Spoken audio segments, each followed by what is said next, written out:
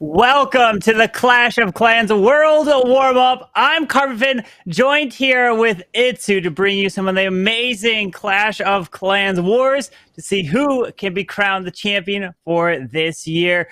How are you doing, Itsu? I'm awesome. I'm excited for this first big competition for Clash of Clans for the year 2022. And I think we should get started with the format. How did all of those teams made it to this stage? Because we had already one stage ahead of us with 4 qualifiers and only the top 2 teams making it to this competition, this double elimination bracket, which is rewarded at the end with $30,000 prize money, Carbon Fin.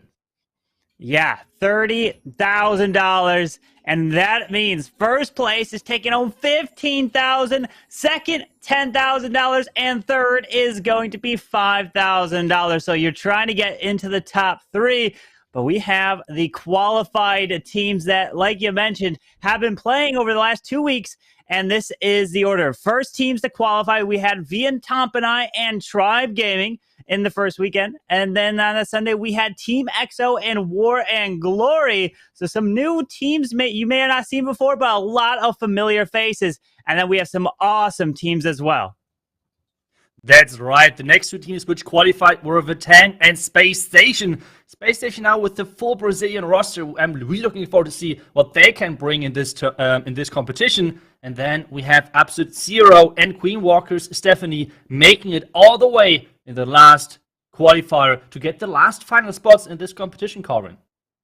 Yeah, and they have absolutely put on an incredible showcase. But let's take a look at the bracket of where these teams are going to be trying to make it to that finals. It is a double elimination. And that first match, we are starting off with Queen Walker Stephanie versus VN Tompinai. That's the first one. Then after that, we have SpaceStation Gaming taking on Team EXO. Next, and Vatang and War and Glory with some familiar faces. And then to close it out here today, Absolute Zero versus Tribe Gaming. Man, every single one of these matchups is going to be a powerhouse, Itsu. Yeah, that's right. I mean, we're starting things off already with an insane, incredible matchup between Queen Walker Stephanie and VN Tompinai. Both teams so far were on a really, really strong run, showing off their skills. You can see it on your screen. The first match is going to be those 2 powerhouses meeting against each other. On the side of Tompinai, we have Hawk, I'm Yolin, Metro, Eltano, and Rigut Horace coming in. Yeah, for VN, an incredible lineup. And then Queen Walker Stephanie, we got Yuta 14, Gaku, Stars, Klaus, and Stadra. A lot of familiar faces. Those are the 5 players that have been playing for them for a very long time now. And we know we have Yuta 14, who is going to be always the closer. He's never attacked in any first, second, third. It's always been the 5th and final attack to try to close it out. But it is double elimination. So these teams are going to be having a second chance if they lose here in the bracket. But they are trying to win that first place prize of $15,000. Yeah, that's a lot of money on the line for the first big competition of the year. And I mean, we have seen a lot of those players. For example, in creative tournaments like you are hosting, with the creative hits coming all around. And my question out to you is, Carbon, do you think we're going to see those creative attacks today as well? Because my feeling is like the only fail for those pros is like they're getting baited. Like when the defender is seeing exactly that entry. But we have seen Queen Walkers coming with mass headhunters from time to time. And I don't think that is going to be baited. So what do you think about that, Carbon? Yeah, we're definitely not going to see that side of it because there's a lot of money on the line, but maybe we see something that they were saving for this type of event because $30,000 prize pool, they have to bring something that maybe they were saving for this type of event, or especially that they know that their opponents, they know their opponents for a little bit of time now, and obviously they have played them in many other tournaments and including the previous Worlds potentially in those playoffs, so they have a lot of experience facing off against one another. But it really comes down to the base building. A lot of these teams, either the pro players themselves are base builders, or they have base builders that are part of the kind of the roster. They're not the ones they're attacking, but they play a huge role. So have they built against the meta? Have they built against specifically those players that they know they're facing? So we'll have to keep an eye on that. Yeah, they're like the heroes behind the scenes, I feel like, because they're not getting enough attention for the hard work they're putting in. Because, I mean, the players, obviously, they're going to be the big names on the screen at the end.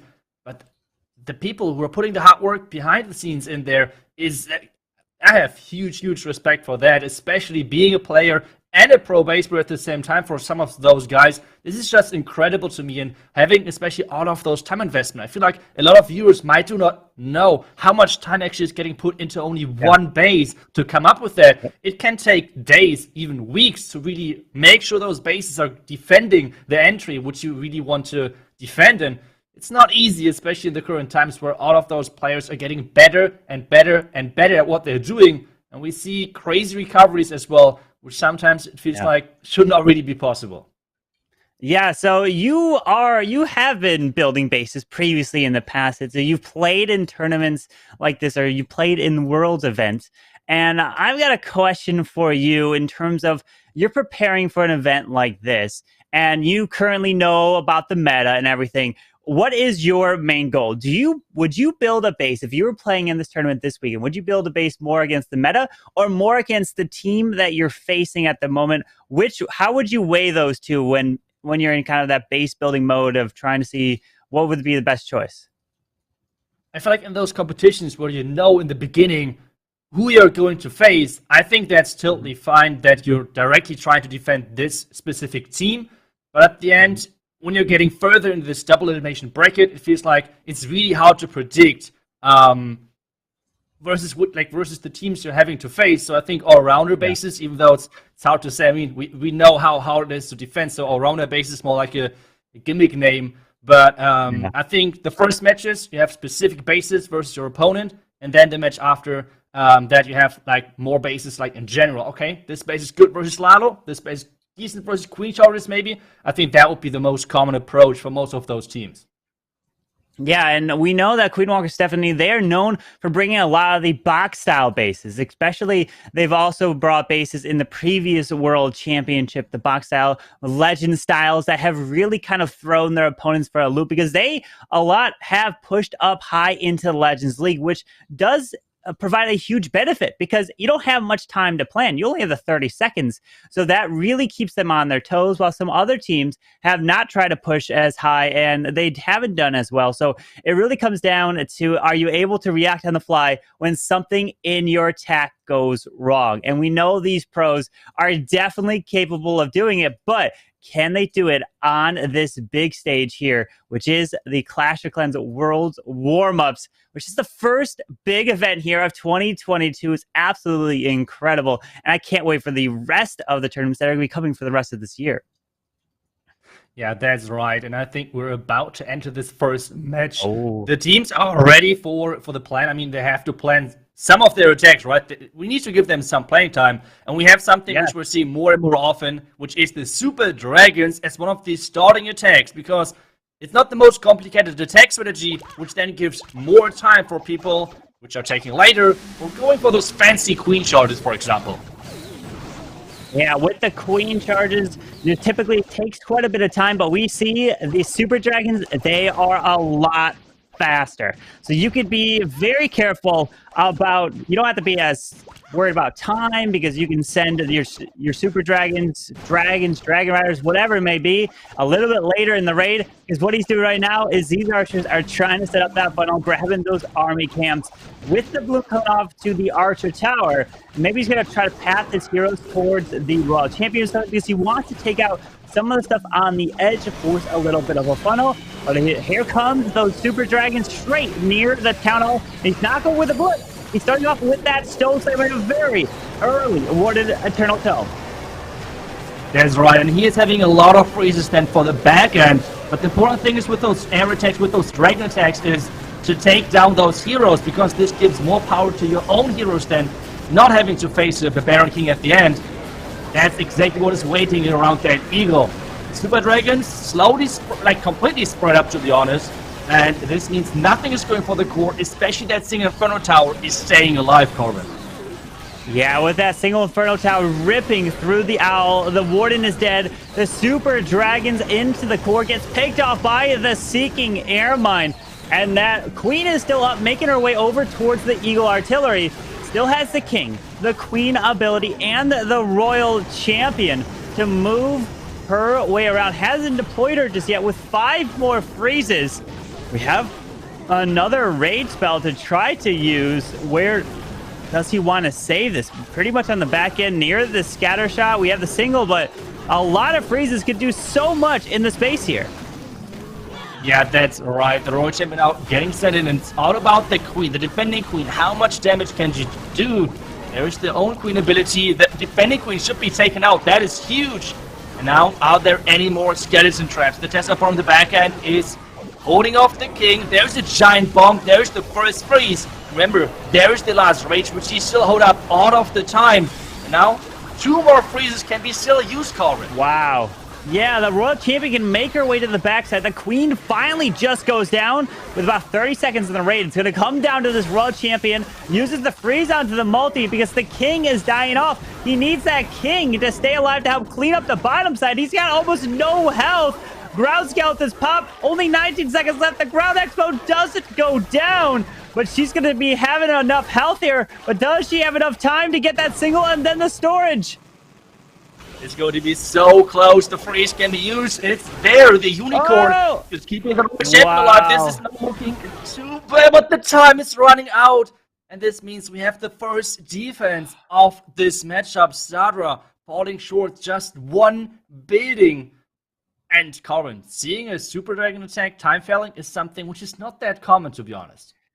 Yeah, I talked about it right at the very start about having the time on your side when you come in with dragon type of attacks, but it just wasn't right there, unfortunately. You saw these super dragons really they got picked off in the core really early, but it was the power of the heroes that came in towards the end of that raid to help bring back the whole percentage, and unfortunately fell short with that 1 building right there. And now El Tano is coming in with his first attack for V and Tompinai.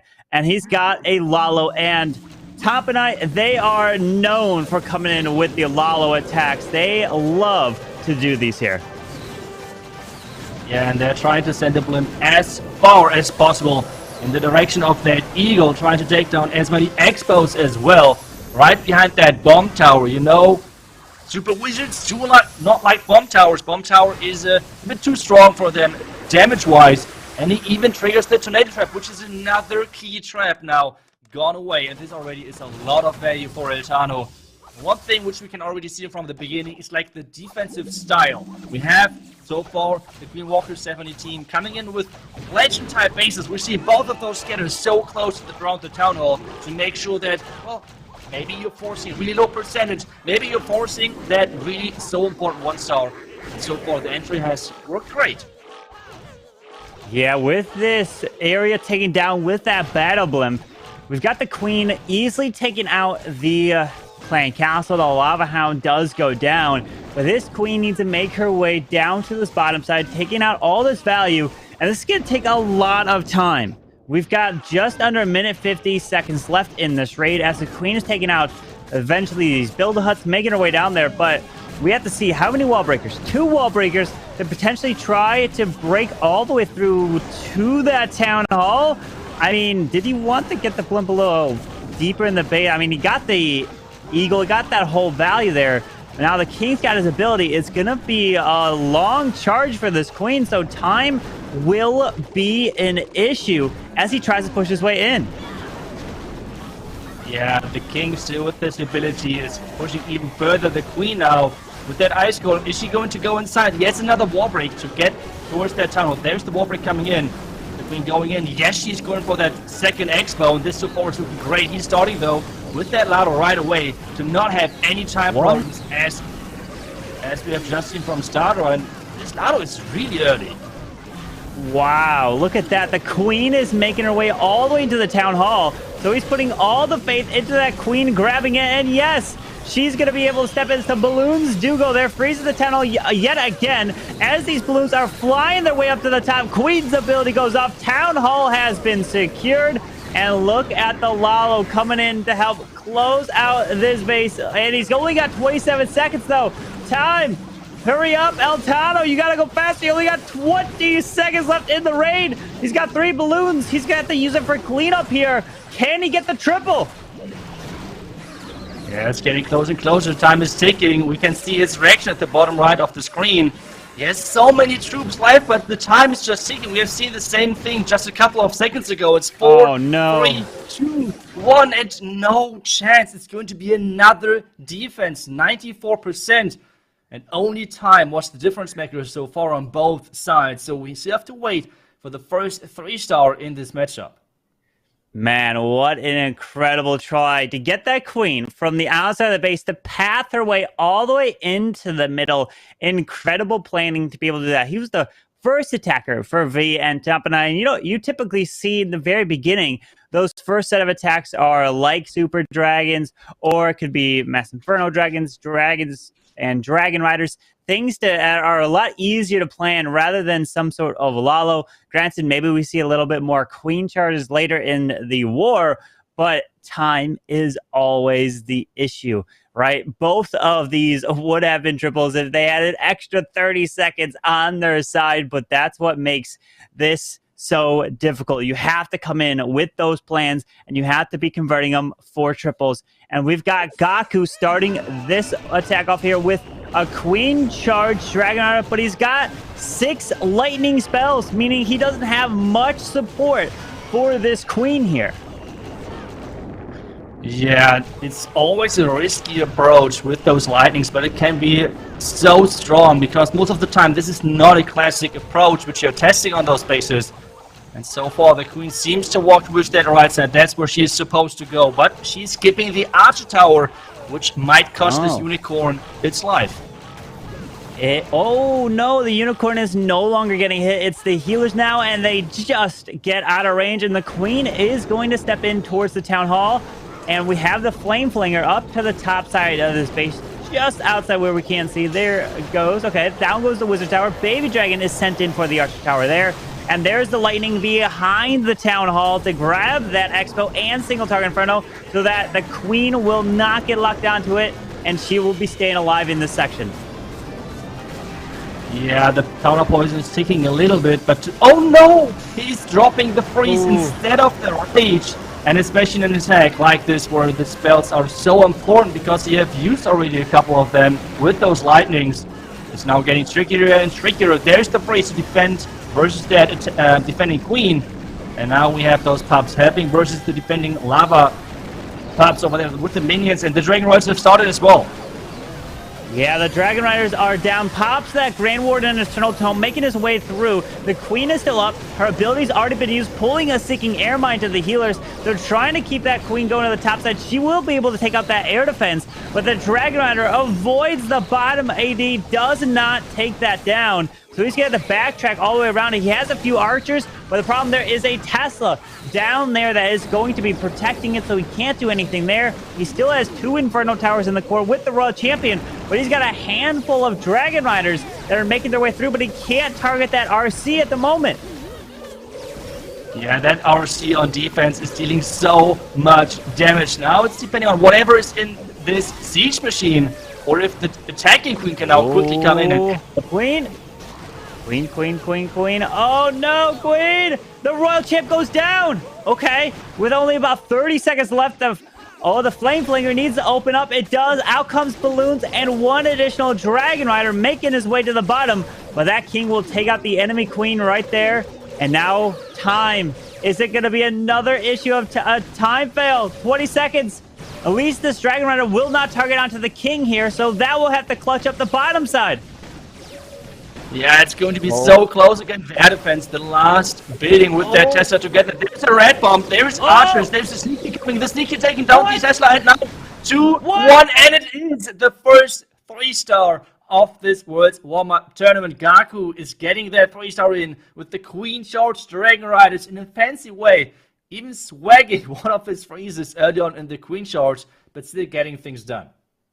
That was beautiful right there to end that attack off. Man, the Balloons coming out with the Dragon Rider to clutch up the bottom side of that base to get the first 3-star here in this war. And remember, here in the Worlds Warmups. This is a double elimination. This is the first match here today. We have so many more here to come. Just relax and be able to see all these top teams battling it out to try to get their share of the $30,000. Man, it's getting incredible. But what a way to start off with the 3-star for Gaku. And now Riga Torres coming in for Tompinai, starting with the lightning, and he's bringing the Super Dragons as well. Yeah, the Super Dragons versus another anti-2-star base, a ring base.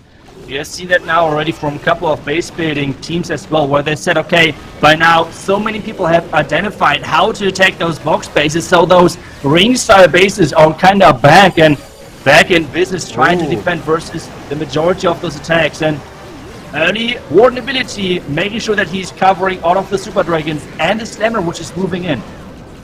Yeah, that Stone Slammer is moving through to the right side now. Did pull Seeking Your Mind to hit a Super Dragon, but remember, that Warden Eternal Tome already went off, meaning he won't have it to protect the Super Dragons through the Town Hall Bomb and the Poison Spell effect. The Warden has been taken out now. House been secured, and now he's continuing to try to make his way into the core, which he has a few Super Dragons in there, as he now has to come around the edge with his heroes. Yeah, the Tesla farm at the top side is really making sure that this Royal Champ is having some trouble, and especially getting delayed so much. The core has been taken down, but now it's all about this defending Queen with the Eagle and the Expo and Scattershot combination. We know the big threat to heroes are defending heroes or Expos. And we have the King left, but so far it's looking decent if he can keep the Royal Champion alive. Yeah, with one freeze still to use, Queen ability and Royal Champion ability to come to the bottom side. That King is a big threat, but remember, the King's on the pretty far bottom side, meaning that the heroes will encounter the King. Oh, but the Queen steps outside and not into the Ground Expo, loses the Super Dragon. And because of that, that Ground Expo is going to do way too much damage to this Queen, force her ability, and she probably will not be able to take this out. Yeah, the Unicorn is getting targeted as well, which means the Unicorn is not going to be able to keep that Queen alive, and that is going to be another defense. Those anti-2-star bases really make work at the moment, and Tompinai had a lot of problems. High percentage, don't get me wrong, but if you're not getting those 3-stars in, it's still not going to be enough for that then. So another defense, big shout out to their base building team. And Queen Walkers on the other side getting this first 3-star already in, which means they're taking the lead after the first 2 attacks each from both teams.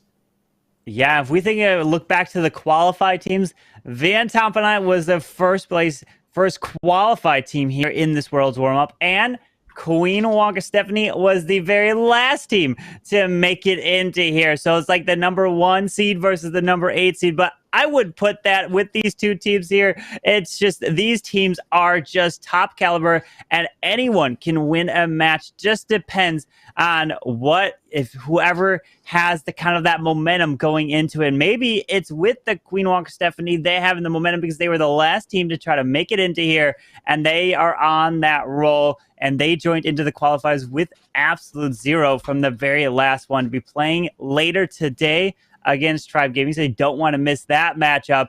But man, so close there for Riga Torres. Very nice try for Tompinai. And can Queen Walkers Stephanie put up another triple in this war? We'll have to see. Yeah, we have to wait and see for that, but we're now getting closer to those Lalo experts from the Queen Walkers team. So seeing them in action is most of the time a lot of fun, because they like those unpopular approaches with their attacks, which is giving Queen Walkers this fan favorite position. And we have Stars coming in, one of the Lalo experts I was talking about, and he is bringing quite a few of those skeleton spells.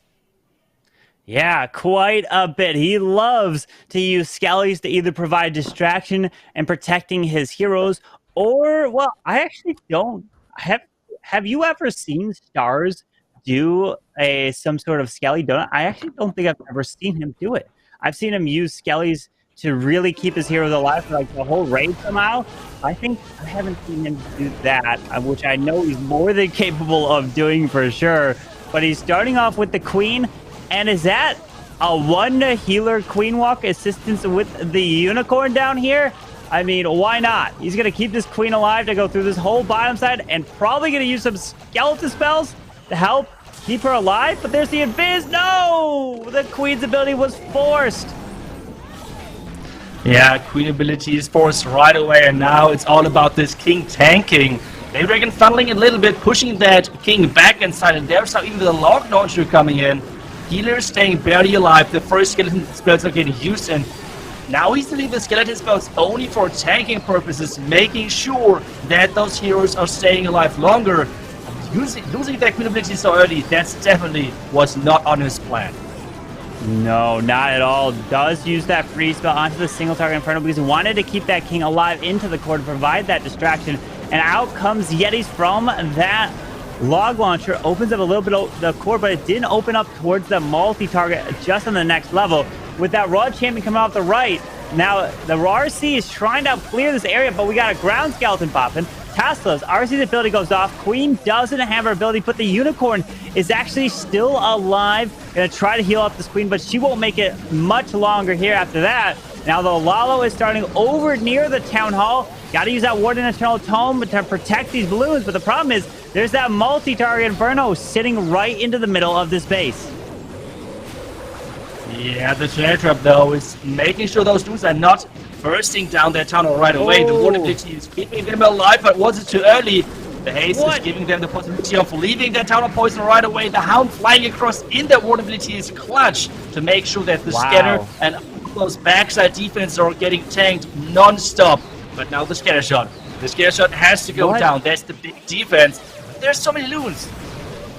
What a perfect Lalo. I was worried about that multi sitting in the core, still up, gonna absolutely shred these balloons. But a perfectly timed Warden, perfectly timed to protect the Hound as it flew across the bullet traps. Yeah, the Warden ability wore off as the traps did hit it at the end, but it didn't matter. These balloons were enough to come around for stars, and what a gorgeous attack right there, putting another 3-star on the board, and he's showing us his screen, and he is coming in with the triple. What a gorgeous Lalo, which absolutely crushed it. With that Queen ability going off early in the raid, we thought it was going to cause a lot of problems, a lot of issues, but he was able to recover, and it was showing us the skill of his Lalo that absolutely just crushed the base in the end.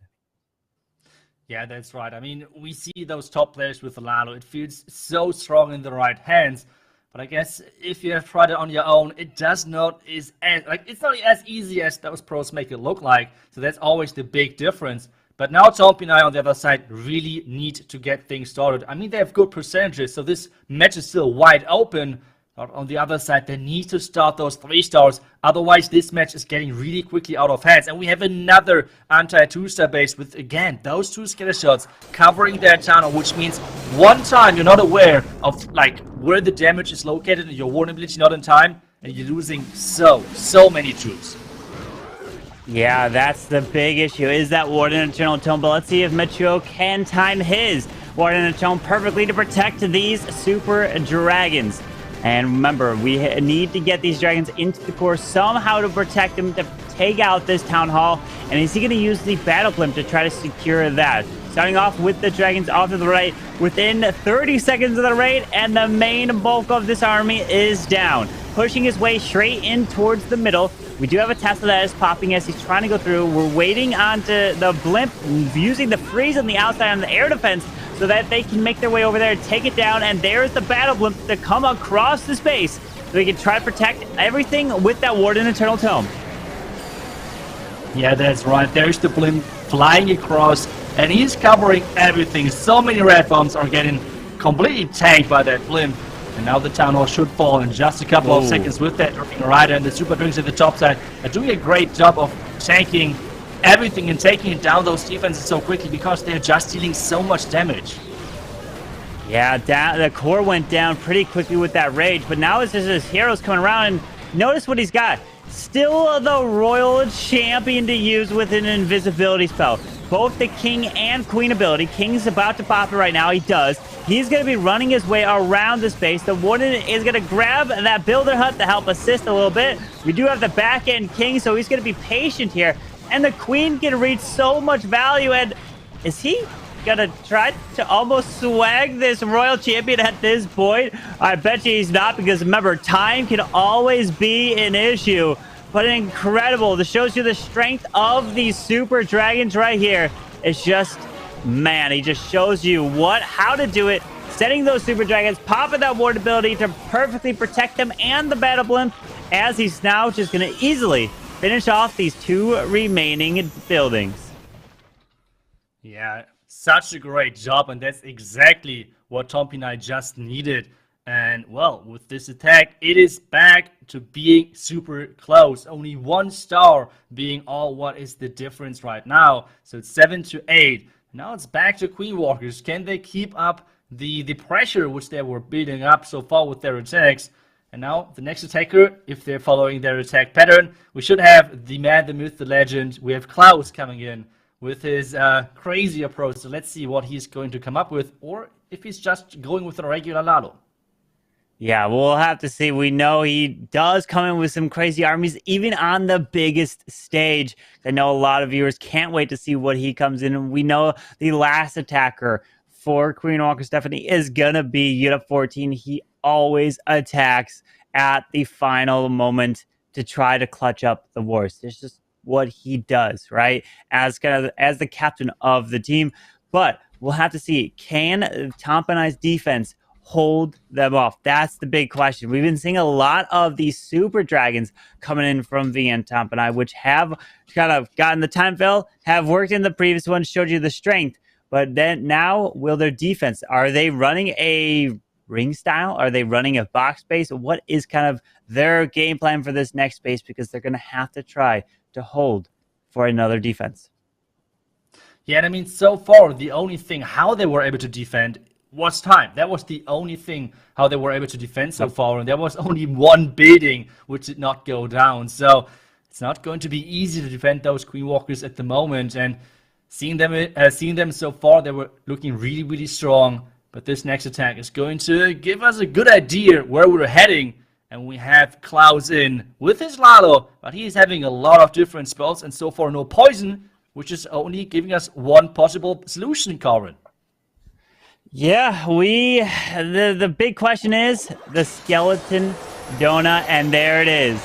With the rage, the invis, the bats, and the skellies to take out the multi, the clan castle. The inferno tower goes down. There it is. Now can the CC go down as well? Come on, yes! The clan castle has been taken out. So now you just have to worry about a CC coming out once you destroy it. And with that king being used down south, did clear a little bit of funnel to push this king straight in towards the wizard tower. Straight in towards the scatter shot. There's the super wall break. Should open this wall, and it does. Beautiful job with a ground skeleton popping up here. Now the king's ability helps secure this. A Talsafar pops the king ability, which is going to run off to the queen, and the giant bomb and small bombs absolutely shred through the barbarians. Can the king take out the scatter? He does, but the air defense does not go down. Man, look at all those traps that were placed down there for Machuo. And now the queen is going to make her way off to the right side. Can she take out this town hall? That's going to be the question in terms of the pathing for her. She should step in for this air defense next and then go in towards the town hall. But notice he doesn't have any invis for this queen. He's just got the 1 freeze using it on the ground expo. Should be able to pop her ability and protect it. Uses a few of these balloons and the stone slammer to take out this bottom air defense as he makes his way through. Queen's ability is not been used just yet, but as he's starting this, the Lalo's coming over to the left with the Warden. That Eagle Artillery hit some of the balloons, but the balloons got within the radius. as he's coming around, the Dragon Rider comes out of that CC with the Lalo, the Headhunters, the Haste, moving his way through, pops that warded Turtle Dome to make his way across, pulls some of these traps. I mean, not yet, just yet. The Headhunters now lock onto this Royal Champion. Down she goes, beautiful. And now it's coming in with the Lalo towards the top side of the space. And look at how many balloons, but that Lava Hound was instantly popped, and those pups were absolutely shredded. But he's got the balloons for days, and what a gorgeous attack, and unbelievable. Klaus does it yet again, shows you the strength of his attacking skill, and there it is, the 3-star for Klaus of Queen Walker Stephanie. That was beautiful. That was beautiful indeed. Really nicely done. With this, even more pressure is built up, which is crazy at this point. So Tompinai are still with the back against the wall. They have to keep delivering because that's what Queen Walker so far is doing. But at the end of the day, if you're right now a Tompinai fan and you're like, oh no, they might get eliminated, don't worry. It's a double elimination bracket, which means all of those teams have pretty much 2 lives. We're going to play even more elimination matches today, so make sure to stick to the end so you know which first 2 teams are going to go home after the first day. But so far, none of the teams are in danger, I think. Still, everything is open, and Tompinai with the next attack can turn around everything in theory. Yeah, they've been coming to in with a lot of Super Dragons. Is that going to be their next plan of attack? Because the Queen Walker Stephanie have been bringing some of those anti-2-star style bases that have been really throwing a wrench in the plan for VN Tompinai. And we'll have to see what the next plan is going to be, because they're going to have to close out with triples. Time has been the issue into this war for the early ones for the potential 3-stars. But now we have Hawk. This is going to be a new face here for VN Tompinai for many of the viewers. So let's see what he could do, not with the Super Dragons, but with the Queen Charge Lalo. And he's going to be having that Queen to the bottom, making her way around towards potentially the middle. We'll have to see how much value he can get with this Queen.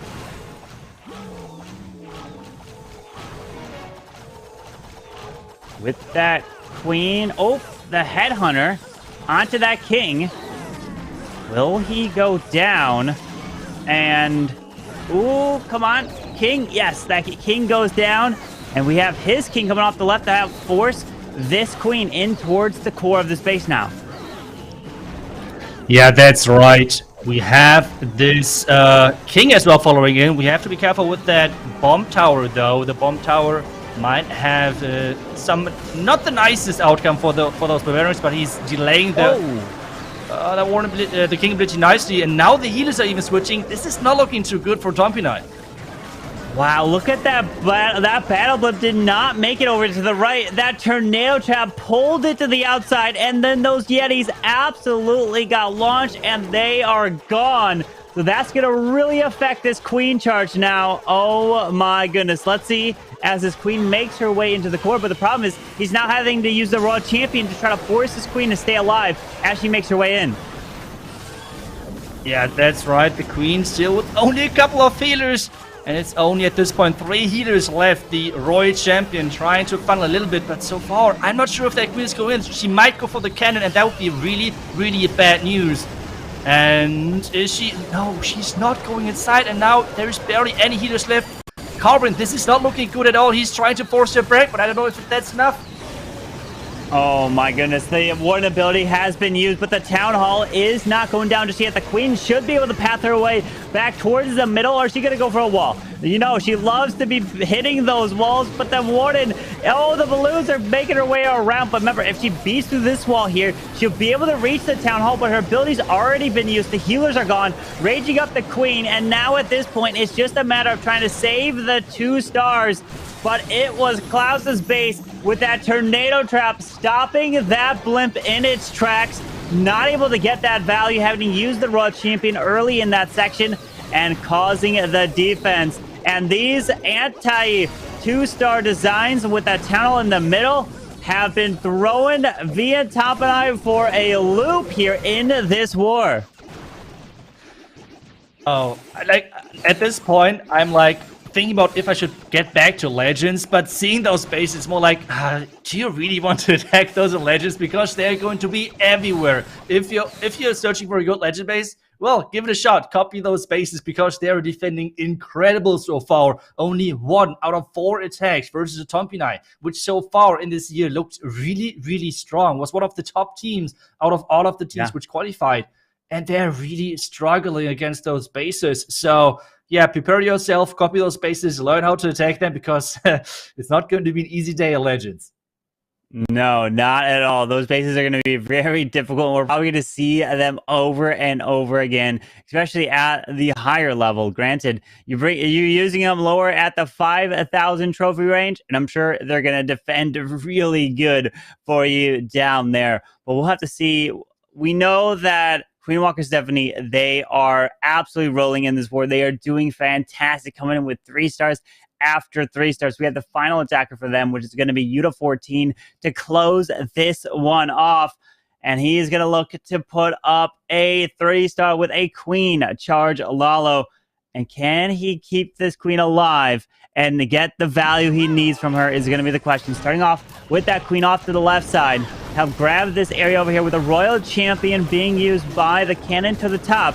And we don't have any lightning spells on towards the single target Inferno, which we've seen before with a Queen Charge. And wasn't from a Yuta 14 though. But as this RC is going to make her way through, her abilities will be forced, makes it invisible. So that's how he's going to secure the single. So it doesn't lock onto his Queen at all. Yeah, really, really cool idea. Because this way, he does not need to invest the Blimp, for example. At the same time, though, the Blimp could have been baited. But this Royal Champion, going through that, especially with a couple of invisibility spells, is nice. But those Headhunters are dealing a lot of damage. But with only 1 cannon on her, on the Queen, that's totally fine.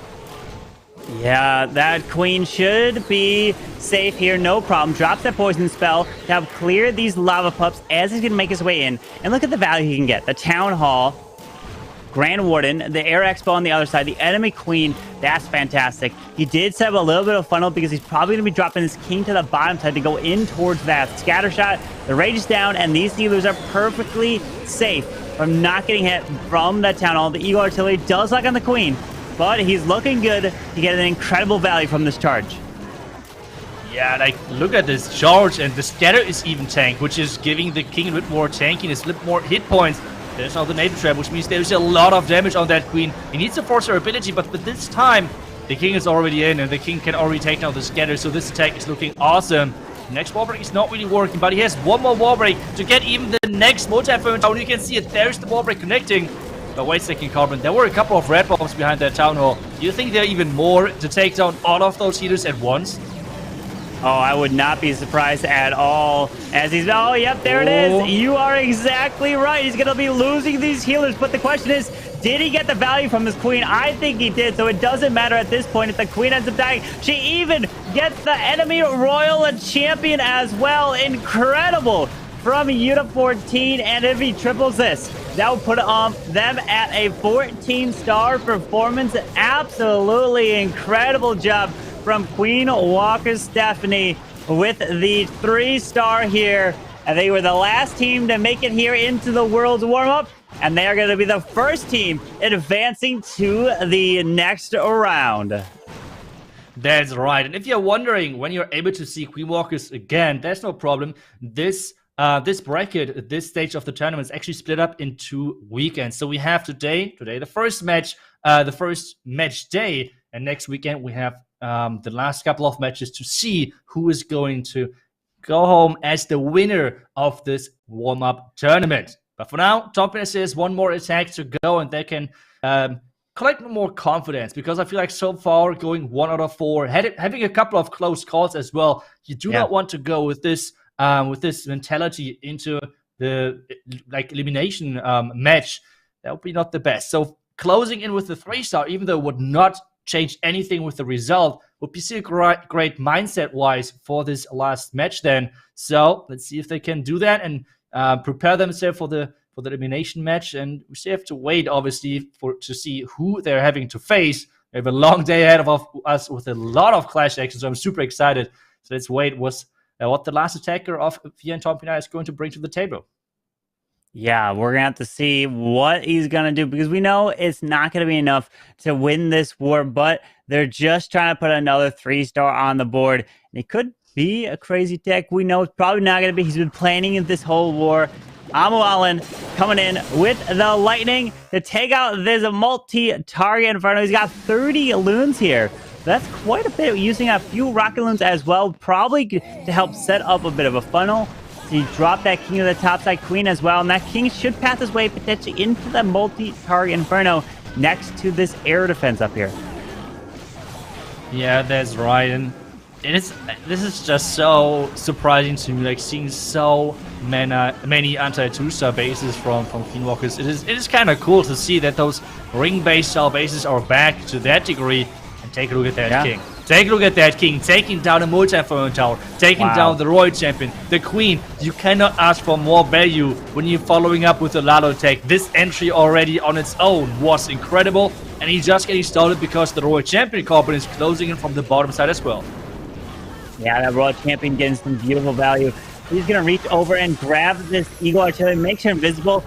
I mean, what is left of the space that is too threatening? I mean, yeah, we got Town Hall and 2 scatter shots, but we've got the Inferno towers down. Only 1 single target Inferno left, and he still has the battle blimp to fly in with the Lalo. This is an absolutely incredible start here for Amualan as he's going to make his way through. Still has to drop his wood and not dropping him just yet. There's the haste spell. Scatter shot does lock onto a few of these loons, but it's going to be a bit of an issue. Now the warden's coming down the bottom with that battle blimp as he makes it around. It's interesting that he's choosing the battle blimp, especially because now with that town hall, the timing might be a little bit bad, but now bursting down the town hall with that rage. The only problem for him now are those 2 scatter shots. The first one is not even down yet. The second one is about to get targeted. But the loons are going through the town hall poison, and that is really bad for him. The Dragon Rider, though, is coming from the top side. Really nice. He waited for that, for the back end.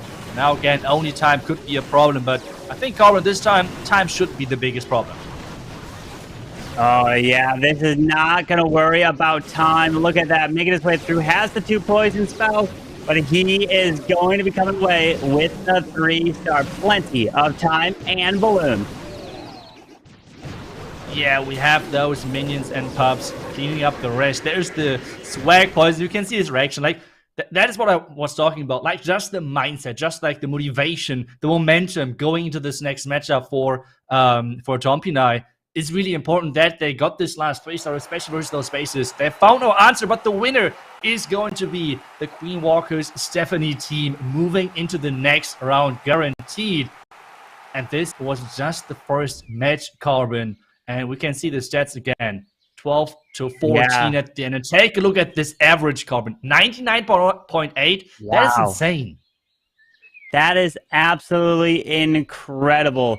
14 to 12. They fell that short. It was the very first attack there that was the time fail. Oh my goodness. It was an incredible performance from Queenwalker Stephanie there. Yeah, look at that. Only 1 building left on the table for them. On the other side, though, only 1 attack really like falling short for Tompinai. The other attacks really high percentage, high 90% attacks. But still, it wasn't enough against the really, really strong Queenwalker Stephanie team today. And that was just impressive, to say the least. Especially like coming up with those really annoying bases on defense at the same time, crushing it on offense. That is something which is really, really cool to see, because Queenwalkers so far, like traditionally, we have seen them struggle in the beginning of the year, and then like this really crazy, I don't want to call it comeback because everyone knows how good they are, but they're starting slow in the year and then getting stronger and stronger. And now knowing that they're starting so strong, this is even scarier. It really is. They came in 2nd place in last year's World Championship, and they want to start this year off hot and strong. Can they do it? They are moving to the next round. Incredible job from this war. 14 stars, but we've had some incredible attacks, and I'm sure there's going to be a tech there we want to break down as well. That's right. I think we want to take a look at the attack of Klaus. I mean, he is such a good attacker. So let's take a second look at what exactly he just did and how he approached that base. So starting things off, we had Lalo, which is, I mean, we all know Klaus. He loves Lalo. And we know like Queen Walker Stephanie overall, like they are really good with Lalo attacks, and just this attack then coming in without any poison whatsoever, making the opening with the Skelly Donut so strong. Now the reason, you might asking, why is he using a skeleton spell and a bat spell? Because why is that? Well, the main reason is because bats are only targeting defenses. Why this queen being there, the queen could target one skeleton, and then all of those skeletons would run to the queen, because skeletons on the other side target anything. So that's why he used the bats on the Inferno Tower, to make sure that they're not getting distracted whatsoever. That was like the really cool move, seeing there that a lot of different spells can be combined, and some of them are sometimes better, even though they might be similar, than the other variation. Now sending in the king, wall breaking even the king into the scatter, then into the small single compartment, having the royal champion, having the queen all work next to each other to get the value which he needs. And with this as well, this is something which I really like about those pro attacks. They're doing those attacks, doing those entries all close, like next to each other, which means those defenses, they can only target one hero, one attacking troop. And with this, you're splitting up the damage, which at the end means you're having less damage against you. The queen even is getting looped around the corner, taking down the town hall. And with this, even the town hall is down. We can see already this base is feeling kind of empty after that. Losing the core multi-Inferno Tower, losing the town hall, losing the queen, losing a scatter, losing a multi-Inferno Tower, and now the town hall as well. That is really nicely done. And seeing those plans is such an important, such a hard thing to do. Slam at the bottom side, pushing all of those loons and the Lalo around the top side into the eagle early. And there's now only the royal champion left as a big threat to this Lalo, because Scattershot is going to be overwhelmed by all of those loons. And then, well, the Dragon Rider from that Slammer as well is helping. That's another thing. If you're doing a Lalo and you're not afraid of any of the defending heroes staying alive, use the Dragon Rider and the loon combination, because it is just so strong. Another loon portion coming from the top side. And you can see what an overwhelming attack this is. He even saves the haste, or like another haste to the back end with one loon as well, just to make sure they clean up is no problem. The last tornado trap is not doing anything with that, and this means a crushing overkill 3-star, really nicely done by Klaus, and this is just showing their skill in this last match where they dominated, you have to say, the Tompinai team. But as we have said, this was just the first attack of many more matches to come over the day.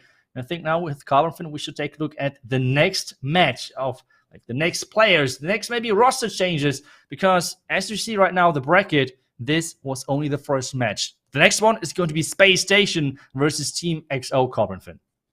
Yeah, SpaceStation and Team XO is going to be a fantastic matchup as well. You mentioned the roster changes for SpaceStation. Yeah, they are going to be trying to bring it here to try to advance to take on Queen Walker Stephanie. And for SpaceStation game, we have Marnell, Celino, Bernal, Leo, and P. Castro. A lot of familiar faces coming back together for this year here today. But they are taking on an opponent that some are finding that they've not heard of, but they have been around in the competitive scene for a very long time. Team XO, Itsu. That's right. We have on that team list Kunal, Yash, Sam, Papa Mogambo, who you should definitely know, because if you don't, well, type him in on YouTube. He's a YouTuber as well, so you should definitely check him out. And then as well, we have Siorchi as the last player. Interesting enough, it is a roster of 4 Indian players and then 1 Japanese player, which I think is really interesting because it's not as easy to communicate, would be my guess. So, yeah, some challenge inside the team language-wise to solve. We have the first attack in Leo. As I mean, his name earlier was Queen Charge Leo, right? So that he's coming in with the Queen Charge is not really surprising. Yeah, not surprising at all with that Queen Charge, but it's not air. It's not Lalo. It is with the Hog Riders. Has 4 Headhunters to use as well to assist potentially, as either uses it for the Queen to charge our way around, or with the Hogs, because remember, the Hogs will not target onto the enemy heroes as they make their way around. The Queen's setting herself up to charge into the Arch Tower and then towards the single target Inferno. Yeah, but the big problem, this Scattershot staying alive, and the Queen now backtracking. This is really bad news for Leo, because now this, yeah, the single phone tower staying alive. Maybe he could use the king or something to get in there, but this right now is a big problem for him. He has the king. You can see him at the bottom side. He's trying to think. He's trying to like find a way, find a solution how to solve this. And there's the king I was talking about. But still, this is now purely on trying to recover. Like recover mode is activated pretty much. And this is not going to be an easy attack to recover because the clan castle is about to come out as well, I think. Yeah, with the queen now getting locked down to the king, taking out the eel artillery, doing some extra damage to that queen. Staying alive, Rocket Loot comes out to go hit the king now. Remember, can this king take the town hall down? I don't know. Oh, the super minions, the queen! Queen, no! Queen is gone! Oh no, this is like one of the worst possible things to happen for a queen charge attacker, losing that queen like that. And the town hall is completely open with those Hog Riders now getting sent in. But right into a bomb tower, this is never a good thing for Hog Riders. And so far, not too many of them are going for the town hall. The town hall explosion is about to happen. The town hall poison. There's the town hall poison hitting those Hog Riders hard. And at this point, it's all about percentage. Because this is the only thing which he can now think about. Everything else, a 3-star, is completely out of this picture. And we can see the Tesla from the top side is not making it any easier to collect more percentage. Yeah, that Tesla farm is going to stop anything from going to grab those buildings up there. Ground Skeleton's going to run around.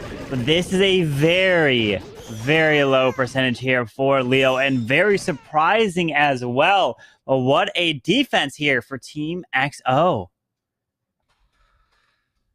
Yeah, that's right. Only 61% so far. I think lowest percentage attack. I mean, that's never a spot you would like to take for your team, and especially starting things off with that. I mean, I'm always talking about like this mindset, this momentum inside the team, because this is such an important factor in those like non-stop back-to-back attack matchups in Clash of Clans, because it can be such a snowbally game sometimes, I feel like, where you have the feeling everything is working for you, and then on the other side, sometimes more like, damn, nothing is working for us. What are we supposed to do? And this attack kind of felt like that. The queen backtracking, the Scatter staying alive, so many things not working in his favor. And, well, now it's time for Team XO to show up, because they can really put up pressure, not only percentage-wise, but star-wise as well. Indeed. Well, let's see what Sam can do with the E-Dragons. This is the first time we're seeing the E-Dragons. We've seen quite a bit of the Super Dragons earlier from the first war. But can the E-Dragons get the value that he wants? With starting off with the Baby Dragon off to the right side. We got the E-Dragon to the bottom. Going to help set a bit of a funnel. And he's not waiting. Those E-Dragons are coming straight on in to the bottom. Pops it early. Warden ability with the Stone Slammer double rage moving his way through. And he's going to rely on his heroes to make their way all the way to this town hall. Yeah, the crazy thing is he's not even funneling his heroes in. I would see that he's maybe funneling on the 9 o'clock side the cannon to force his king into their tunnel compartment. But he's just saying, hey, no problem. This new E-Dragon buff, which we just had a couple of weeks ago, is giving me enough power. And the king is actually going inside that compartment to take down the town. Or the Native Trap is keeping things a little bit busy, but the Slammer, take a look at that, from the complete right side to the far left side, survived in the all the way, and now this queen is about to get taken down by this E-Dragon. And take a look at that. This just looks easy. What? Those E-Dragons just overpowered the entire base like nothing. He hasn't even used the Raw Champion yet.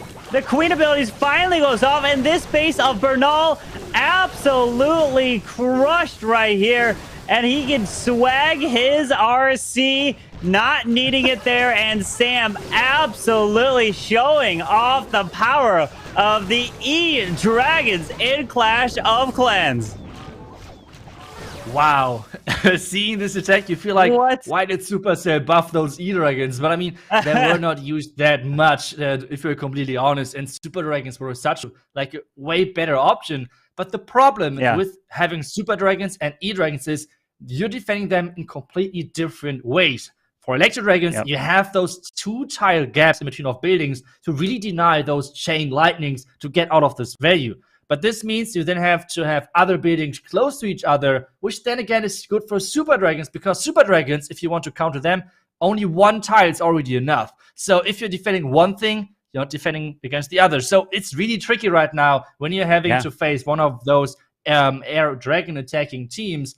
And well, that attack looked really quick. I mean, time-wise, we don't know if this match is going to go like deciding factor on percentage or on a tie at the end. But time is definitely on the Team XO side.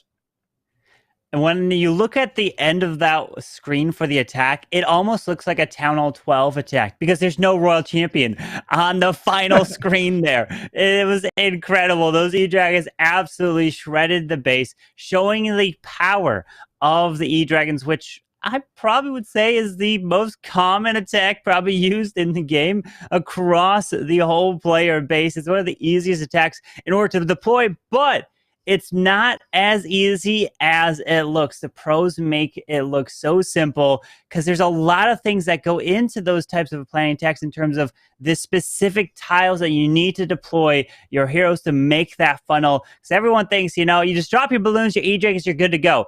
It's actually a little bit more complicated. You got to get the right buildings down, make that small funnel, and then pop the Warden ability timing perfect to protect as much as possible. But I mean, he didn't use this World Champion. So, I mean, there's definitely something to it to show you the power of those E-Dragons. Yeah, I feel like especially the spells are such an important factor in those attacks because using the freezes and the rages perfectly to not only get the right buildings down quickly, but as well with those rages, for example, you can push certain, like those electro dragons in certain directions, but we have the next attack on our hands, and that's Bernal with his Lalo. Queen Charge Lalo, actually, the strategy, how he got this #1 spot in Legends already, like at some point already, and we know what a crazy attacker he is. So can he show this off in this match and actually give his team the comeback potential versus really strong-looking Team XO? Yeah, with that Queen starting off, going to do that Queen charge into the Lalo. Bernal is one of the best, if not the best, Queen charge attacker. I mean, he doesn't have any wall breakers. Because remember, back in the day, we would always see Bernal's absolutely crazy 3 or 4 layer wall breaks. But he decides not to bring any here. He's just going to rely on pathing his Queen potentially in and around towards that town because there is an opening near that archer tower over there. Let's see if the Queen will go there. Starting off with that Flame Flinger, the top side of that base. But we do have a Tesla popping, so there might be a Tesla farm with skeletons up in that area. We have to keep our eye on that Flame Flinger to see if it stays alive. Yeah, that's right. A skeleton trap can be really devastating to like a Flame Flinger because it cannot defend itself, so that's like the big problem. But so far, the Queen Charge is looking good for Bernal. The Queen should walk. Maybe she's going for that. No. I was just afraid for a second that she might go for this air defense. But she did not. She's walking as intended. So this is looking all good now for Bernal. Now only the Flame Flinger has to go the right direction. Yep, that Flame Flinger is pathing straight to the scatter shot. That is beautiful value right there. Queen has secured that Town Hall, pathed her around, and now continuing her through that left side. Sending the King to the bottom. He will make his way in towards the bottom scatter shot slowly after he goes for that. Oh, the laboratory, that should go down, no problem. Pops the Warden Eternal Tome, protect the Royal Champ. The Headhunters to clear the enemy Queen. And now that single target Inferno makes the Queen invisible, rage it up, they'll take that down as well. Yeah, and I mean, so far it's looking so good for him. The Lado now getting started at this bottom side, but this is something which we're seeing more and more pro players do with those Lado attacks, trying to use the Warden with another hero together to give those heroes even more power. This so far is looking great because the Royal Champion and the Warden are even going to get maybe 1, maybe even 2 multi-Inferno towers. And with the Eagle going down as well, Carbon, this is looking so good. That was such an impressive attack from Bernal. Oh, absolutely. Coming in with the crushing 3-star here, but with just under 30 seconds, the Wizard Tower Air Defense and Ground Expo are all going down, and manages to keep that Queen alive, doing what he does best. Those Queen charges, making it look easy. Beautiful attack here from Bernal of SpaceStation, putting a 3-star on the board. but Bernal did have to use that Royal Champion. I mean, if there's any swag points, indeed, it is on the Team XO's side with those absolutely crushing E-Dragons. We'll have to see if they plan to bring more E-Dragon attacks. Are SpaceStation's bases vulnerable to the E-Dragons? Maybe. We'll have to see, because E-Dragons, you can plan a little bit quicker than the other attacks. For example, like what we just saw from Bernal of the Queen charge into the Lalo. But notice, he didn't use his Warden for the Lalo portion there. He used it in the beginning with the Royal Champion to help clear a little bit of that valley. So it's really awesome to see a different use, not always sending the Warden on air to protect the Lalo in that case. Yeah, that's right. And coming back to our question, I think we're going to see one or maybe even two more attacks, at least with E-Dragons. Papa Mogambo is really famous for his Electro Dragon attacks. He's like insanely good with his attack strategy. So I think at least him is going to go for this attack, and maybe his other teammates are going to go for the same thing. And we have, exactly the man right now attacking with his Electro Dragons. And again, we can see so many of those top Electro Dragon players. I just want to say, not using too many different tools, but he's using those sneaky goblins to maybe funnel his heroes as intended, or no, it's just for those Electro Dragons. And now we have the early blimp with their Warden ability, so a classic air approach from the flank of the Town Hall. The question now is, how much Electro Chain value do those Electro Dragons have? Oh, that's the question indeed. With the E-Dragons coming in, the Town Hall has been secured. Did pull the Tornado Trap, but there is the air defense on the far corner right side, and that is taking out that E-Dragon right there, unfortunately. But does he have the E-Dragon push still into the core? The single target Inferno needs to go down, and yes, it has been secured. Yeah, it has been secured, as you said, and we have seen a lot of air skeletons coming up as well. Like SpaceStation for sure have prepared, or they try to prepare, because this attack again is not looking too bad if those back-end heroes on defense cannot have that much value. The King is trying to fight back, but he's attacking so slow due to the poison. It's really hard that this Royal Champ is not taking too much damage. Oh, wait a second, he has having to face an air sweeper still, so maybe it's not as easy as it might look. But Carbon, there are so many troops alive. Yeah, there are indeed, with the E-Dragons coming to the left. That freezing, just barely catching that Royal Champion right there. The RC's ability has been shot off, now taking down the enemy RC. The Queen's got her ability. E-Dragons are still moving around, and he is coming away with the 3-star. Look at that. GG.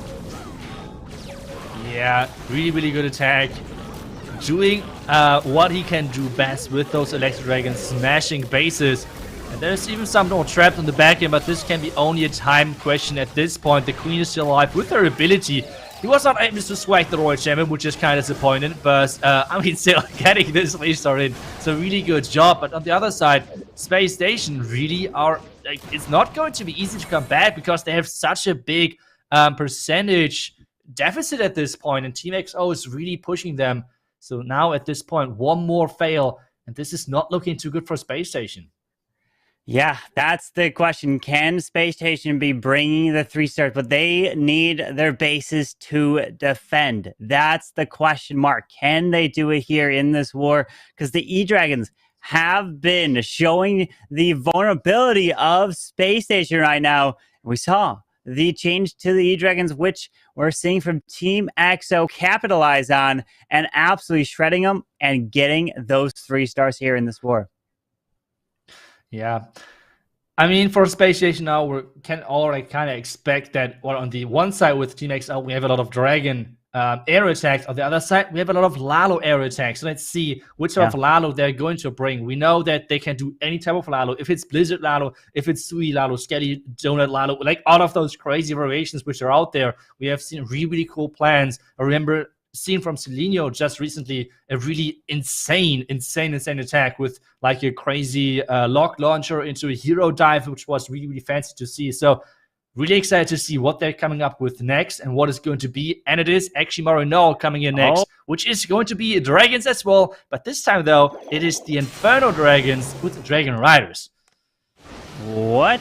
The Inferno Dragons? We haven't seen these used in quite a bit. Starting off with the balloons, the Inferno Dragons off to the right. The Warden Eternal Tome does clip that battle blimp over to making its way to the Town Hall. And can he take it down? Oh, he does find the Tornado Trap. But there, oh, and the air defense hitting forced the early use of the freeze spell right there. Yeah, but I think at least the death damage should... Oh, wait a second. The king... How did those Inferno Dragons target the king? That's kind of confusing. But either way, the air defense is down. That was the important thing. But Carbon, where's all of the Inferno Dragons left? Is this... Are they all in this big pack at the clan castle? I feel like it's really hard to see how many there are. But I think this is all of the Inferno Dragons he has left at this point. Mostly with the Queen of the Royal Champion closing in from the top side, from the Eagle direction. Yeah, the Royal Champion should make her way into the multi, then the Air Expo. But we do have a handful of these Inferno Dragons near the Queen, dropping more Skellies, and they can get some nice value here as he makes his way around. Still has the King and the Queen ability, but the Queen is stuck inside the top compartment. She does walk up and around, and now this Royal Champion, with her ability, should be able to get some nice value, including the multi-target Inferno. If this multi goes down, pops the ability. Oh, the RC does secure the multi there. That's huge here. Yeah, that is huge indeed. But still, I mean, the Queen is having a long way still. But is she even needed? That's the main question. I feel like at this point, she should easily finish off the rest of the base. But can the Warden, can the King, can the one Inferno Dragon already finish off the last remaining defenses? Because it is only the defending Warden defending a scatter shot at this point. Attacking Warden is down, but the Queen is coming in as well. But there's the skeleton trap. What? Oh my. Come on. Can he get it? Minute left. Queen's ability. She's going for the wall. She should be able to get this here. The scatter shot shouldn't take her out with her ability intact. And Marnal is looking to be pulling away with a 3-star. Only the 2 buildings left. The scatter and the cannon. He's waiting patiently because remember, the scatter shot can kill the Queen if hit by the multiple defenses through her ability, but not the case here. And Marnal coming away with the 3 stars with the Inferno Dragons. Beautiful job needing to get the 3-star for SpaceStation, and he does just that. Yeah, exactly. They had to 3-star. They were in a similar situation as Tompinai earlier on. And now Team XO, they have again the chance of really pushing their lead, or like getting back their lead, I want to say, because so far, except the first 2 attacks, all of the attacks were 3-star, right? So at this point, it's all about keeping that lead and not falling again behind or anything coming close to that. And the question is, what are they going to use next? Are all of them going to use Electric Dragons? Are they going to have a little bit of variety with maybe some Queen Shoulders, maybe some Lalo attacks as well? Or are we going to see maybe Super Dragons or Inferno Dragons as well? We're going to find out in just a couple of seconds. Yeah, we are, because they've been bringing a lot of the Electro Dragons. I'm sure they're going to still be bringing them here. They know exactly what they're doing with it. Plus, it's a very fast attack, and it's showing the strength of just absolutely crushing these bases.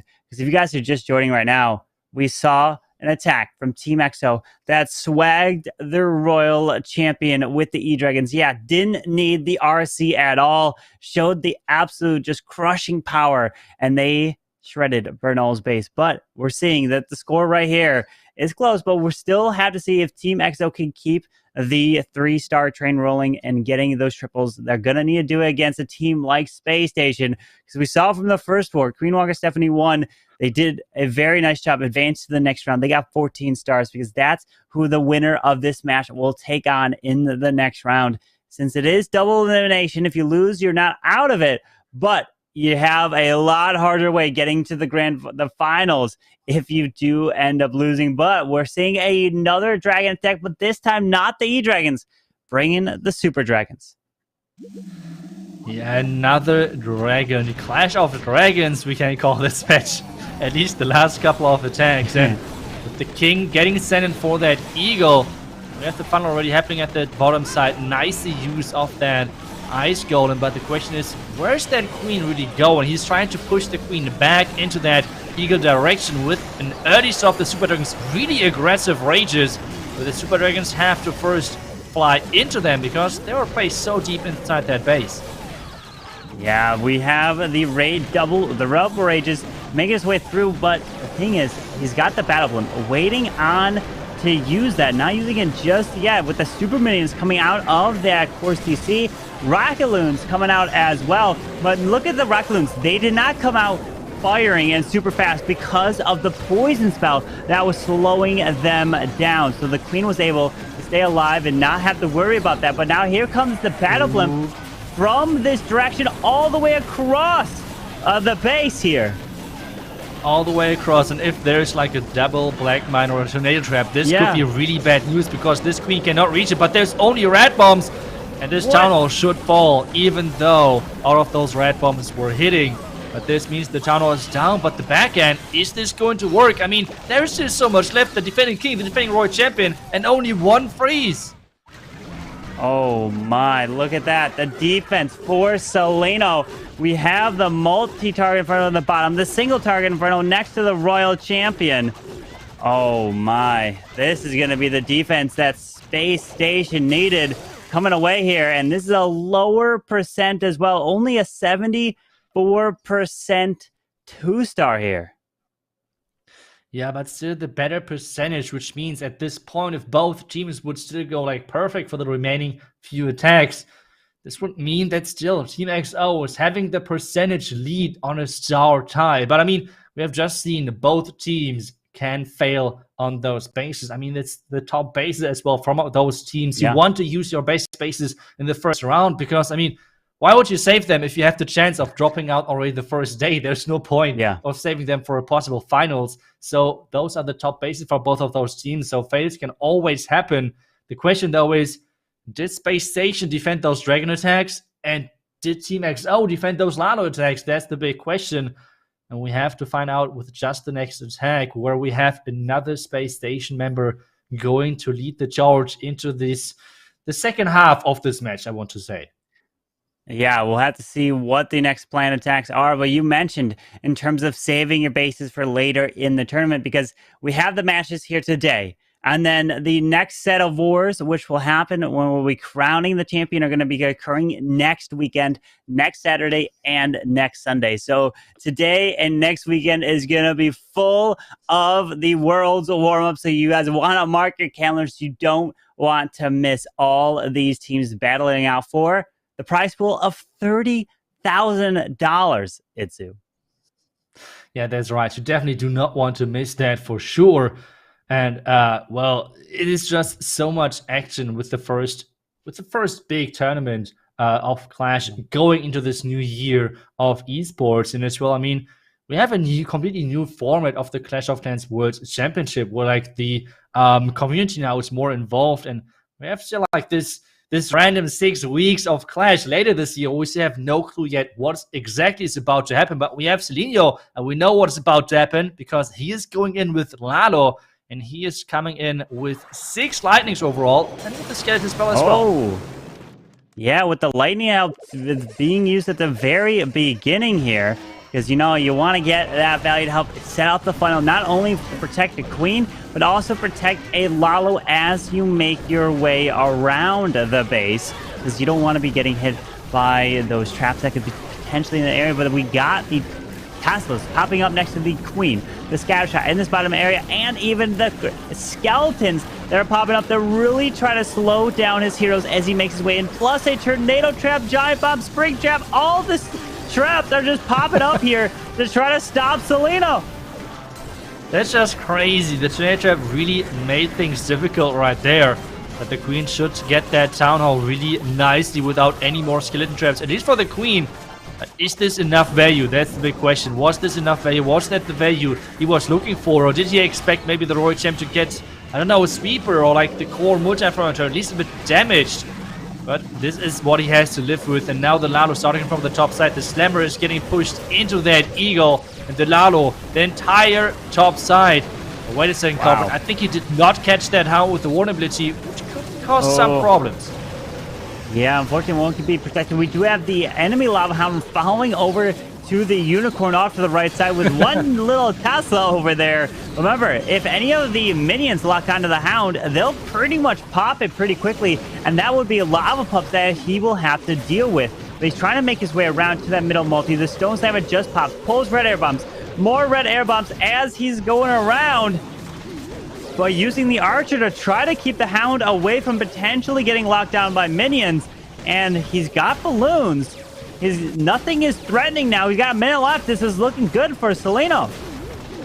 Yeah, this is looking really, really good, even though the last couple of red bombs are like taking down a couple of those loons, but still really a nice attack by him. And that's what I said, like, he is crushing it lately, I feel, for the SpaceStation squad with so many cool attacks, especially the use of those lightnings.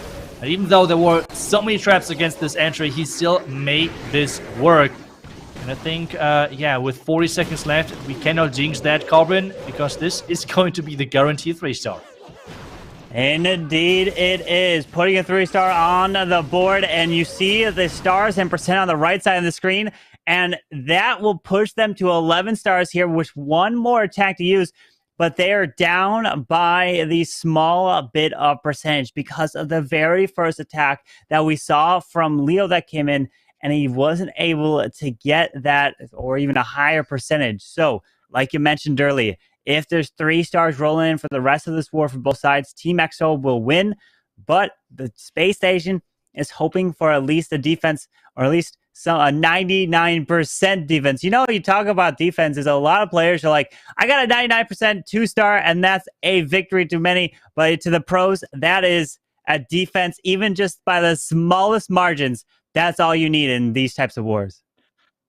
Yeah, exactly. A 3-star, and they're keeping the lead, as you said, but everything below that. And we have SpaceStation taking the lead the first time in this matchup. So I think, especially with this last attack, they put a lot of pressure on Team XO. And maybe just like they're a newer team, right? So they're not as experienced in playing in those big events. So being able to put pressure on a team like that then can really, really like create big things then for defenses and make those possible. So we have to see how they're playing under more pressure, because so far they're leading really, really with a lot of percentage from the beginning. And now we have the first non-dragon attack from Team XO, and that's going to be a Queen Charge Hog Rider. I love it. Queen Charge Hog Riders, 25 Hog Riders, and 2 heal spells. We're seeing sometimes with like just only 1 heal, but this seems to be a 2 heal spell Hog Rider attack, which is going to be interesting. Yeah, it will be interesting, the value that he can get with this queen, but it's always about those hogs. Can you keep those hogs from finding the spring and trap mines, right? Ooh. Essentially, the spring traps that are everywhere in a little compartment of the base just absolutely can shred those hogs. But keeping that queen alive with that rage spell, taking out the town hall with that battle blimp, and another race for his queen. We got, oh, look at the CC. All these archers, super minions in here as well. King's ability goes off, but he's keeping this king alive, getting the value. The queen bails around, and wait, the queen now makes her way to the core. Wow. That is really, really good for him, but at the same time, you need to be careful. The queen, there's so much damage, and a visibility spell maybe, or something to keep her alive, but it seems like, at least for now, he's, no. Oh, there's the invisibility spell. Nicely done. The Royal Champion taking down the next few buildings on that side, and yes, still a lot of Hog Riders left, but only 1 heal spell for this back end. There's still the defending king. Yep, the queen taking out that core multi was clutch right there, so these hogs don't get hit by it. Using the heal near the bomb tower. Can the hogs get healed back up? It is a single target in front on the backside. The queen is going to be going down. It does decide to invest the freeze onto that single. Plenty of Hog Riders to come around to distract the single, but I think he's got it. Both headhunters just got, but both headhunters just got spring trapped away, and this king is now trying to clean things up. The queen has to really do her best to keep that warden maybe alive, but as you said it, there's so many Hog Riders alive. In 1 minute, he got it, and really cool to see that they're now switching to those more complicated attacks with this Queen Charge Hog Rider attack and making things work, even though it was really, really tricky from the beginning. Losing that queen ability so early, it did not look too good, but really nice use of those spells. Yeah, with those spells, was able to keep the hogs alive, and we talked about it. Bring in the 3 stars in, and indeed a 3-star coming in for Team XO, finishing this off with the hogs. Beautiful attack right there. What a hit, and now SpaceStation is down just by a little bit. You can see a little bit more than 2%. It is so close. It comes down to this next set of attacks. If SpaceStation triples, that means that Team XO must 3-star in order to win the war here. Yeah, that's right. So that would be the most optimal situation for us as viewers, because this would put so much pressure on Team XO. So it would be really exciting for this last attack. So let's see what SpaceStation can bring to the table and how they're going to finish off this match. I think we might see another Lalo attack, because that's what they're really good at. But at the same time, I mean, we have now seen Queen Charge Hog Rider attacks already from Team XO, which look pretty good as well. So nothing would surprise me. I'm just super excited for those last 2 deciding attacks in the second match of the day. Yeah, this is where it's going to count right here. It comes down to this. If you're the 5th and final attacker for your team, the pressure comes on you. I mean, you either are the one that's praised of clutching the war, or you're the one that's seen that has lost the war, even though it's all throughout the war, every single attack that makes the difference. But usually it's the last attack that everyone remembers. Can they perform under the pressure and get the clutch triple? And can P. Castro do it here for SpaceStation? He's coming in with the Lalo, but he is incorporating a heal spell, thinking that the balloons will go maybe towards the multi-target Inferno, and there could be some red air bombs there. We'll have to keep an eye when he decides to use that. Yeah, there's the Giant coming in to tank for that Queen, and there's the Warbreak as well coming in to make sure that he's getting that Town Hall, which looks really good, but it's such a risky approach, because if there is a Tesla farm around that Inferno Tower, if there's a, I don't know, like ground skeletons, this could be really risky. But Carbon, I love this bowl at the bottom side, bouncing away the builder hut to make sure that the Queen is having no other choice than going for the Town Hall. I love those small things, and there's now the range to make sure that he's getting that Town Hall. This attack so far is looking really, really cool, and I don't think that this attack was tested by Team XO. Oh, look at that. The Town Hall is going down, pops the Queen ability, and he doesn't have any healers, meaning he has a lot more investment in terms of the Lalo strength, making the Queen invisible, grabbing the Air Expo, and will step in to grab this Archer Tower potentially, yes. And now the Royal Champion continuing to grab the left side, and now he's setting up to potentially to move his way around the base, probably from the Eagle, even though we do have the Sweeper that's pointing up there, and he gets the multi. Oh my. What is he doing? Oh my goodness. What? That was such a good opener. And that's exactly what they needed at this point. Giving them a good feeling going into this last attack, this all-deciding attack. The only chance on how they can keep staying inside this match is with the 3-star. That's what they need, and so far so good. One ability is covering that Eagle and making sure those dudes are getting pushed inside that core. The Slammer not even open yet. Carbon, this attack looks crushed. Look at all the spells he still has. He's got a heal. He's got 2 freezes. He's got the balloons as well. P. Castro absolutely smashing this one right here, making it look easy. Uses the final free, or I would say final. He uses an additional free. He has a 1 more as well to use. And it is an absolute gorgeous attack. Sam's base goes down. Sam was the one that came in with all that incredible E-Dragon swag attack. But wow. P. Castro, this was a beautiful hit right here.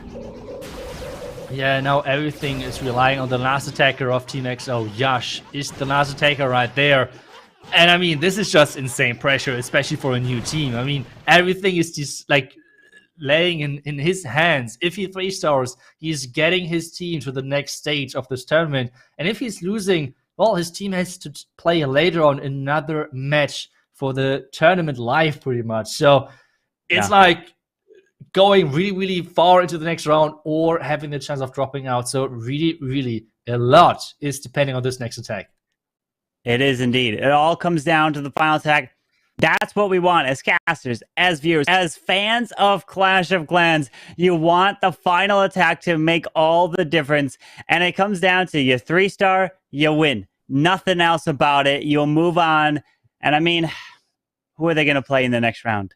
Whoever, if they triple. Well, the team waiting for them in the next round in the bracket would be Queen Walker Stephanie waiting for them. Man, that would be an absolutely insane match. Doesn't matter who you play here in the warm-ups. It's going to be an incredibly difficult opponents that you're going to be facing, because they are all so good. They all deserve their spot of making their way. They played so much through those qualifiers to get to this point, to get their share of the $30,000 prize pool. And you only will make some money if you come in at least third place. So that means 5 teams here in the World's Warmups won't be taking home anything. Yeah, that's right. So there's a lot on the line in those matches, especially in those early matches where you might have the chance of going home with nothing after all of this hard work of going through the qualifiers, going so far then in this double elimination bracket, in the playoff bracket. And we have the last attacker coming in. It's going to be a Queen Charge Dragon Rider attack, but not a regular one, Corbin. It's only 4 healers. Yeah, only 4. Typically, I like to use 4 healers when I do a Warden walk, let's say with Super Bowlers or something. But 4 healers for a Queen Charge, that's tough because you find a Sticking Air Mine and you lose that healer right off the bat. And 3 is like almost nothing there. It's so hard to keep a Queen alive with 3 healers when you're charging into all the defenses. No healers! No, they're going to the Yeti! Come back, healers! What are you doing? Okay, they're onto the Queen. What is this going to be an issue here? It's hitting the healers now. Uh-oh. That's not good.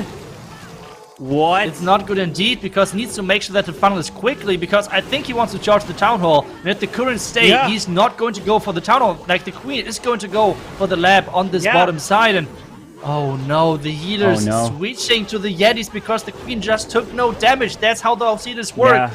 And it seems like the Queen is going for this bottom side. Where does she go next? She's actually going inside that compartment. But this wall break could be all the difference. They could get that pathing. And can he recover now? Wow, that wall break saves the day for this Queen to make her way back into the Town Hall. And the Queen's actually grabbing some of the value near the Town Hall, the Builder Huts, the Sweeper as well, and the Clan Castle. She'll probably go for the Wizard Tower, but she actually might not go for the Town Hall. She might go into the middle to the multi, but it doesn't matter what happens because he must triple. Yeah, she's not going up there. He must triple in order to have a chance to win, so he's got to go all or nothing in this hit. Yeah, and those healers are getting slowly taken down by the Molten Inferno Tower, so this attack is not looking good for him. The Ice Golem just popped at the bottom side. Now we have King versus King action. The Headhunter is making this a kind of one-sided fight, and now we have the Dragon Rider starting from the top side. He's spreading them out quite a bit. But this Town Hall needs to get activated first. 50% is there, and he's going against the Sweeper and the Tornado Trap right there as well. Corbin, I don't know. It's not looking too great for him. No, the Royal Champion's ability is going to be forced through the Tasta Farm. The Dragon Rider is going to secure the Town Hall, makes it invisible, but he's got too many defenses left. He wanted that Queen to take out the Town Hall, uses those rage spells, and look at that. Team EXO had the lead the whole war here, but then SpaceStation at the very end takes it from them because he's not able to get that final 3-star. And P. Castro's attack was so clutch for them to be winning this war. Unbelievable defense from Marnell coming in. And it was just the small healer placement too early, switching off and not going the Queen. And what a nice try here to Yash, but it's only going to be just into the low 80%. Yeah, really clutch defense right there indeed. And do you know what this means? It means we're going to have SpaceStation Gaming versus Queen Walkers in the next weekend. This is going to be amazing because those are two of the teams which are considered by many top 5 teams in the world or even top 3 teams in the world. And this match is going to be insane. So congratulations to SpaceStation moving into the next round where they're going to meet against Queen Walkers Destiny. At the same time, though, Team EXO did incredible well, and I think whoever they're going to have to face later on this day, those opponent team for sure has to have some fear because Team EXO did really well. 13 stars, 91.4% on average. That wasn't too bad. It wasn't too bad, but we see that both of the winning clans, the winning teams from these first 2 wars put up 14-star performances, which the first attack was Leo for SpaceStation. We were thinking it was not SpaceStation's day-to-day here when they started, but every single the rest of their attacks that came in for SpaceStation was 3 stars. Yeah, that's right. Just always take a look at those percentages. it's really, really interesting as well, like with the attack orders and everything, like how those have an impact on the attacks. We always have those stats from Chase the Ace on Twitter. Obviously, you should definitely, like, if you're loving statistics over those pro matches or for those pro matches in Clash of Clans, you should definitely check him out on Twitter. He's always providing so many cool stats, like which player like to attack first, second, what are those hit rates for those, and out of those different strategies, which is really, really cool to see. It really is awesome to see. But we talk about strategies. I think it's time to break down one of the strategies that we saw. And I'm going to break down Sam's attack from Team XO. And this was the E-Dragons. Why do I want to break this one down? Because notice he does not use the Royal Champion in this attack. So let's take a look at the spell placements, because Itsu mentioned that spells is what's going to make the difference when you're using E-Dragons. So he starts off with that queen to the bottom side. And notice, obviously, you typically start with a very early Warden ability. Double Rages in the beginning is a very common use when you're having the E-Dragons. But look at this. He uses the poison spell he brings with E-Dragons. Sometimes you tend to see people not bring poison spells as well. Depends on what you think may be inside the clan castle. But there it is. He uses the freezes onto the sweepers to stop these E-Dragons from getting pushed back. Freezes the multi-target Inferno. The poison also grabs those air skellies as well. Now he's keeping the free spells being used on the sweepers so that the E-Dragons are not getting pushed back. Now with that rage to the top side, the heroes took out the Town Hall, and just, it was gorgeous. So you can see the spell was the 2 rages being used in the very beginning. And then it was really keeping the core sweepers frozen throughout the whole time, which is what allowed these E-Dragons not to get pushed back. Because remember, they aren't too fast, so it takes some time for them to come back from that sweeper. So if you're using these E-Dragons, think about that. Think about using at least your heroes on one side, sending your E-Dragons in between, doing a nice and early Warden ability with the 2 rage spells in the beginning, and then keeping the core of the space frozen. And then it shows right here.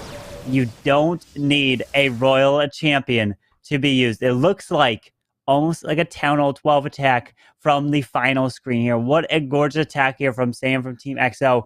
But they will not be advancing, but we will still be seeing them in this Worlds Warmup in the lower bracket. They will still have another chance. So you can see SpaceStation advancing, and Team XO is taking on V and Tompinai, and that's still going to be a fantastic matchup, Itsu. Yeah, that's right. Overall, like seeing now the bracket shaping up and how everything is slowly evolving, it is really, really cool to see which teams are making it, which obviously are falling to the lower bracket, as we can see at the bottom left with Tompinai and Team XO. But hey, we have already the next match in our hands. I think this is a really cool storyline. Vatang, so far, I mean, they always made it so far in Clash Worlds. They nearly every single year were so consistent. And then we have the huge underdog, the War and Glory guys, coming out of nowhere, making it all of the way. And that, I mean, that's just a really cool story overall. But let's take a look at the rosters. War and Glory are coming in, which Jethro, Chiku, the Boon, Agent 33, and Nick. And on the other side, we have Vatang. Yeah, with Vatang, we have PSW, Relo, Sincere Prayer, Lancelota, and Warning going at it. And you notice both sides, you may recognize a lot of familiar names because Agent and Nick were part of SpaceStation in last year's lineup, which now SpaceStation has a whole new lineup going in together. And Nick and Agent are here with War and Glory. Boom, Chico, and Jethro as well. You've seen them on other teams, definitely in the scene and the competitive side in Clash of Clans. They've all teamed up. And I would say, definitely surprised. A lot of the teams were like, War and Glory have formed together here for this year in the Worlds Warmup. And they put on a show when they qualified. And we have Sincere Prayer coming in for Vatang to start this one off and looking to be using the Super Dragons, trying to take down Nick's base. Because, you know, Nick is an absolute just genius with air attacks, and he knows how to use them. Will he be able to stop the Super Dragons on this one? Yeah, that's the big question. We have again this approach where the Slammer is getting sent in from the other side of the Town Hall, which always looks so risky to me. But the goal of this attack is to have those heroes walk all the way into this town hall compartment. That's why he has the wall breaker with him. But the question is, does he have enough power to push through this top side? Because the slammer just now opened, and now there's a Dragon Rider to support those Super Dragons. Wow, now he's relying on this Heroes and the Queen to take out the Town Hall, and yes, that Town Hall has been secured as he walks his way far to the left side. And now the Super Dragons clear the core, the Scatter Shot goes down, RC's ability has been forced, and this is looking like a 3-star from Sincere for Vatang to pull this one off to start the war. GG. Nick's base will not be holding here today. No, it does not. Those Super Dragons just overpowering that base like nothing. And especially I like this approach. This is something, if you are using Super Dragons or Legend Dragons or in general Dragons and Legends, this is something which you should for sure try to see and learn and watch from those pro players. Because this approach with the Slammer from the other side sometimes looks risky, but really when using those heroes really nicely to push into the Town Hall, it is just so incredibly strong because the Slammer is just so powerful to tank damage, maybe, I don't know, trigger some black mines, traps in general. So that's a really, really key thing to make your push of dragons or super dragons or whatever you're using even stronger. And this was showcased perfectly in this attack. And Vatang are going with 3 stars in the lead with their first attack. Yeah, absolutely. You mentioned that it could be risky, right? You could be risking a 1-star going with that Stone Slammer, but it is a stronger attack in terms of having that Stone Slammer to move around and not just being used to take out a Town Hall, that's it. Because if your heroes can take that Town Hall down, then that opens up so many more possibilities in your attack to either using a blimp somewhere else in a different spot, using a Flame Flinger, using Stone Slammer. So many different things open up when you are able to secure the Town Hall with your heroes, but you have to think about the pathing. Will your heroes make their way there? If they did, we saw Sincere coming in with the beautiful triple, coming in with those Super Dragons. But now War and Glory is going to have to keep pace with Vatang. And they've played each other many times. These players on different teams all across the years. So let's see what the first attack with War and Glory is going to be doing. Yeah, it's going to be interesting to see what they're coming up with. I mean, do we see the same approach like most of the teams so far are doing with using Electro Dragons, Super Dragons as one of the first attacks? We have seen that now from Queen Walkers in the beginning, with Stardrock coming in early. We have seen that later on with Team XO as well. So a lot of those teams are opting into the Super Dragons, Electro Dragon options early on to give some more planning time, because this is something you have to keep in mind. Those matches are not as your matches like your regular Clan War, 24-hour prep, 24-hour match time. This is not how it works. Those teams have around about 8 minutes of planning time. This is not a lot. This is not a lot, so especially if few of the best base builders in the world. It's not easy to only have those 8 minutes. So providing some more planning time with an easier attack, this is something which is really, really good. And we see exactly that. Nick is coming in. You have talked about him, that he's good with those dragons as well. But he's choosing the Inferno Dragons.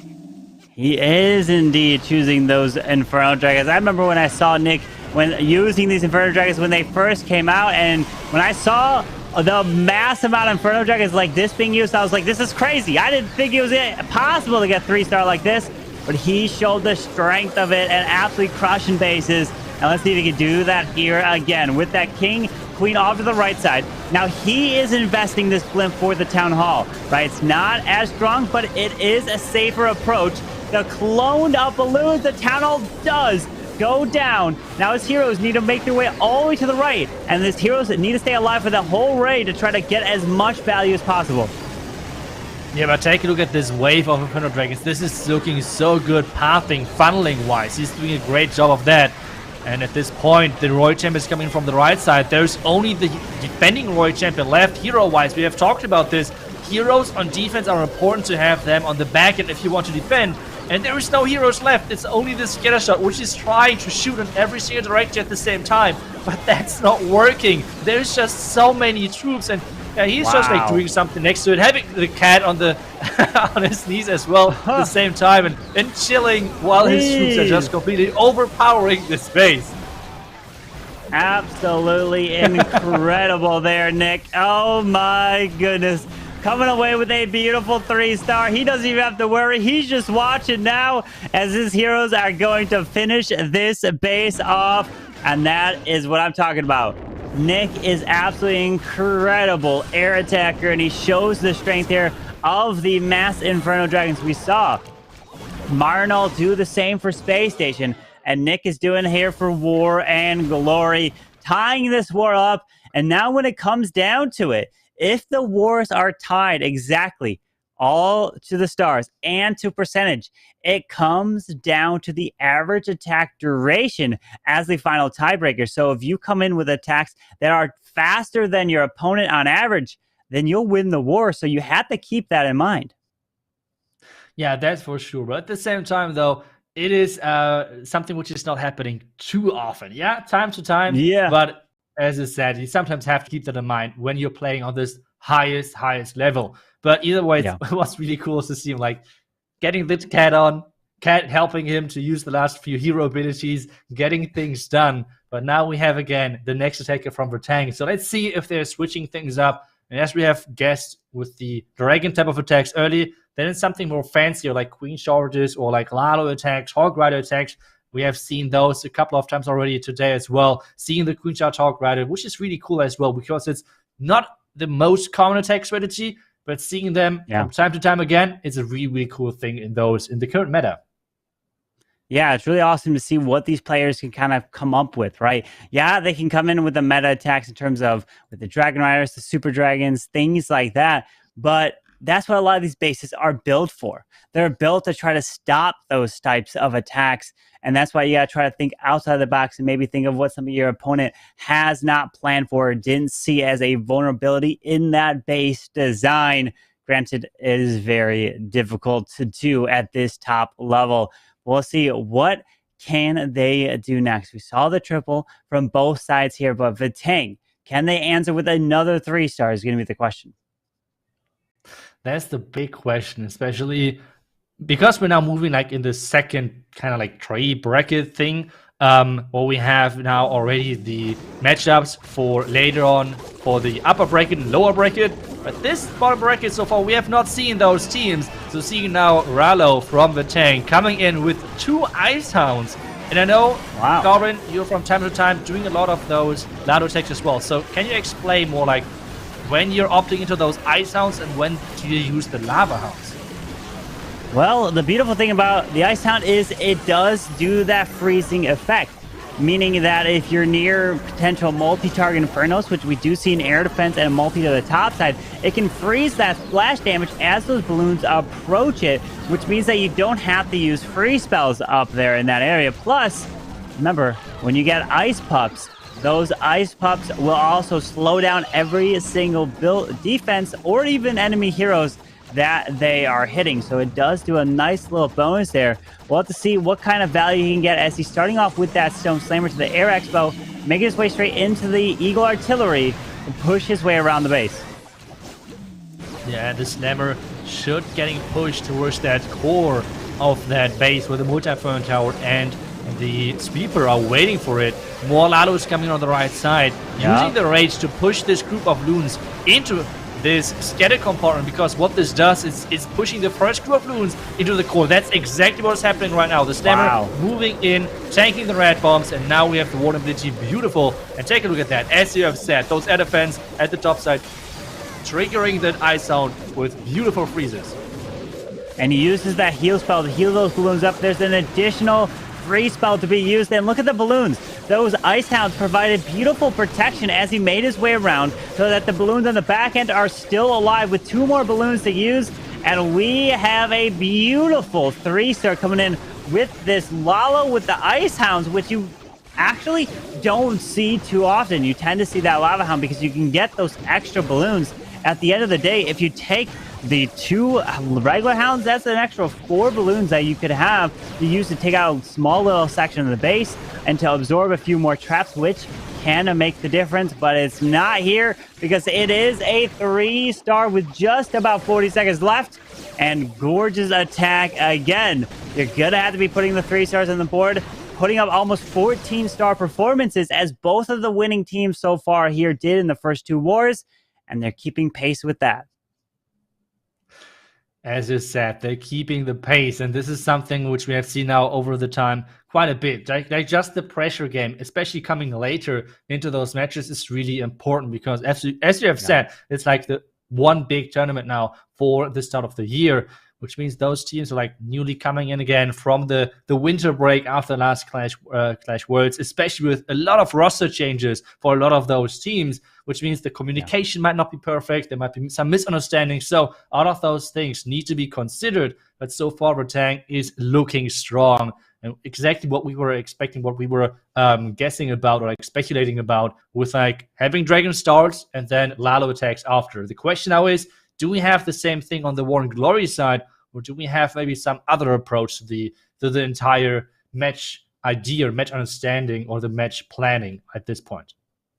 Yeah, that's going to be another question we have to keep an eye on and answering between these two teams, Vatang and War and Glory, because they're trying to advance. Remember, this is a double elimination tournament. So if you lose these first set of matches, you still have an opportunity, and those next matches will be occurring next weekend, next Saturday and Sunday, because Sunday is when we're going to be crowning the champion of the $30,000 prize pool. But before we can get too far ahead of ourselves, we have to look at the next attack for Jethro of War and Glory, starting off with the Lightning to help take out a sweeper so it doesn't push him back.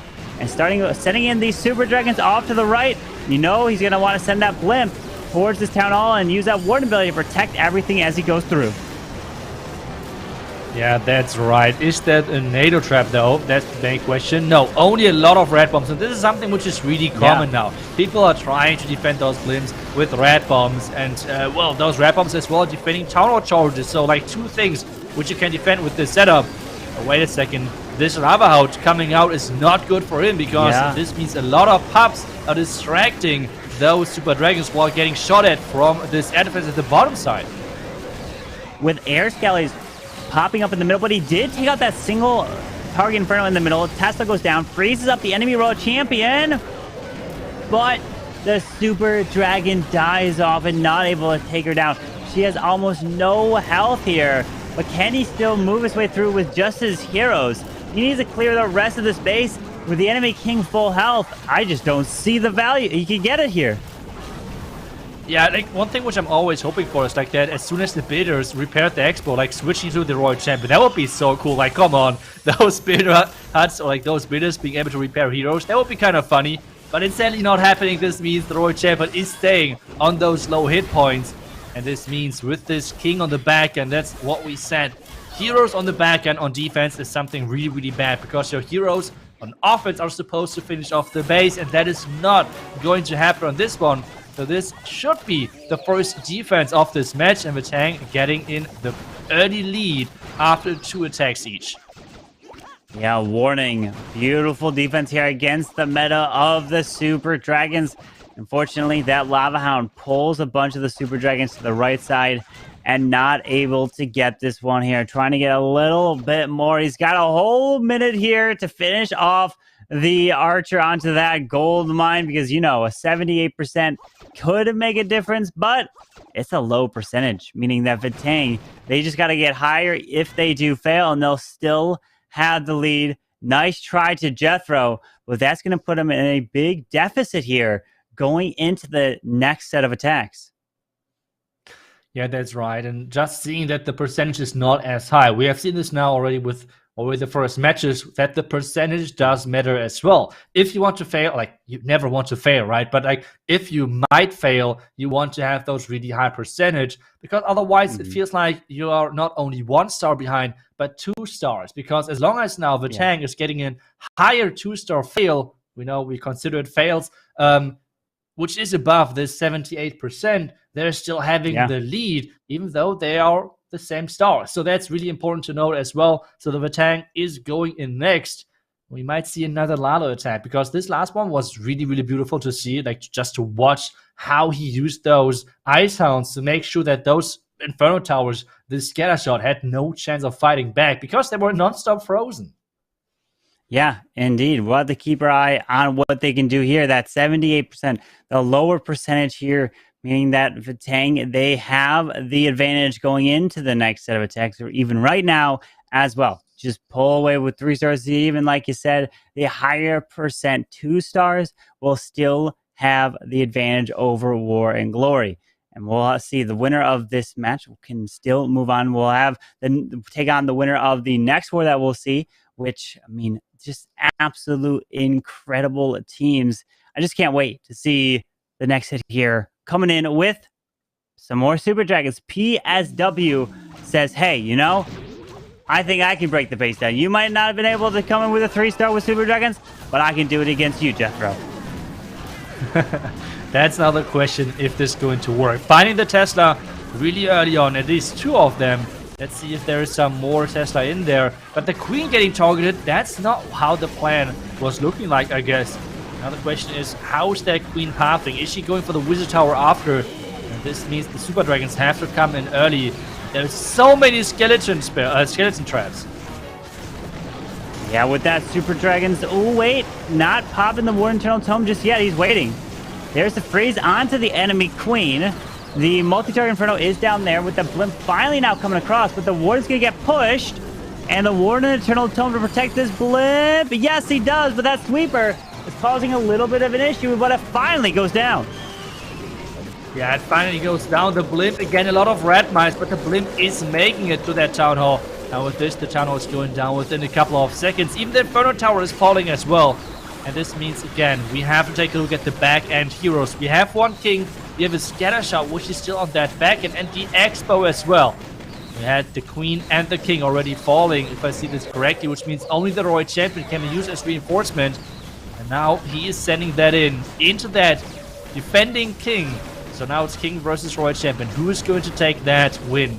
And I think going to decide that attack.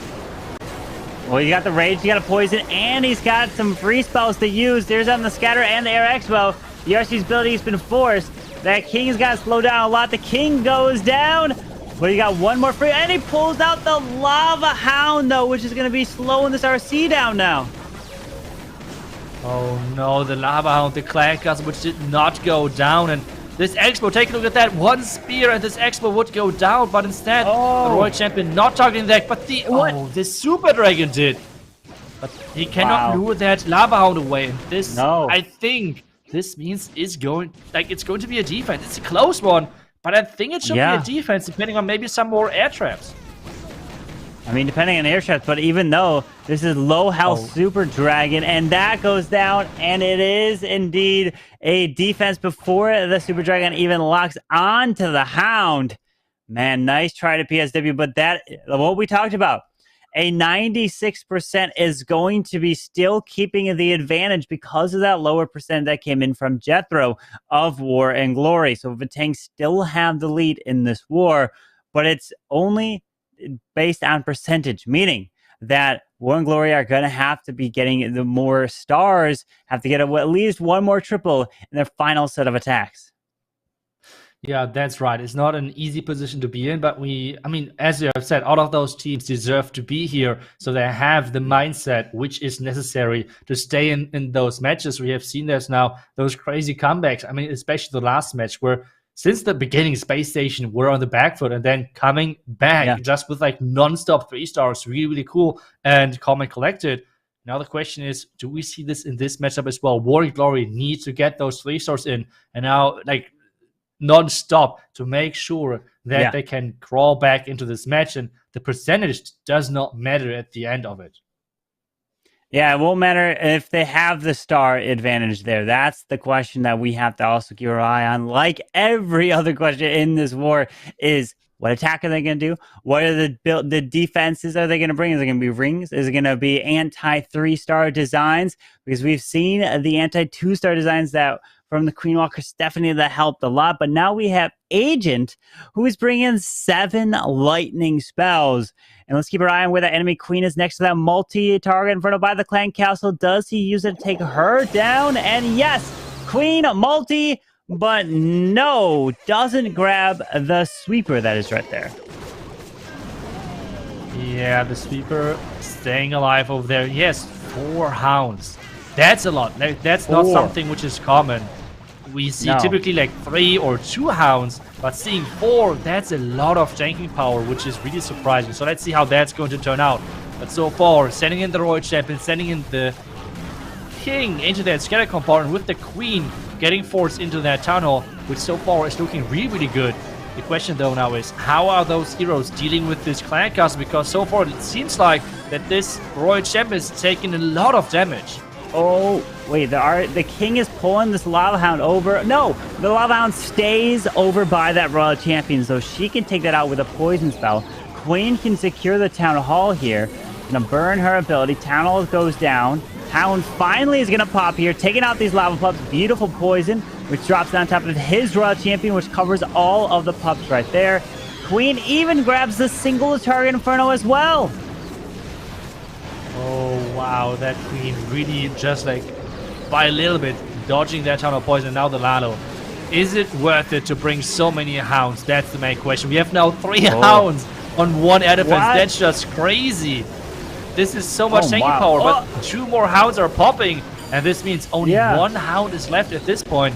Not catching it in the vulnerability, which means the hound is still like getting taken down quite quickly. Let's see it flying over and maybe triggering a couple of more traps. It does. Yes, pulls a few red air bombs that would have been behind the Town Hall area, freezing up the back end air defense, the Tesla farm as well, and he's got tons of balloons. And Agent 33 of War and Glory is absolutely crushing Lancelotta's base here. Beautiful job. The 4 hounds provides the tanking, the distraction to keep him in and getting the triple for War and Glory. This was an absolute beautiful attack right there. You typically don't see that amount of lava hounds, but he brings it and it absolutely crushes the space. Yeah, really nicely done. Just like the hero dive in the beginning, taking down the scatter, which was close to the Town Hall, taking down the Town Hall itself and creating this really beautiful pathing. So really nicely done to Agent, and that's exactly what we're talking about. This means the stars are tied again, and only the percentage being the current difference maker. So the Vatang is maybe feeling a bit more pressured again, and we have to wait what they're now choosing to go into their next attack.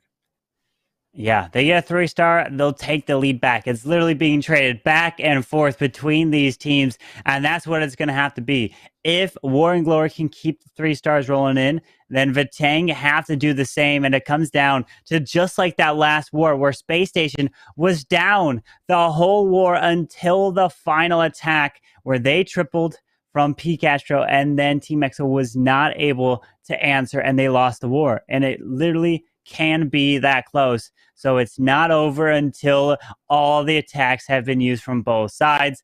That was a beautiful attack from Agent. I mean, he is known for beautiful attacks just like that. It's incredible just the value that he got in terms of the lightning grabbing the Queen, the multi, and then his heroes with that clan castle, the Lava Hound, perfect poison spell, and it's just the beautiful Lalo to move around. Yeah, that's right. That was really, really nice. And I think the next attacker should be Warning, so we can expect maybe a Lalo attacker. What do you think? Yeah, I mean, they could do anything pretty much. I mean, these players at his level, they know what they're doing in terms of the air, the ground, and the question is, what does War and Glory want to build against? I mean, if you were in War and Glory's shoes as the underdogs kind of at this stage, would there be any surprises you're trying to throw in terms of base design or attacks do you think you would use? That's a hard question, to be honest. I'm not really sure, but we are seeing not the Lalo attack. We're seeing the Queen Charge Dragon Rider attack instead. And he's starting completely on the other side of the Town Hall. So, like, not like the classic approach where we see the Town Hall charge, but instead the Eagle early as a target. So that's something different. Yeah, the Eagle kind of going down early. You won't have to worry about it hitting the rest of your troops or your heroes, which is really nice. But it's going to take its time, right? With the Headhunter clearing this King, you are taking a little bit more of a risk. Well, I wouldn't say little. A lot more of a risk if you're charging in from away from this Town Hall, where if the Town Hall doesn't go down, can high likelihood lead to a 1-star, obviously, if you don't have your heroes or something to grab that in the end. With that Queen grabbing now with this Eagle, a Tesla farm. Wait, Queen, you should go back in, right? Yeah, okay. Queen goes back in. There's a lot of value down here that this Queen can get.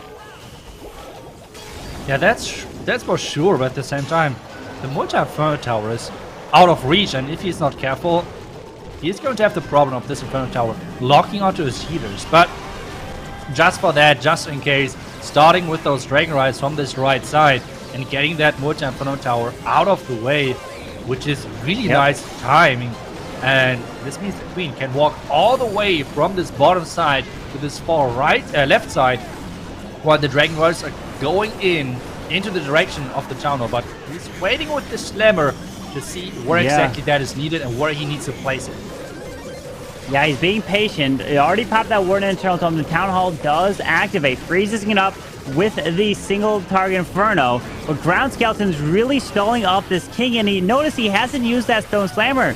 So, like, he wanted to make sure the Town Hall goes down before using the Stone Slammer. Is that going to hurt him? But the Town Hall does not go down. So he decides to send in the RC's ability goes off. She should clutch up the Town Hall now, but because of that timing of everything, is that going to cost him here? Yeah, that's the big question. He's trying now to reinforce everything with that Slammer, but there's a double Black Mine catching the back end, catching the Slammer on the path towards that single Inferno Tower. And with this now, oh no, this is not looking too good with only 35 seconds left and only one Dragon Rider now from the Slammer alive. I'm not sure if that's going to be enough here. Still, the poison not even deployed yet. But it seems like that, I mean, the Arch Tower is now locking onto the minions, which means time is a bigger problem. Yeah, you said it. Yeah. With only about 15 seconds left in the raid, the Dragon Rider should be able to grab the Archer Towers. The Queen will stay alive, but he's not going to pass his way into the multi in time. There's plenty of buildings around, and this is only going to be the 2-star. And that means with a 3-star from War and Glory, they'll take the lead back in this war here. Nice try to warning, but the door is now open for War and Glory. That's right. Even though probably there are still percentage then behind, but with the 3-star, War and Glory would take the lead in stars. I mean, at the end of the day, stars are more important than the percentage, and this could really get them back into this match. So let's see what they're coming in with, like strategy-wise. But I mean, so far both teams had their ups and downs, and this attack just right there, I think it was really showcased that we have seen so many Dragon Rider nerfs as well. Really, with those Dragon Riders, you need an incredible good charge, and just the charge on its own was not powerful enough to get those Dragon Riders to the Town Hall. Now we see the next attack, which is Shiku coming in with the Lalo and the Golem and a Yeti and a lot of lightnings. Yeah, taking out that initial value, but the Queen barely stays up. Literally, you have one lava pup or minion just hits that Queen and down she goes. So you don't have to worry too much about her, but she will do some unnecessary, unfortunate damage to whatever moves over in terms of the Lalo by her. But the Royal Champion does clear the stuff around the Town Hall. It did not activate just yet. Now he breaks into this compartment by the multi, the Royal Champion, and the Clan Castle. But he can also get the Sweeper with his Royal Champion, which is beautiful there. Yeah, but at the same time, the King walking to the outside side, this means there's no tanking in front of that Queen, and you can really see that. So much damage on that Queen. The ability is getting forced, and the question now is he even getting one of the main targets? Is he even getting the Skitter or the multi-Inferno Tower? It doesn't look like that. No, the multi stays up. It was the Headhunter that locked onto his Queen, stopping him, so he decides to invest a blimp with sneaky goblins in here to take the Town Hall down. But that whole top side, like you mentioned, he definitely wanted that multi-target Inferno down. Wanted probably that scatter shot in that whole compartment. And now that's going to really hurt his Lalo as he makes his way through, because that Queen, she's even still alive. Hitting this Hound and taking that down with the Lalo now coming through the top side. This is looking like a good defense from Sincere Prayer, because Chiku's Lalo just doesn't look like it's going to be able to take this one out. No, there's 2 multi-Inferno Towers left alive, so that's like the big problem for Lalo. And I mean, the defending Queen is alive, the Scatter Shot is dealing so much damage on defense, and take a look at those pups. Everything chasing those wounds, and they have no chance of defending themselves. So this is not only going to be defense, but as well an incredible good percentage defense, which is completely shifting everything again into the favor of a tank. That means if a tank 3-star, they win no matter what. But anything less than a 3-star and War and Glory will still have a chance to win this war with their final attacker, because that's what it's going to come down to in this war. That queen finally goes down to the minion. Yes, the minions finally took that queen out, but it's looking like an 81%. But at this point, it's not going to matter percentage. All that matters is that they get a defense on the next attack from Vatang.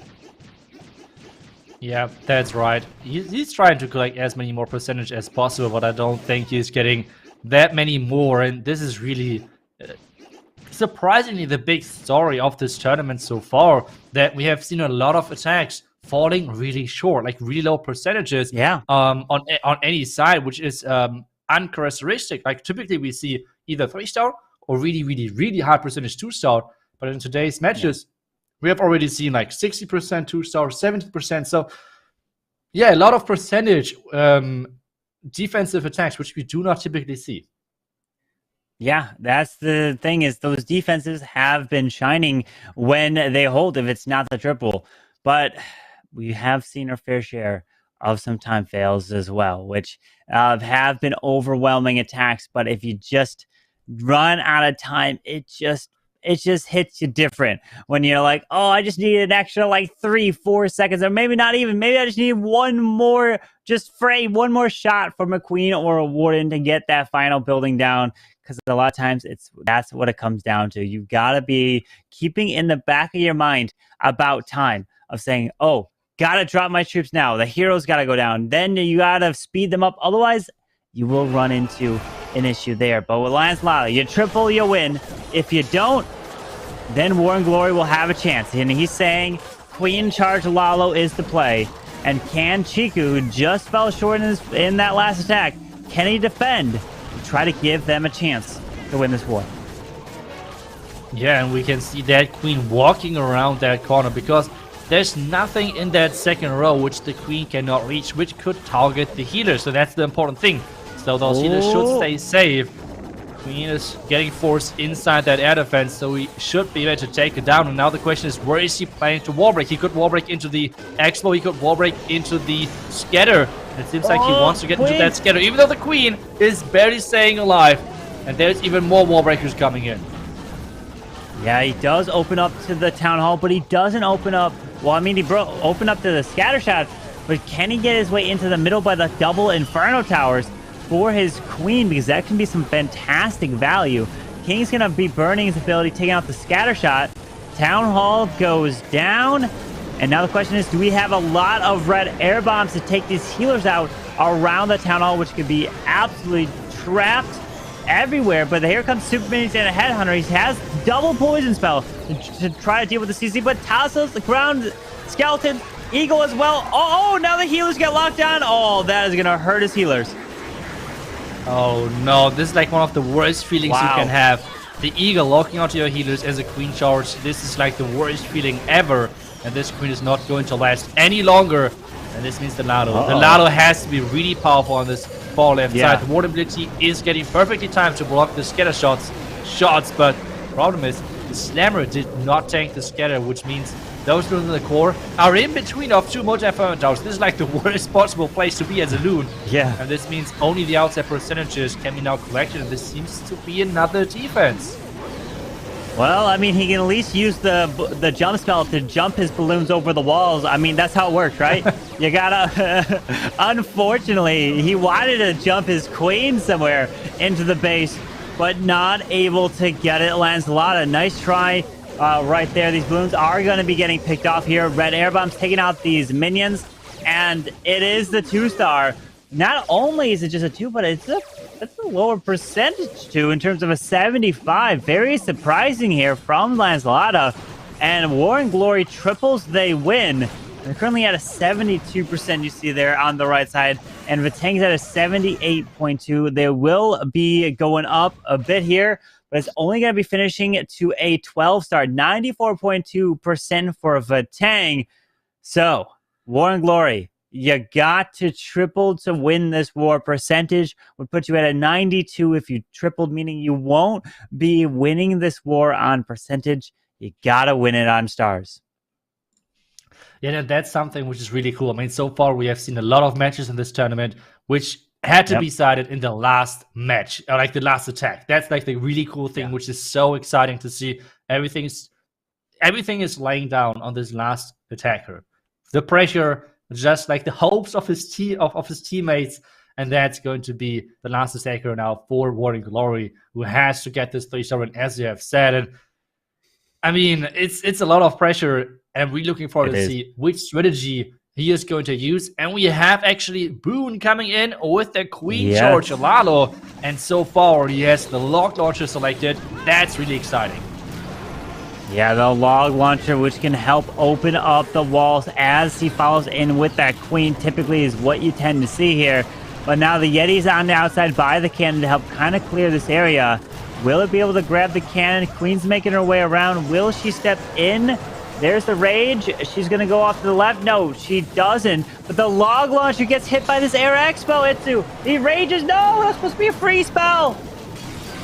Oh, no. No.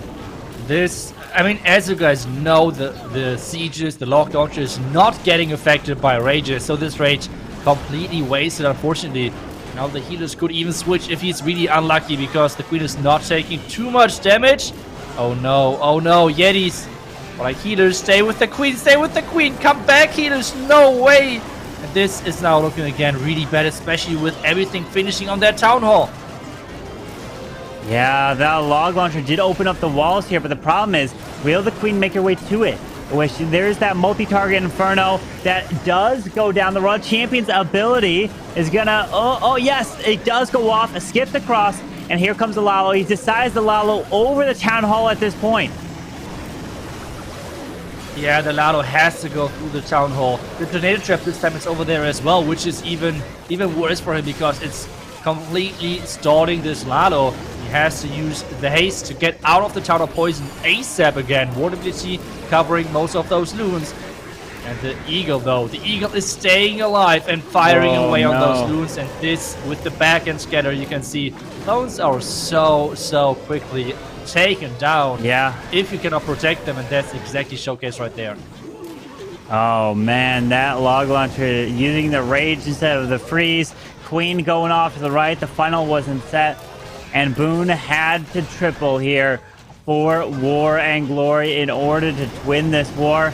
But unfortunately, it's not going to be the case. Queen goes down, just has some minions and lava pups to grab a little bit more on the outside. But he knew it, that he needed a triple. And Boone, what a great effort. But it's only going to be the 80% 2-star, which means that Vatang will be advancing to the next round. And notice it was only a 12-12 war here, while the other two previous wars, the winners put up 14 stars. So this was the lowest score so far. Yeah, I mean, it's really surprising, like, overall, the scores. We know a lot of the pro players are saying the meta is really easy. But don't get me wrong, the scores are not too low, but having, I think, so far the average around 13 stars, maybe a little bit lower because we had only 2 teams achieving those 14 stars so far. The remaining teams always were going with 12 stars so far, but either way, it means at the end, the percentage was the deciding factor. Vatang is getting into that next round for the next weekend. And War and Glory, we're going to see them later today battling for that tournament live against the team, whichever is going to lose in our next match, which we're going to take a look in just a bit. But those are the statistics, Carbon. We had some ups and lows for both teams, but again, a lot of nice attacks. It was some really nice attacks as well, including Agent 33 came in with a beautiful triple from his side that we don't see. 4 Lava Hounds being used on that side, but Vatang had some gorgeous hits as well. And hey, as long as you have more stars in a percentage than your opponent, you win. It doesn't matter what the other teams do. You just have to focus on the team that you're playing to try to advance in the bracket. But I mean, talked about the Agent one. I mean, we could probably take a look at that again, right, Itsu? Yeah, let's jump right into it. You said it already. This is not something which you're seeing too often with all of those Lava Hounds. Let's take a look at exactly what he's doing. So first of all, when you're doing one of those Sui Lalo approaches, one thing which you really like to do is going for the Town Hall and the scatter shot, which is right next to it. You can like go for one of the heroes as well, which is great. And That's what he's doing with the lightning, taking down the core multi-phone tower to make sure that that's gone already, not taking the risk of going for the sweeper as well, which could have been in range, but it's something really risky. So what he now does is, as we have said, going for one of the town hall flanks and taking down the scatter shot with his king and with his royal champion. Meanwhile, the queen is getting placed for that town hall, taking that out as well, and then you can see as well there is a really clear path now getting created all from the eagle side into this bottom part of the base. Lancaster is getting lured, but because he has so many heroes around that town hall, that is no problem whatsoever. This means the royal champion is staying alive because the king is really quickly clearing out the headhunters. The queen is staying alive long enough to finish off the town hall and snipe it out and get that out of the picture as well.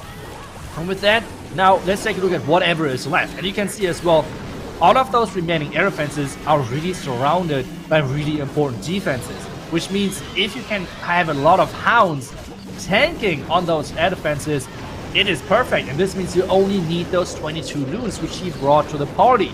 And with the slammer, or like with the blimp as well, catching that Inferno Tower, the only one which was remaining, catching that, taking that out was really nice. And take a look at all of those Lava Hounds. Lava Hounds are tanking for so long that even this one last Lava Hound is able to fly across, and with the pups he can trigger a couple of more red bombs to make this story perfect and getting this play story in. Really nice use of those spells as well. It's not as easy if you have to use like how to time those spells and how to use those spells. So really nicely done by Agent, and with that he's just overpowering the back end and showing us how exactly to do those 2 Ilalo attacks in a really cool way with those 4 hounds, with all of the tanking power which he got. And yeah, this leaves us with a nice 3-star, but as well with the next match. We have our next match, the last starting match pretty much on our way, which is going to be a really interesting one, I think, Carbon, because I mean, that's going to be with Absolute Zero into Tribe Gaming, and whoever is going to win this is going to have to face Vatang. Yeah, the winner of this is going to take on Vatang in the next match. And you look at the lower round as well. VN Tompinai, Team XO, War and Glory is waiting for the team that loses the next match, because we will be having 3 more wars here today. Absolute Zero versus Tribe Gaming, VN Tompinai versus Team XO, and then the final match of War and Glory versus whomever, either Absolute Zero or Tribe Gaming, goes down to that lower bracket. All the teams that are up in the upper bracket semis, they are going to be going to next weekend, next Saturday, when we'll see them again. But Tribe Gaming taking on Absolute Zero. And Tribe, we have some names that are new to this roster here for this year, but we've seen before: Kronos, Exorcist, Rikires, Nibrex, and Fluxy. But they're taking on a Japanese powerhouse of Absolute Zero. Yeah, that's right. On the other side, we have Chinchin, we have Curry, we have Komakun, we have Morio, and Vado coming in for the Absolute Zero crew. So this one is going to be a really cool match where we have 2 different communities as well battling, because, I mean, we all know that the Japanese community is really strong as well. Like, they have so many good teams, it's really unbelievable. And now they have to face versus Tribe Gaming in this last match. And I just cannot wait. I really want to see how they are approaching this match. One thing which we have seen over the last couple of weeks already, where we have seen the Tribe roster play, we have seen that Tribe really is good with a lot of good Lalo attackers. So that's something which might be on the other side then can be baited, because, I mean, we have all of that list can play Lalo. If it's Rikires is probably one of the best stats-wise, I think. We have to mention Chase the Ace again. I think stats-wise, he's like one of the highest overall Lalo attackers, hit rate-wise. We have Exorcists, we had like one of the hit rates from all of the pro players in general. So a lot of really good attackers on that side. Can the bases hold, or can those attacks really overpower in an unexpected fashion? We have things starting with Curry coming in with the Warraker, one of the least used siege machines in the current deck. It really is. We'll see if the Warraker can make it to the town hall. It does just dodge that gold storage. We had goblins coming out. The multi-mortar is hitting this stuff. There's the invis to force the sneakies to go for the town hall. So it doesn't go for the storage. And yes, The Town Hall has been secured. Now going to send these Super Dragons to the bottom side with the Grand Warden. The heroes are down. Remember, he's got the time on his side with a double rage spell down here. Let's see if that other rage spell was just used a little bit off to the right. Does it actually help these Super Dragons there? Yeah, especially did not catch those first couple of loons to move into the core of the space with the warden ability, which means those loons died off kind of quickly. They were not there to catch more black mines, for example. So now he has to power through with those remaining Super Dragons.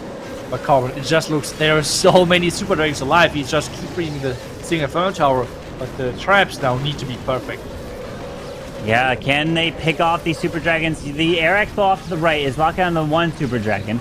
So that's going to slowly try to take it down. The Super Dragon does not go to the Expo, meaning it's going over to the Tesla. Slowly getting picked off here. Still has the Queen and Royal Champion ability with the freeze. Ground Skeleton popping by the enemy Queen. But this Tesla farm is going to be a huge pain for his heroes.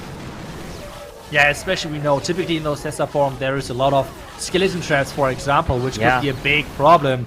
So are there any skeleton traps? So far there are not, and this is giving Curry a really, really nice move through this back end. The Scatter is getting taken down. This means the Queen can reach everything, because take a look at that. The Wizard Tower compartment to reach...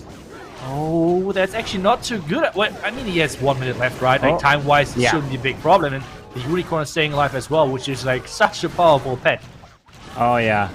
A Unicorn healing up that Queen right now. Warden's getting pushed back a little bit. The King takes a few shots from that Air Expo. He's moving his way around. Queen goes for the wall. She can reach everything here. We've only got the 4 buildings remaining.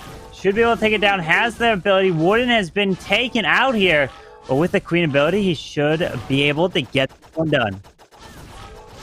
Yeah, really depending on possible, like, giant bombs. I think it was a good thing for him that the Queen locked onto that wall, because this gave him a little more of extra HP to finish off the rest of the space. And yes, indeed it is. It is a close one, but a triple is a triple. That's everything what counts. And Curry is coming in for Absolute Zero with that first 3-star using the War Wrecker, which I really love to see. I think it's... Yeah.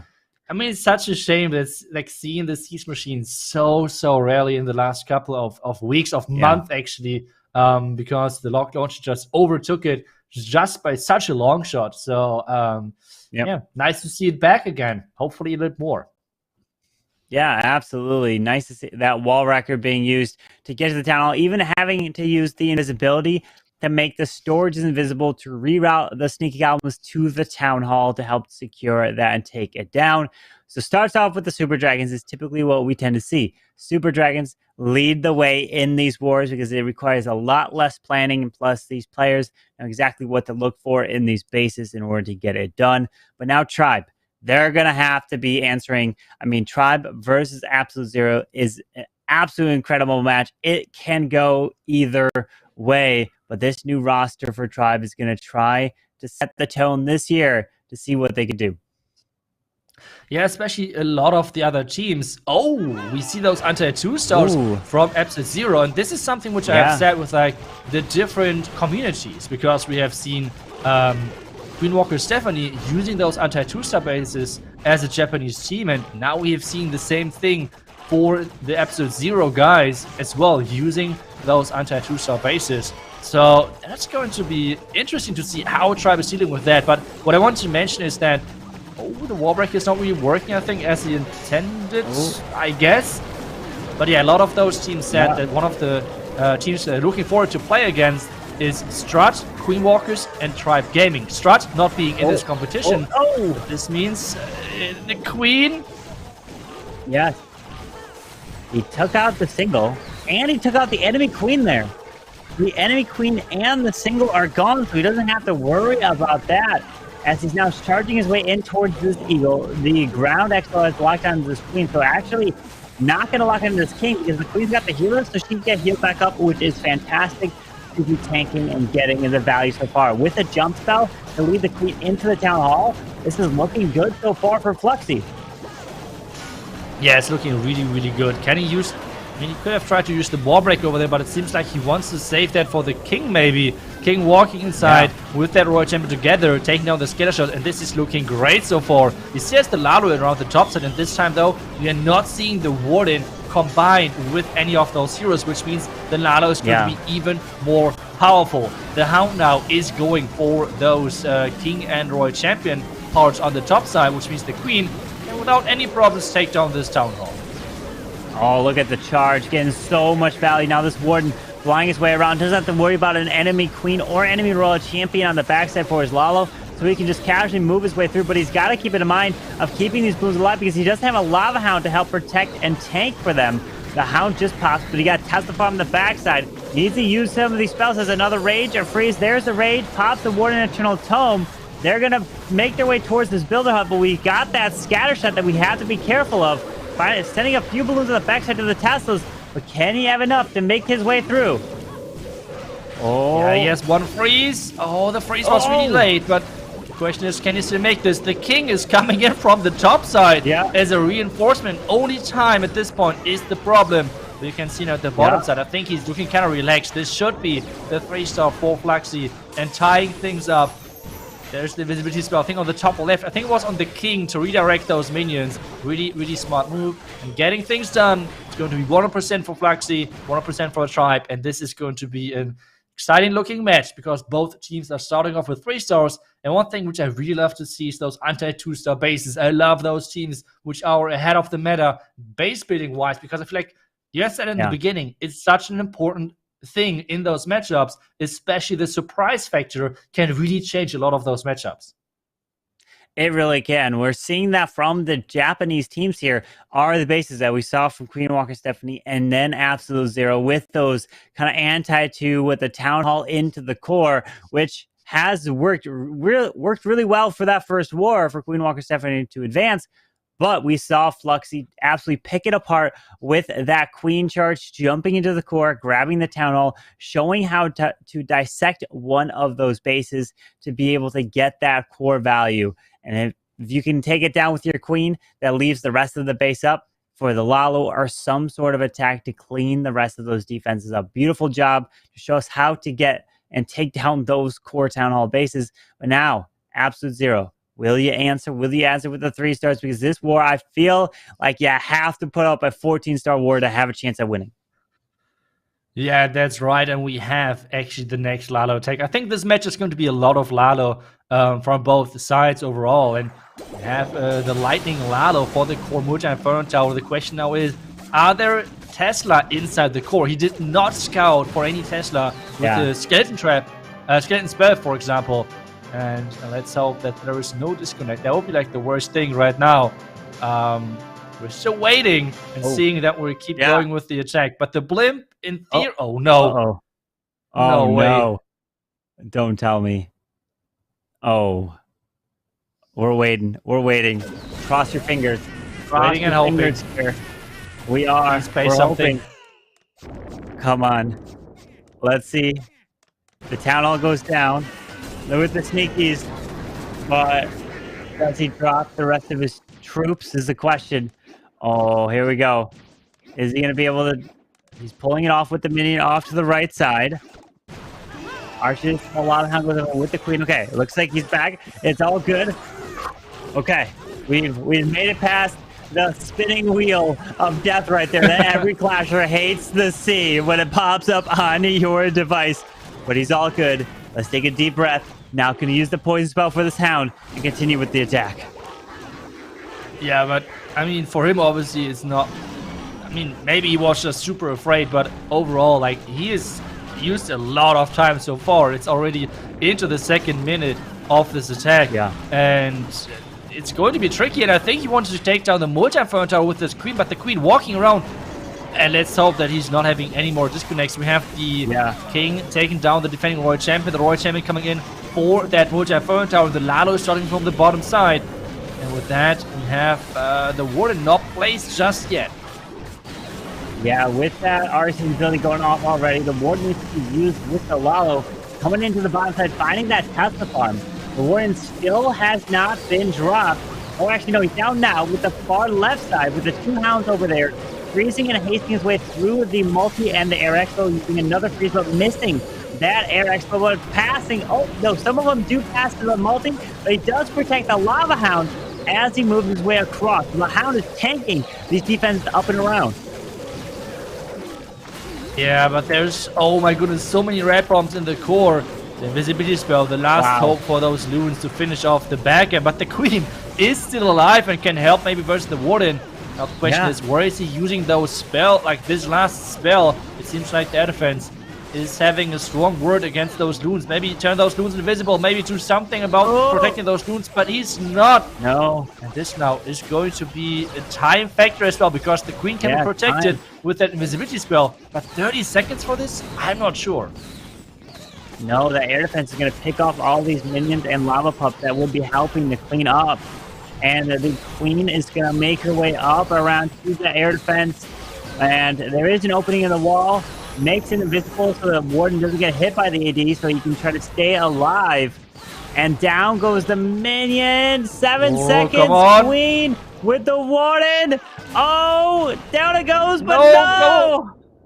The final building stays up, and it's a 99% 2-star for Chichen. Oh, what a nice try. But Rakira's base holds.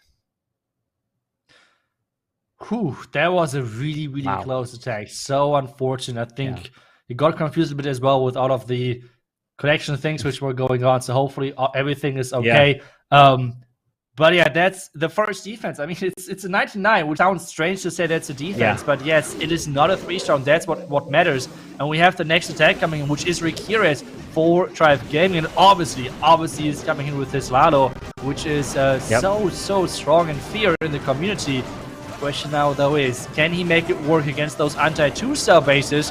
You know, a lot of those tribe guys are pushing a legend obviously as well. So, well, is this going to work versus this type of base? So has he attacked already this type of base versus Suilado? Here we go. The question is, the Ice Golem should be able to be taken out really easily with the poison spell. No problem here. Drop another, no, decides to send that queen in, so she'll get slowed down. The unicorn's on the queen, so they can heal her back up. Has to use some balloons out of the cannon. The queen doesn't take too much damage here. Yeah, there's as well, like time-wise, it's tricky, especially with all of those ice golems. It takes some time. Like those ice golems are really annoying. And now the thing is, how we see, oh, there's the jump spell for the town hall. That's now a really, really interesting approach, because if he's not getting that town hall out of the way, this is a lot of things invested for not that much value. He needs to get the town hall, and so far the king is skipping the jump. Well, queen, you're not taking the jump spell. Come on, queen, go back. But the king broke the wall open. Wait, now he does actually jump just barely in that compartment there. So the queen does grab the multi. She should go to the builder hut next. Yes, the builder hut, and so the queen is going to secure the town hall here. What a beautiful value from that queen and its heroes. Such a beautiful attack right there with the Lado now closing in. We have the invisibility spell for the Royal Champion to make sure the Lado can push easier through that defending king, turning the king invisible. There's the freeze now. He has still the Warden ability left for the back end. Warden can be used now to protect the Royal Champion as well. Is he doing it? Last second, the giant bomb was coming up, and with the last second, he's getting things done. We can see it already in the first game. He knows it's going to be a 3-star, and this is why everyone is fearing his Lalo. It is so strong if you know how to do those attacks, and with this, it's going to be the next 3-star for the tribe, 6-5, and again, only one building being the difference. We've seen already earlier today a Japanese team coming in with a 99% quite early in the match, and they won the entire match. So let's see. It's going to be a close one still. And the next one is going to be, again, with Absolute Zero coming in with their next attack. Yeah, showing that Tribe knows exactly how to take those styles of bases down. And that looks like you don't want to be giving them that base right there, because absolutely crushed it with the first one with the Queen Charge Lalo. This time, used your heroes, the Sui value with the Sui Lalo, took out the Town Hall all the way into the middle. I mean, we're going to see more of those bases from Absolute Zero, because Tribe has been showing us exactly how to take that stuff down. Absolute Zero is going to have to be 3-starring and hope to get a defense to make the comeback against Tribe, but still, the war can go any way, as we've seen so far here today. Yeah, especially with only one building being the difference. One fail and everything is open again. One fail is all what it takes from Tribe, and this match is wide open. But for that, we need another 3-star now for the Absolute Zero guys, because otherwise it might get kind of out of hand. So the next attack is really important for them to keep pressuring Tribe and make sure that maybe they're getting forced to do some mistakes as well. We have said it already, there's a lot of roster changes, which means maybe the communication for some of those teams is not perfect just yet. And we have Ayase coming in with those Inferno Dragons. He as well having the YouTube channel, I think. And I think he was really high in Legends already as well with a few of his Dragon attacks. And let's see how he's going to approach this base from Exorcist now. Yeah, decided to bring in the Mass Inferno Dragons here with the clone spell as well. Probably use the clone for near the Town Hall and the single target Inferno. Typically, when you see a single near that area, that's what you want to get. And he's started with the Infernos, the Dragons, the regular Dragons, the Balloons, the Tesla Sigma, Dragon Riders. It looks like he's got a mix of everything in this raid. And the Blimp is coming across. He's going to try to time that one ability to protect everything as he's going through. And he pushes away, pops it, protects the Blimp as it's making his way to the Town Hall, and get ready for a clone spell as well. There's the Rage, there's the clone to clear the left side near the Town Hall. That's right, and the Inferno Dragons have to go through all of this. We have the heal to like completely counter the double multi-Inferno Tower in that core. The King versus King action on the right side. The Headhunter is making this a kind of unfair battle, but the Queen is locked into that compartment. She did take the gap at the top side, so now she cannot really help that King. The Royal Champion coming in from the far left side, but the Tesla Farmers over there as well, which could cause some problems. And with the Scatter and the Expo on the back end, still anything can happen depending on the Queen pathing. Yeah, anything with the Royal Champion now finding that Tesla, grabbing it, can use some more skeletons to provide a bit of a distraction to protect her. But we got more ground skeletons popping up in front of this Royal Champion. She's trying to get this area down here, but the problem is we have a lot more to go through with only 2 freezes. We do have a Queen ability. I mean, with a skeleton and 2 freezes, that actually can play. Oh, but he was late on that Skelly. Oh, that's going to hurt. Now forcing that RC ability now. Yeah, the skeleton spell so far is doing amazing. I have no clue what's going on. I feel like any trap on defense can change the outcome of this so easily. The Scatter is shooting at that Royal Champion. The Scatter shot, though, is going down. 1 minute now. 1 minute. And this Queen has to take the perfect path and not go for any walls. Otherwise, time could be an issue, a factor as well. I mean, he has the Queen ability, so it's looking like a 3-star if nothing really like surprising is happening. Yeah, the Queen, the warden goes down. Well, we've got the Queen reaching over the wall, grabbing the Wizard Tower here. She's going to make her way around. There is the opening in the wall, but also you can reach the Gold Surge from the outside. Pops the ability now with 30 seconds left. Ayase coming in with the 3-star for Absolute Zero. Gorgeous gets the value. The Inferno Dragons is the call, taking it down right there. Beautiful attack. And that's what they need here in this war. A 3-star from Tribe, and they will bring back and take the lead again with a 1-star advantage going into the next set of attacks. But they're down right now because they have 1 less attack used. They're looking to keep their 3 stars rolling in. I'm just double checking. I think if I read the list correct, we should see Exorcist as next attacker. And what's kind of funny, I mean, we're referring a lot of times to the stats of Chase the Ace on Twitter. And the funny thing is that I had like published this list of who's having the best hit rate on which attack slot. And we saw the Tribe guys arguing on Twitter who wants to take which slot. Because I think Nearbrax had a really good attack as a good hit rate as like 4th attacker or something, but he always gets forced to attack first. So it was kind of funny to see, and to see like the interaction in the teams as well. I mean, you always need those attackers which have to go first, and that's where I feel like Clash of Clans is really interesting, because it's not a game about like who is having the best attackers. You really need to have this team synergy, because you might have the best attacker in the world. If he takes his time, that's not the best outcome, because you always need the first attacker. So the team synergy is the most important thing. Let's see if Neighborhood now as 3rd can coming in. So it seems like that this was not correct. Neighborhood's coming in, and this is showing the extra gap, which is quite funny. But we have the Suilala with another jump coming in. Sorry. Yeah, well, Nebrex is hitting. The player, like you said, is active. So we aren't seeing Nebrex out the screen at the moment. But that blimp doesn't make it into the Eagle. He did open it, which stopped the Yetis from grabbing the Eagle, which is forcing the Queen now to go that direction. But he pulls out the CC of the Archers, the Lava Hound as well. But the single locks onto his Queen now, which could be a problem. Yeah, this is a really big problem. Nearly saving that Queen, not having to use her ability, but at the same time, this double black mine to defend that blimp was clutch. And now the problem is he's not going to get that tunnel. That's something which we were discussing about with the attack of Rikiris earlier.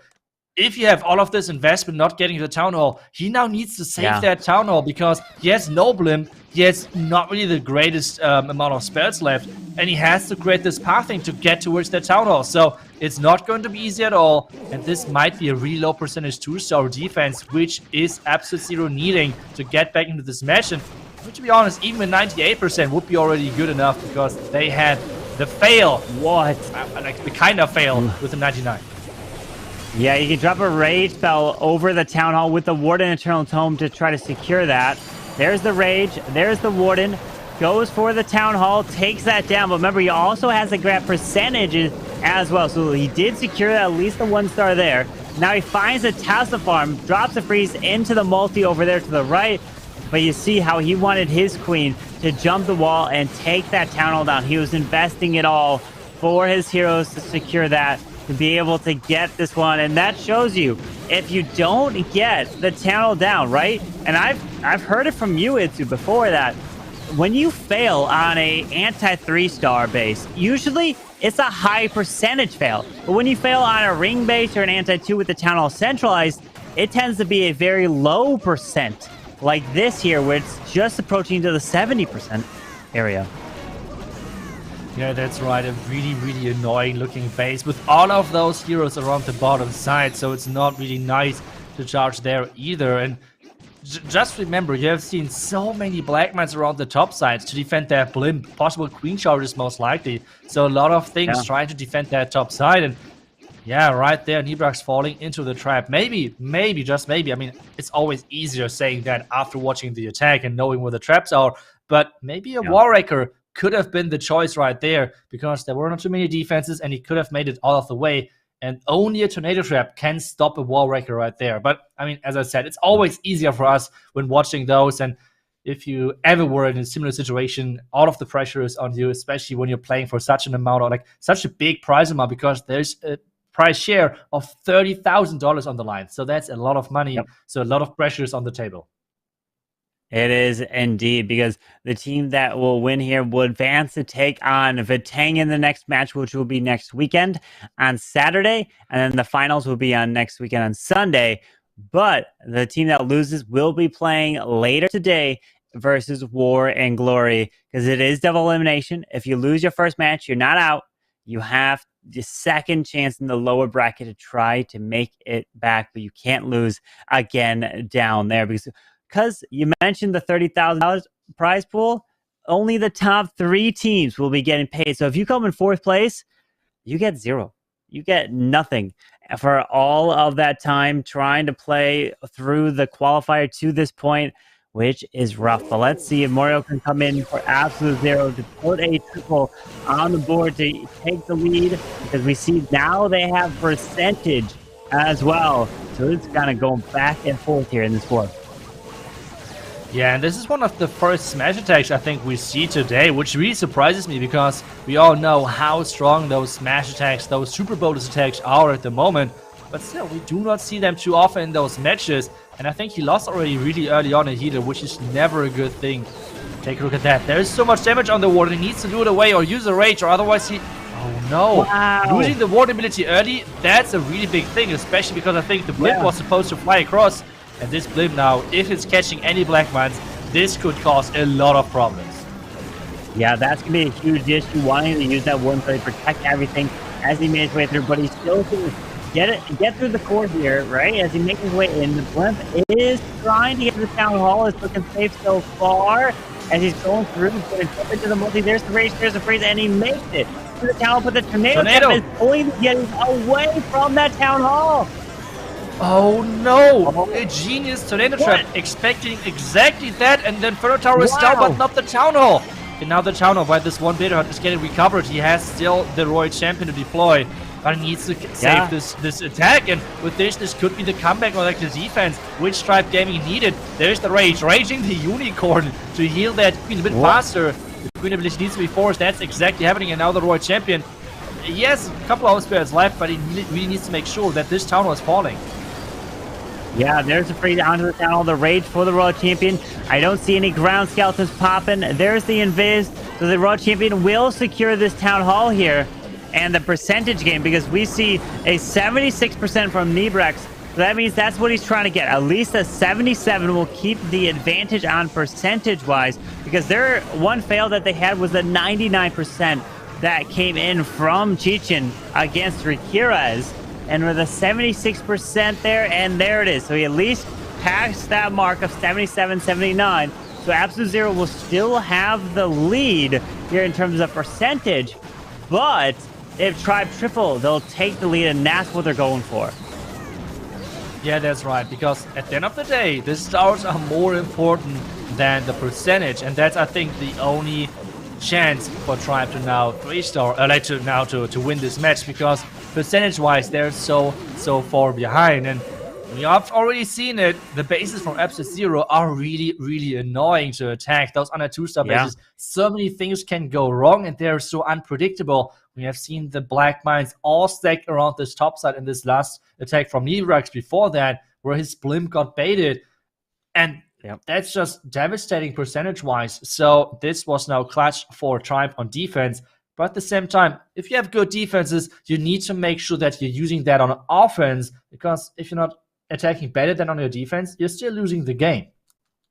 Yeah, at this point, Tribe holds everything in their hand. They triple their next attacks. They win this war based off of stars alone. So they can do it as long as they come in with their final set of attacks.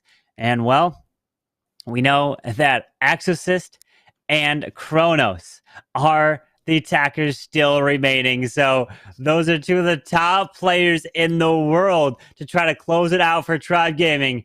And here we go. It is Exorcist, but this time we see Nebrax's cam. So I guess you get to see how Nebrax is potentially helping spot Exorcist here today. But Exorcist coming in with the Queen Charge Lotto. And again, we are seeing the same base style over the anti-2 with the tunnel in the middle. Yeah, and that's one thing which I really like. He is going with his Legend army, which means Exorcist came up with this Queen Charge Lalo army composition where he's using one Dragon Rider. He's using the Dragon Rider in like a strategic way where he's sniping scatter shots, trying to send them in front of the Lalo, or maybe a Hound does not work, and things like that. So I'm really looking forward to see how he's using that Dragon Rider to make sure that he's getting the work done. And now the question is, healers, please do not switch off. And yes, they're sticking to the Queen. That's great. There's the freeze. Any more wall breaks is now the question. Is he going to wall break into that single front tower? It seems like no. What exactly is the plan? That Queen, he makes her invisible just in time so that she can take out the enemy Queen, the Grand Warden, the Wizard Tower. This whole area down here, the bottom part of the space that doesn't have a jump spell, but he sends a rocket loon in to potentially test and protect these healers here. Or no, for the blimp potentially. Yeah, but this means the healers are within range of that tunnel, which means he needs to have some plan for that. Maybe the freeze or something. That's exactly what he's doing, keeping that Queen alive. The tunnel should be taken down with those sneaky goblins which are in there. Exactly that is happening. Another freeze though needed. And now we have those archers onto those healers, but the Lalo from the top side, and considering he not even used the Royal Champion yet, it's looking really good. Starting the Lalo right into the Tesla form, right into the scatter. I mean, it's a Lalo attack, right? So time shouldn't be the biggest issue as long as the Queen is staying alive. Queen is staying alive here, actually tanking and protecting from the Royal Champion as he's making his way around, and does have her ability, so that can clutch up, take out the Zarsha Tower, makes the Royal Champion invisible, has a lot of balloons still alive, Scattershot goes down, RC has her ability, minions are around, and pops it, skips across, down goes the Archer Tower to Exorcist.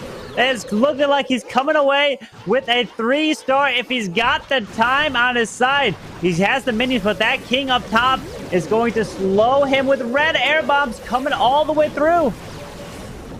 Oh no, this one gold storage at the top left side, but the Royal Champion staying alive is clutch.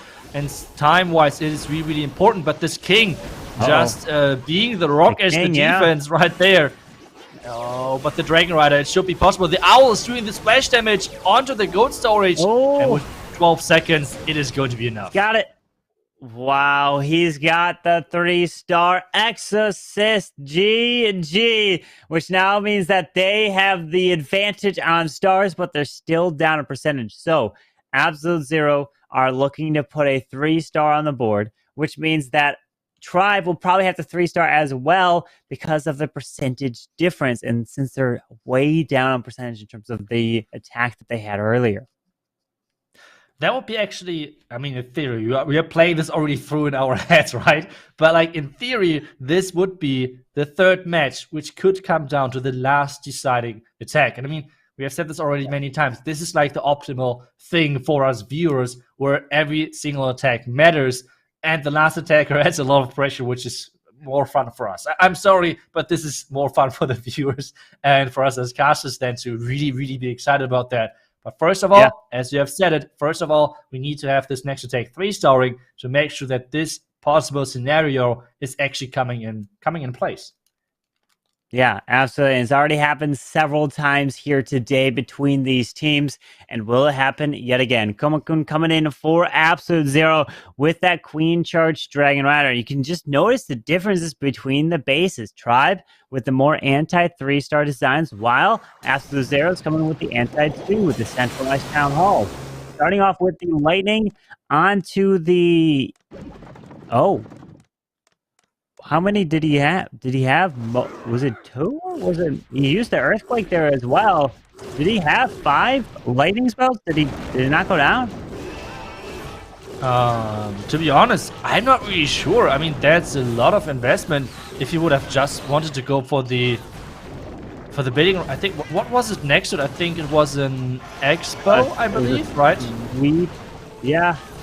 Well, there's the Earthquake there, but oh man, I mean, let's just see what this Queen can do as she's going to charge her way through. But the thing is, if he's trying to charge this Queen down the valley, he can't reach that single tower Inferno. That's the issue, right? Which will lock onto this Queen as she walks down through into that middle of the base. Yeah, this Inferno tower like was supposed to go down. I'm pretty sure about that. Like seeing now the plan, everything. You have said it. He's trying to charge down this LA. Yeah. The plan overall looks really great, to be honest. Like taking down the tower with the king, taking down the scatter with the flame flinger. So the plan is really, really awesome. But just the Singapore tower staying alive for too long. Let's see. Maybe the Royal Champion can take it down. There's the invis. So the single will go down at the end of the day, keeping that Queen alive. Okay. But now the Queen's going to make her way through the core, going to be able to grab the enemy Queen this whole middle. Okay, this is looking pretty good now. He's able to recover after the Lightning didn't take out that single target Inferno. But that Flame Flinger is getting beautiful value over in the far right. And now starting the Dragon Riders with the Warden into the Eagle. Yeah, that's right. A lot of Dragon Riders are coming in. I guess even another Dragon Rider from that Siege Machine. Queen ability, yes, is getting used to make sure that Queen is taking down that Royal Champion on defense. And with that, those Dragon Riders now, they have to deal this damage which is needed. Flame Flinger is going to open, and there we have it, another Dragon Rider in there. But wait a second, there's even another scatter shot in the back end with an air defense, but the Warden ability as well has not even been used yet. Yeah, the Warden ability will help be clutch here, but we only got 40 seconds left in the raid here as he makes his way around. Warden's ability is not being used. That means his air defense could just like one-shot some of these Dragon Riders. And then down it goes. He's finally popping that Warden Eternal Tome. 30 seconds as he makes his way around to the bottom side toward that Archer Tower. But only 25 seconds. These Dragon Riders need to speed up and go and clear here. Oh no.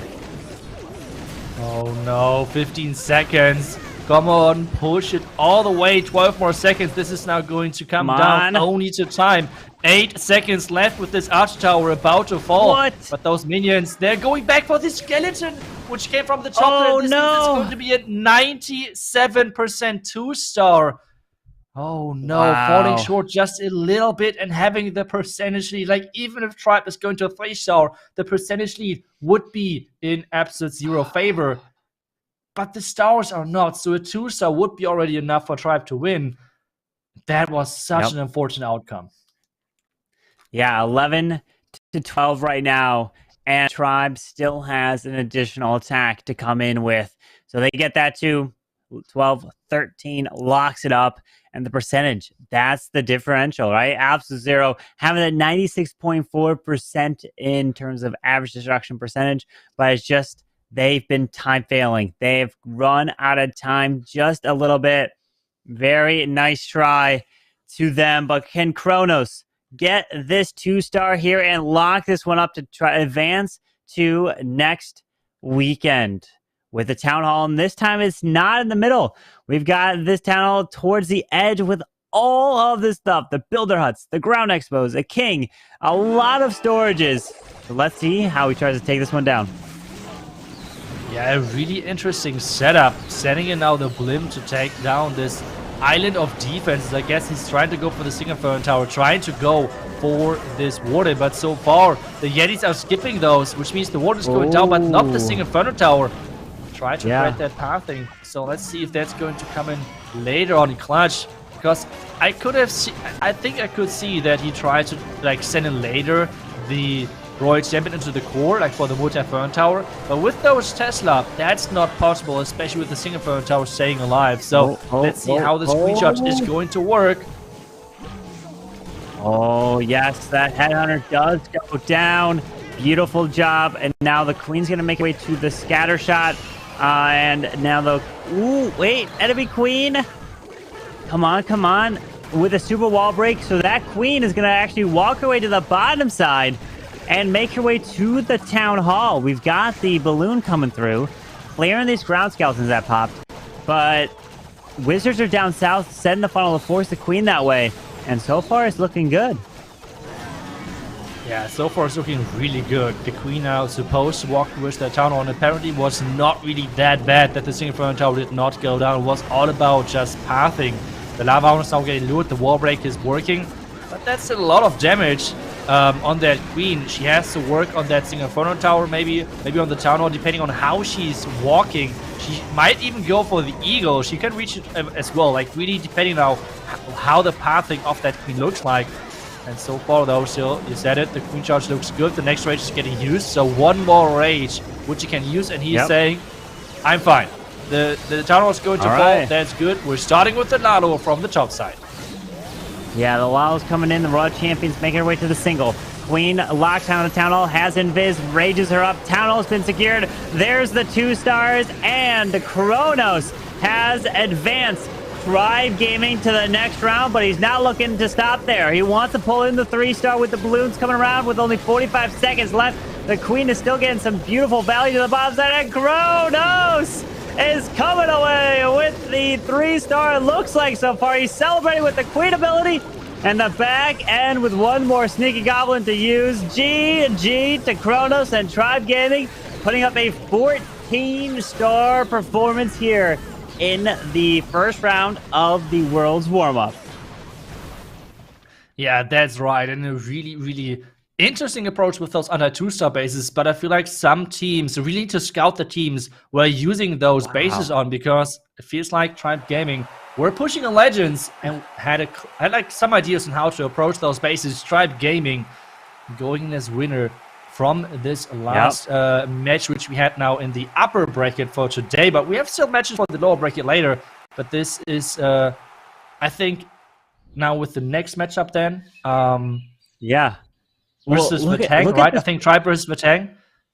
Yeah, that will be the next one. But look at this percentage here. 14 stars, and they lost on percentage to 12. 95 to a 96.4. That just shows you that 1-2 star, the 76% from Nebrex was a huge differential there, but it really came down to absolute zero. It was the time fails, right? 99 could have tripled to 13. 97 could have been a triple. And then they could have won this war 14-14. But it's just fell that much short. What a great effort from Absolute Zero, which we will be seeing later today. They will be taking on War and Glory, because we have 2 more matches, but now it's going to be the lower bracket. You lose in the lower bracket, you are eliminated. Yeah, that's right. But I think before we're jumping into the next match and before we're taking a look at the bracket, actually, I think you want to highlight one of the attacks. I mean, we have seen so many good attacks in this last match, but I think you want to have one attack specifically highlighted. Yeah, let's take a look at Rikira's attack here, which he used just as heroes, the Sulal, to take out this Town Hall all the way in the middle. Sometimes you tend to see, like Fluxy, he used the Queen Charge with the healers, but how does he do this here? The Baby Dragon did find that Seeking Airmine right off the bat, using this Battle Blimp to help take out this Inferno Tower, which pulls out the triple Ice Golem. But what we want to keep our eye on is the pathing. How does he get his Queen to charge all the way into the middle of this base? So the one side of pathing, which was the Battle Blimp, taking out the right side there. Now you have to figure out how do you take out the other side in terms of this would be the top side by the 12 o'clock where that minion is clearing. It's going to help force a beautiful path to the Town Hall with the assistance of that jump spell. As the Queen is being used onto the far right, notice where that poison spell is. It's onto the Ice Golems. As they approach the Queen, use some balloons to help take the can down so that the Unicorn can heal her back up, which is what some people don't necessarily do, right? What some people might do is like, oh, I got the Unicorn on my Queen, I'll just let her heal up to get to the cannon, but it can take a little bit of time for that Unicorn to end up healing up the Queen in time. But here it goes. The Skeleton spell is there to provide the distraction. King's going in to help provide the tanking for the Queen. And now the Royal Champion is coming in to help with the assistance as well. So there it is. So this top side's going down. Now the Queen's going to be able to step her way in towards the middle and grab that Town Hall, because you don't want to use a Warden ability for the core. You don't want to use the Battle Blimp for the core if you can then use it for somewhere else in terms of use it for the funneling to push that Queen straight in. And look at the Lalo coming around the base. As you take out the whole top side, the middle where the Town Hall is, you can path your way straight to the Eagle, straight around the space, and that was just absolutely gorgeous planning from Rikaris to grab the middle Town Hall. That's what you want to focus on in the attack, is if you have those isolated Town Halls in the middle of the base, think about how you can path your heroes to take it out, and then you can level around just like this from Rikaris. And if you're deploying your balloon, typically deploy about 3 to 4 balloons per defense as you move your way through. And don't just drop them all in a line around, because they'll get ended up picking off, and otherwise you'll have like 20 balloons on one building, one defense, and that's not what you want.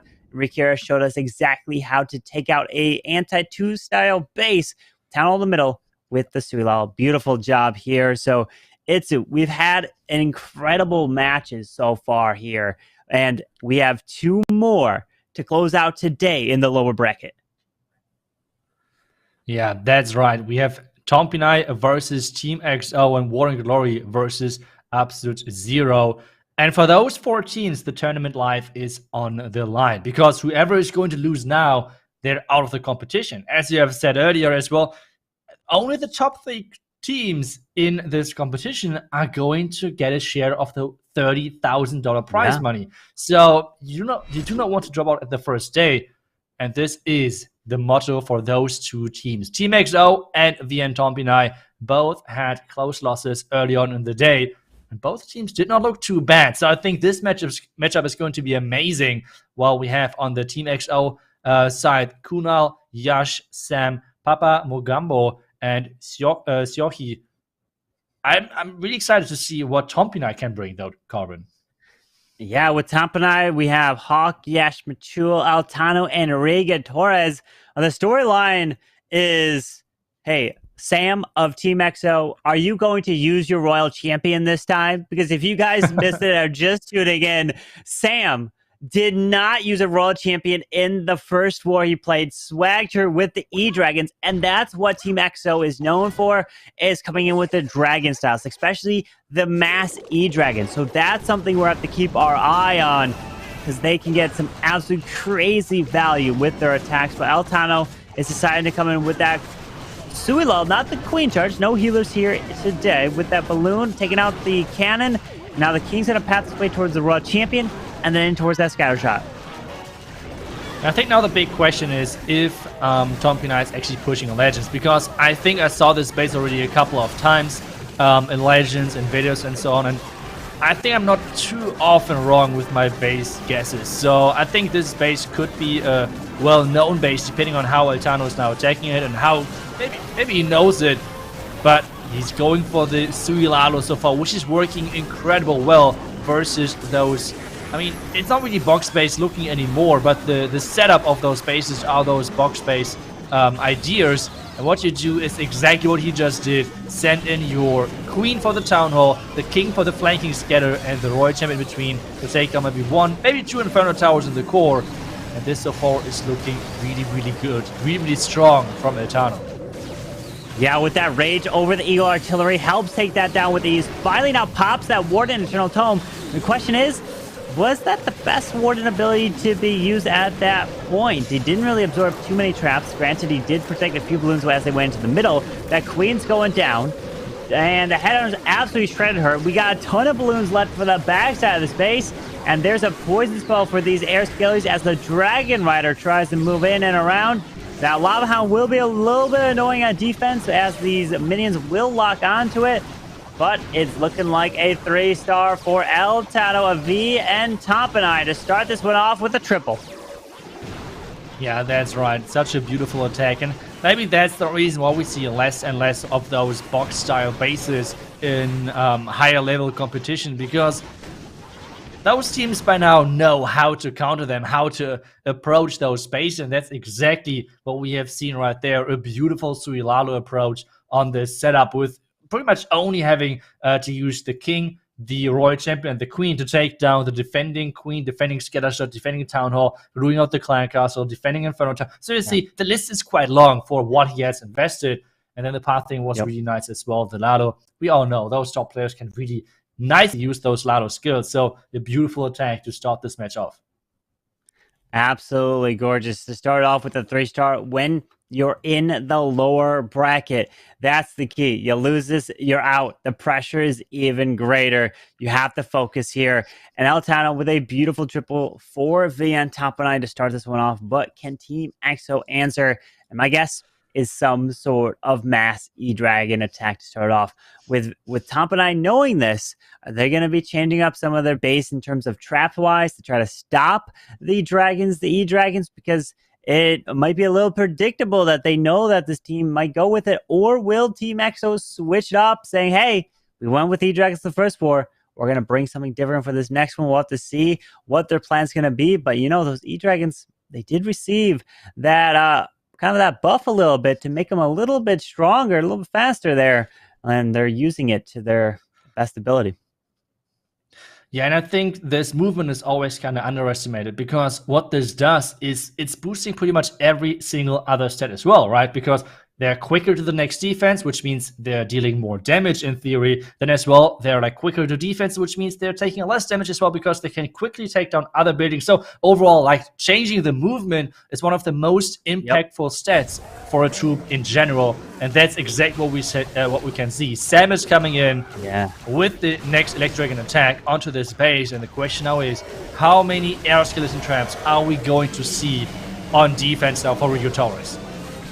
And here it is, the blimp coming in with that Warden. Get ready for the ability. Rage, rage. Yep, there it is, the classic rage drop for your E-Dragons as they're split across. Inferno will go down with the assistance of the balloon. Down it goes. There's the tornado trap.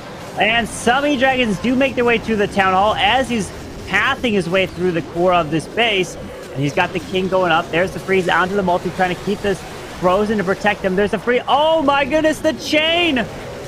Took out the single target on the backside.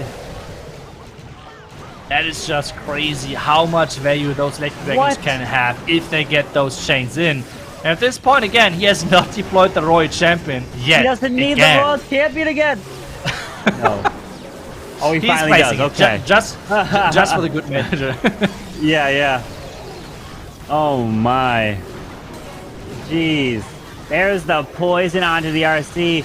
It almost seemed like he didn't need his Royal Champion yet again. Down that goes, and he just makes this look so easy with E-Dragons. Just crushes these bases. What are we watching? What a hit from Sam. Gorgeous attack with the E-Dragons. Like we said, E-Dragons where they play for Team EXO, and they show exactly how to use them here. Yeah, it's just crazy how powerful they are if you can really master them. And you have said it, in theory, it's a nice and easy strategy to pick up, but it's pretty much all of the other strategies to get to the highest level and get that so consistent in. I think it's not easy as a lot of people are saying they are, because, I mean, if it's that easy, anyone could use it, right? But it's definitely not the case, because that's not what we are seeing. So really nice use from Sam right there. And, well, with this, it means both teams are starting off strong. And the question is, who can get this first defense to put up the pressure? Because so far, I feel like pressure was a big factor in most of those matches, especially now with the tournament life on the line for those two teams. Can have an even bigger impact. It is. Every single small thing you do is going to have a huge impact, especially. It can be off by one tile, and it could cause you to fail. You drop it differently, and it could be an overwhelming 3-star because of the pathing of your king or queen and the value that they will get. So now, Tompinai, we saw the 3-star from El Tano to start that one off. Now we're going to see the next attacker, who I wonder who, Michuo or Rigatores, or we'll have to see who wants to go. And I know Amualan was the final attacker for Tompinai to come in for their team, so maybe he closed it out yet again. Granted, a lot of these times, some of these teams, they can switch up a lot of their attacking order, but then there's other teams that we've seen, especially like Queen Walkers, that they've just stuck with their same order every single time, almost like no matter what. So it's really interesting to see kind of the dynamics between the clan members in their team, which you've talked a lot about.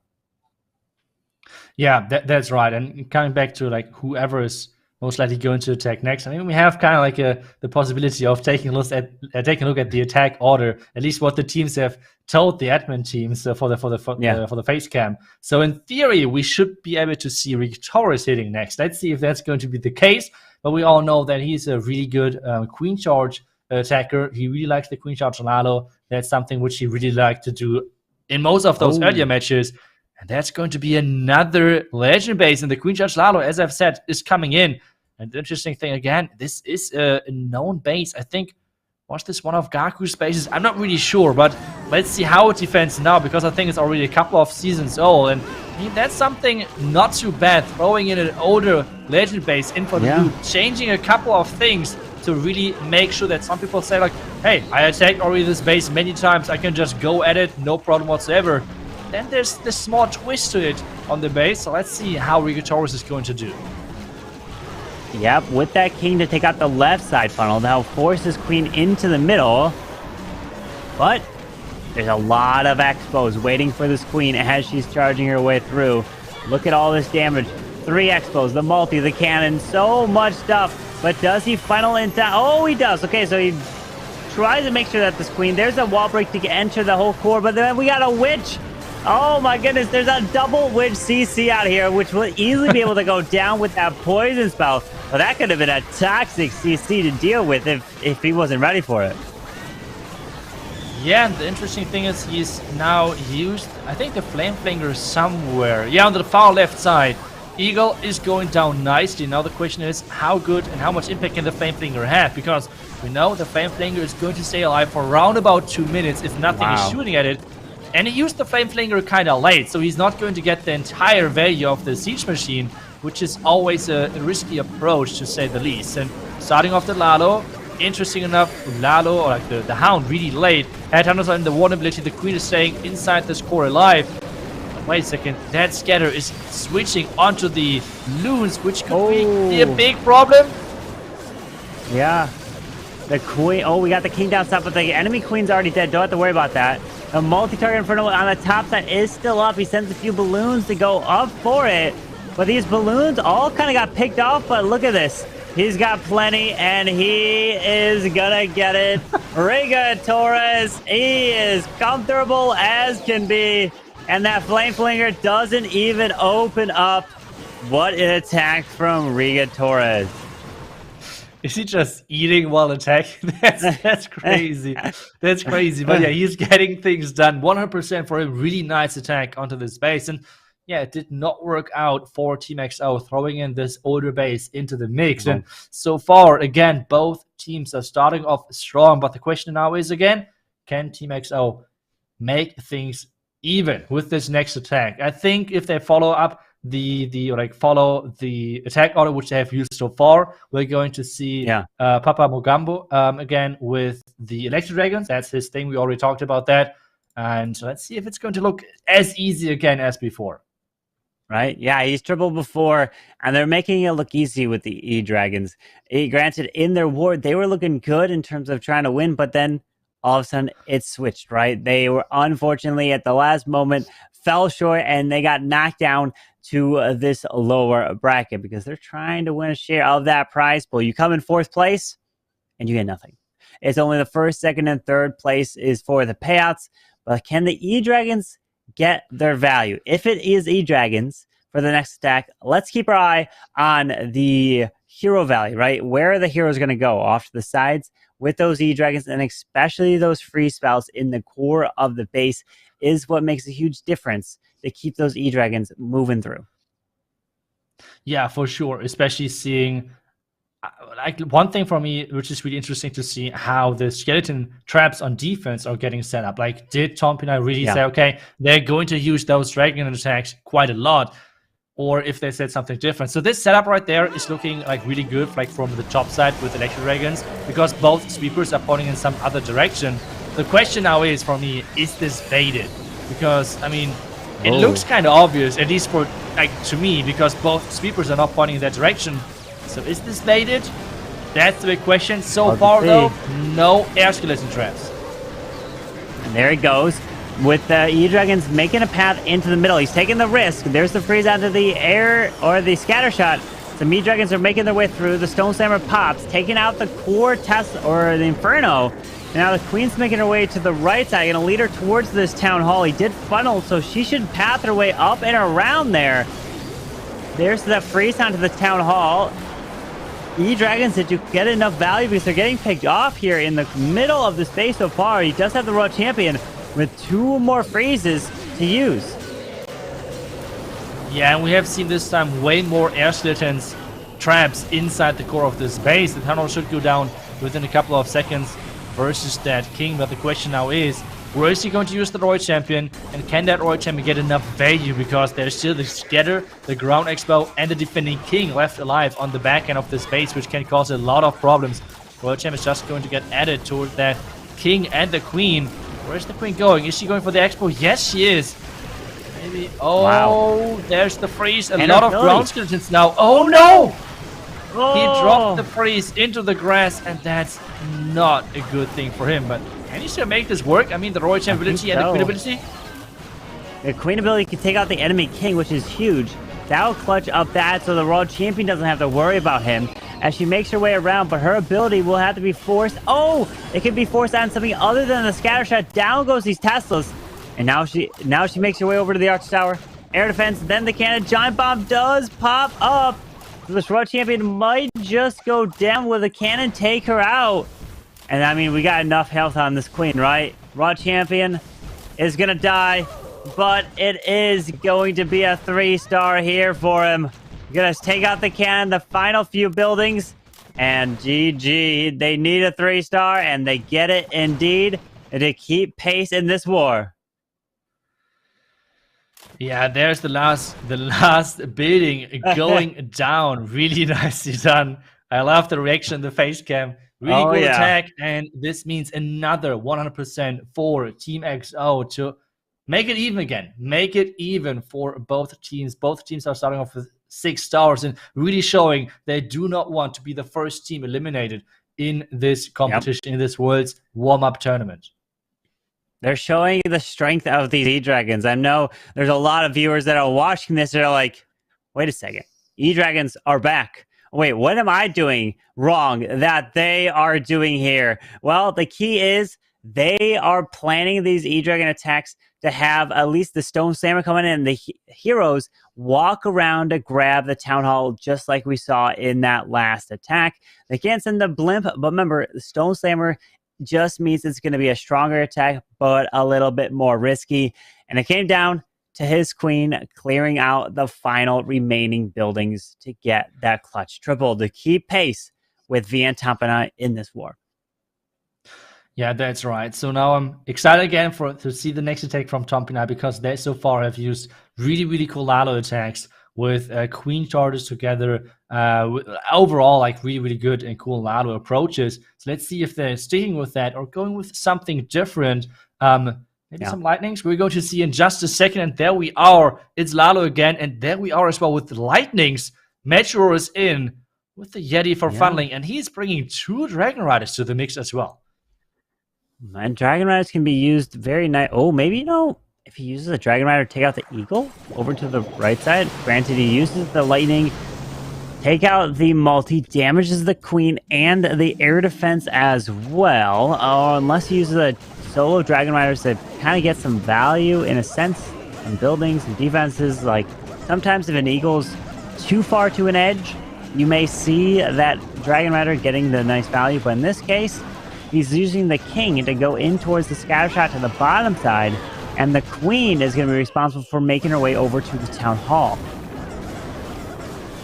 Yeah, he needs to clear out this compartment first with the Bitter Hut to get this wall break into the Town Hall. That's exactly what's happening, waiting for the Bitter Huts to go down.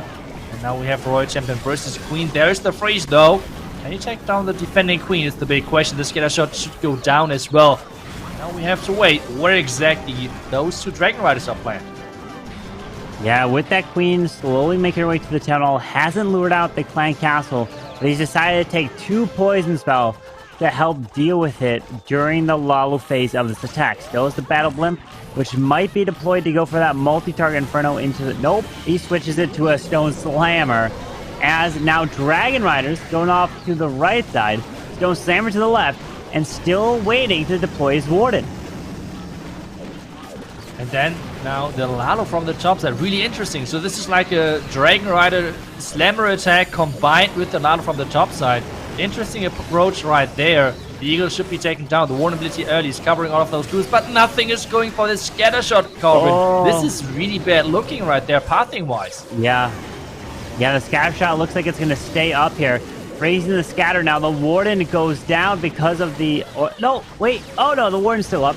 I thought I saw the Warden was gone. The King's health was taken out a while, but the Headhunter did run over to the Warden, which I was a little worried about, but the poison spell helped actually clear it with the invisibility for these Dragon Riders. He's still got actually 3 Dragon Riders to make their way around this base, but the traps, the air defense, tassels, and the scatter shot might just be too much. Yeah, and this could be the first defense now for Team XO in this matchup. The Archer Tower is going down, the Elephants as well, but every single building matters going down right now. The Warden is picking up a couple of more percentages, but this could be around 90%, and that's it. And on the other side, though, we have seen from Team XO earlier already today that the first 2 attackers were incredible strong, but later on had some problems with finding really good plans. So, for example, if your 2 Electro Dragon attackers are picking the best bases for Electro Dragons, or like the most optimal base, this means the more complicated attacks need to be forced on whatever base is left, which then might cause some problems at the end. This one is going to be the 89% 2-star from Metro, but this is the possibility for Team XO to get that lead after the 3rd attack each. Yeah, they're looking to bring the 3-star for their next attack because they want to take that lead. Like you mentioned, it's a lower bracket. Double elimination. They lose. They are out. We do have one more war after this one, which will be War and Glory versus Absolute Zero. So you don't want to miss that one as well in the lower bracket, because these teams are fighting their way through here to get towards that $30,000 prize pool. But we've seen the E-Dragons. Are we going to see a Super Dragon being used next? Because they love to come in with the dragons, the air attacks. As you mentioned, that those attacks are typically a little bit easier to plan in a shorter amount of time.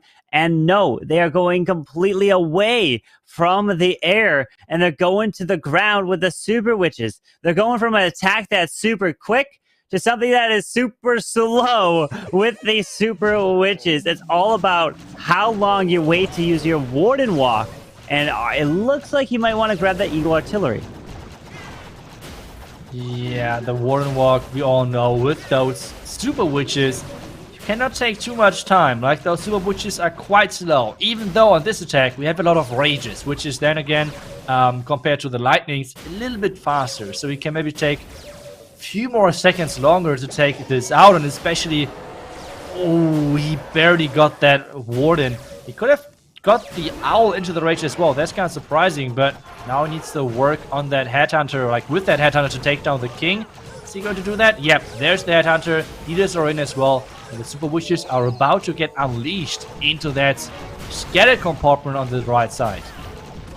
Yeah, with that Warden following the Queen over to the Super Witches, the enemy, his Queen has the healers on her, decides not to go to the cannon. The air defense is up. Now here comes the log launcher. Nope, never mind. She says, I'm going back to the cannon, then the King platform probably as well. But he needs these healers to transfer to the Super Witches. But the problem is the healers are going to stay on the Queen as she beats through this wall. Yeah, the Rage again really aggressively plays. Queen is now getting forced in. Queen versus Queen. Queen ability is getting used on offense. Now the question is, can he push all the way through? I mean, this town hall is really far back. He needs to use the Warden ability to keep all of those troops alive inside the core. And as you have said it, typically you want to have the healers on those witches, which is not happening at all. The healers are stuck on that Queen, and the town hall is still far back. Yeah, he's waiting on that Warden Eternal Tome, protect as much as possible. Maybe now to protect a bunch of the Barbarians. Nope, he's still freezing that town hall, waiting on the Warden ability. The Super Witches, well, the healers have transferred off the Queen, but nothing is pathing to this town hall. Oh, this could be a huge problem. Everything is bailed. They went to the bottom side. The town hall's still up. Oh, no. Yeah, the Queen really has to follow the path of those defenses on the inside. That would be so clutch. And no! The Yak opened up the wall, and this now could be really a one-star because the Queen cannot reach that town hall. He still has the Warden ability, but this is not really helping him too much because he would need time, he would need power. It's only 25 seconds left. The Rage again. All of those rages are placed so aggressively. Oh no. There is nothing in there just yet. The Queen has to follow. He saying it. Oh no, because this town hall might stay alive. Yeah, time. The Queen is not going to make her way in. Well, there's the Tassel Wizards down. 7 seconds. The Queen's going to have the Force ability. And, oh no, he already did. And he doesn't have it. And the town hall stays. The Queen locked onto it. And it's a 1-star. 93% 1-star for Team XO. Oh, that is so unfortunate for them. That Queen would have taken the town hall down if he had a little bit more time. But that's a huge defense for Tompinai. Yeah, that's changing up everything again. I mean, percentage-wise, it's good, but still, like, having to overcome a 1-star is really, really hard, especially in the current meta, especially versus those top teams. And you saw his reaction. Yeah. He knew this was just doomed. The witches were walking. The Queen did not really follow the pattern which he wanted those troops to follow behind this log launcher. And now we have Hawk coming in with the Queen Charge Ladder with 4 Hawk Riders actually. So let's see what exactly the purpose of those are going to be. Maybe to lure up the clan castle. But this being if this might be a 3-star, this would be a huge, huge boost and lead for Tompinai. Yeah, with Hawk starting that Queen to the top, we have 4 Hogs. What do you think the Hogs are there? To pull the clan castle? I would assume, right? Maybe to jump into the air defense, go pull the CC as they make their way to the ground expo? That would be very useful there. There's the super wall break. Granted, Or maybe not, unless he just wants his queen to walk her way around this area and grab that value. There's the rage on the queen, but a single target Inferno forced that freeze as he's continuing with his charge. Yeah, I'm not really sure. There's the first few Hawk Riders now coming in, but I feel like it was not really needed. The queen was going to that range anyways, but well, let's see. There's now the blimp coming in for that Town Hall. He has still 3 Hawk Riders left, and we have that queen dealing with that Lava Hound, the blimp with those sneaky goblins delivered to the Town Hall, taking that out. Meanwhile, the king getting sent in for the eagle. Yeah, that eagle artillery should go down. Notice it hasn't even activated yet, which is brilliant, meaning that's a lot less damage that it has to deal with his king and or queen through her charge. Taking out the skellies, but the king is avoiding the eagle. Decides to send into... Oh, never mind. As I say that, the eagle has been secured with the balloon coming around. Those barbarians are so clutch, especially from that ability. Then he can come in with the Royal Champ and the Lalo for the rest of the base, but we got a middle multi here. He has no jump spell for it. Yeah, I feel like he has a lot of rages left, considering that he already got so far with his charge. The queen ability, though, is getting forced, and as you have said it now, nothing for this core. The core Mutter Tower beaming away on those healers. He needs to freeze that soon, otherwise this queen is not going to stay alive, or at least the healers are not going to stay alive. There is the freeze now. The loons are going to overtake them, but there is so many red bombs! So many red mines to take all of those out, and the loons are dropping. The Inferno Tower is staying alive. The Headhunters actually! Headhunters are just clutching things. And now with the last rage, this should be able to get the 3-star for Hawk, get the 3-star for Tompinai, and giving them a huge lead in this matchup. What a clutch Headhunter right there. Took out that multi-target Inferno, and now the balloons will coast their way to victory, to taking these final buildings out, which means that a triple from Team EXO, they will still be down by a star. So they're going to have to triple just to stay close in this one to avoid elimination. Yeah, I'm just checking the percentage, because if they're 3-star, they're still ahead in percentage. That is really unfortunate right there, because the 2nd star from this earlier Super Butch attack could have been still the lead for them percentage-wise then. But with missing on the 2nd star, that was a huge problem for them. And now we have to wait. They have to keep 3-starring. And on the other side, they have to hope for a defense from Vian Tompinai later on. But let's see. First off, they have the 3-star. Let's take one step at a time, and let's see if they can show us that they have the possibility of coming back in this really close match. Yeah, you mentioned like their first 2 attackers are really strong and coming in with the 3 stars. That's what happened in the first war. And it's kind of repeating itself in this war as well. And kind of following that same path of those first 2 attackers find the best bases for their E-Dragon attacks, coming in with crushing triples. And then the next set of attackers have not been as good. Kano, I think he came in with a very nice Queen Charge Hogs, if I'm not mistaken, in the first war. So I'm definitely believing he should come in with another beautiful attack here. Let's see if he can do it, because Team EXO at this point cannot afford anything other than back-to-back triples. That would be clutch, and I think he's right now doing a Queen Charge with 4 healers only. I think he only had 4 healers in this army composition, which is kind of crazy. Like, doing a Queen Charge Hawk Rider, I feel like 5 healers is just so much more safe, but let's see how exactly he's going to approach this. He's trying to, I think, funnel the king into this multi-Inferno Tower compartment and use those wall breaks to get the queen into the eagle. Then later on, use those Hawk Riders maybe around the right side. But so far, the queen just keeps charging in. He has still 1 more rage left, but this is only 1 more rage, because he's bringing the double heal to this one. Yeah, with the 2 heal spells really have to be used on these hogs as they're going to push around. There's the free spell onto the Royal Champion, the multi, and the bomb tower that really helped this Royal Champion get that value. But notice what he didn't do. He's not sending the RC in with the hogs, which is what you tend to see quite a bit of times, because you want that RC to take out some enemy heroes as they path around. But this Royal Champion got some value there. Enemy king goes down. But this queen can get some very nice value. But look at that wall break, perfectly opening up access for this queen. Yeah, and he's actually starting with the Hawk Riders now on this left side, which is kind of surprising, because this scatter shot in the core, nothing can reach it. Maybe this last wall break is for that. We have to see and wait. King now is getting used at the top side to get pushed into that scatter compartment to tank for the Hawk Riders. There's the first heal spell. The Queen is trying to create this pathing which those Hawk Riders need. But the King not walking inside, but at least he's taking that scatter, the freeze for the defending Queen. And all of those Hawk Riders, we can see it, they're kind of low on hit points. And still, nothing can reach that core scatter shot. Yeah, but that Queen is tanking the shots from the score scatter shot, which is going to help these Hogs not get hit. And we got the Wizard Tower going down to the King. We've got the Hogs making their way around. Oh, Queen's ability is forced. Healers are going to go, but the Queen got that value. Healers did their job, and it's looking like a 3-star here for Canola Team XO. Beautiful attack. He knows exactly how to use these Hog Riders. The Queen Charge Hog gets it done yet again.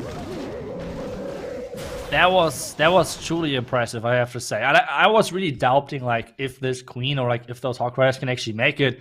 But that's like the thing, when you really can master those strategies, that's so impressive, especially if it's like a not really meta strategy, I would say, because we are seeing so much Lado, we're seeing so many Electro Dragons, Super Dragons, for example, but not too many Hawk Riders. But so far, he was really successful with them, especially using it for healer charge. I would have never thought that this could possibly be possible, but he made it look easy. So really, really nicely done. Yeah, I mean, you're going to see the other pro teams taking a look at, especially a lot attacks from Team XO, these Hogs, and the E-Dragons for sure, because they're showing that the E-Dragons are super strong. They have so many benefits in terms of potential advantage on time. But granted, a lot of these pro players have their attacks that they know the best. And when it comes down to it, you probably may see them stick to the attacks that they know the best, because if something goes wrong in an attack, if they have so much experience in that attack, they know exactly what to do and how to fix it. But here we go. Amu Allen to close it out here for VN Tompinai. A 3-star, you lock it up and you eliminate Team XO. And if you don't triple, now there's a chance for Team XO to win on a 3-star. So literally all Team XO is hoping for is just a 99% 2-star at this point to try to have a chance to win this war. Yeah, that's right. And he's starting things off with Rocket Loons, and we have Hawk Riders as well coming in. I love it. That's so cool to see that those Hawk Riders are getting some love. I remember already last year we had this small Hawk Rider buff, and so many people were excited, but not too many people used that Hawk Rider troop at the end, which was kind of fortunate. So now seeing those top players really using those Hawk Riders now again, super excited. And we have the Queen now charging around the top side. King finally arriving at that Eagle to make sure it's taken down and can never ever lock onto those healers.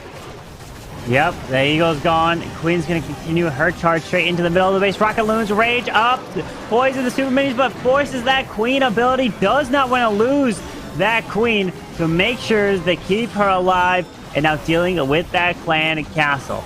Now some Hogs coming to the bottom side. It makes the Raw Champion invisible on the top side. Now take out that multi-target Inferno. But remember, he has not taken the Town Hall down just yet. So he's saving that Battle Blimp to help take it down. He's sending it solo all by itself to grab it. There's the freeze. But can this Town Hall remove, or can the Blimp remove the Town Hall? Yeah, I think it should be possible, but it was so risky to have this approach from the Town Hall. He's now freezing for that Queen to make sure that she's staying alive. He has no heal spells now, if I see this correctly, so those Hogs have to deal with the rest of the base without any heals. The Royal Champion is getting taken down. The Queen is somehow surviving so far. The Scatter Shot is taking a lot of Hogs out as well, but the Bomb Tower is dealing, I think, not enough damage, and this is looking good.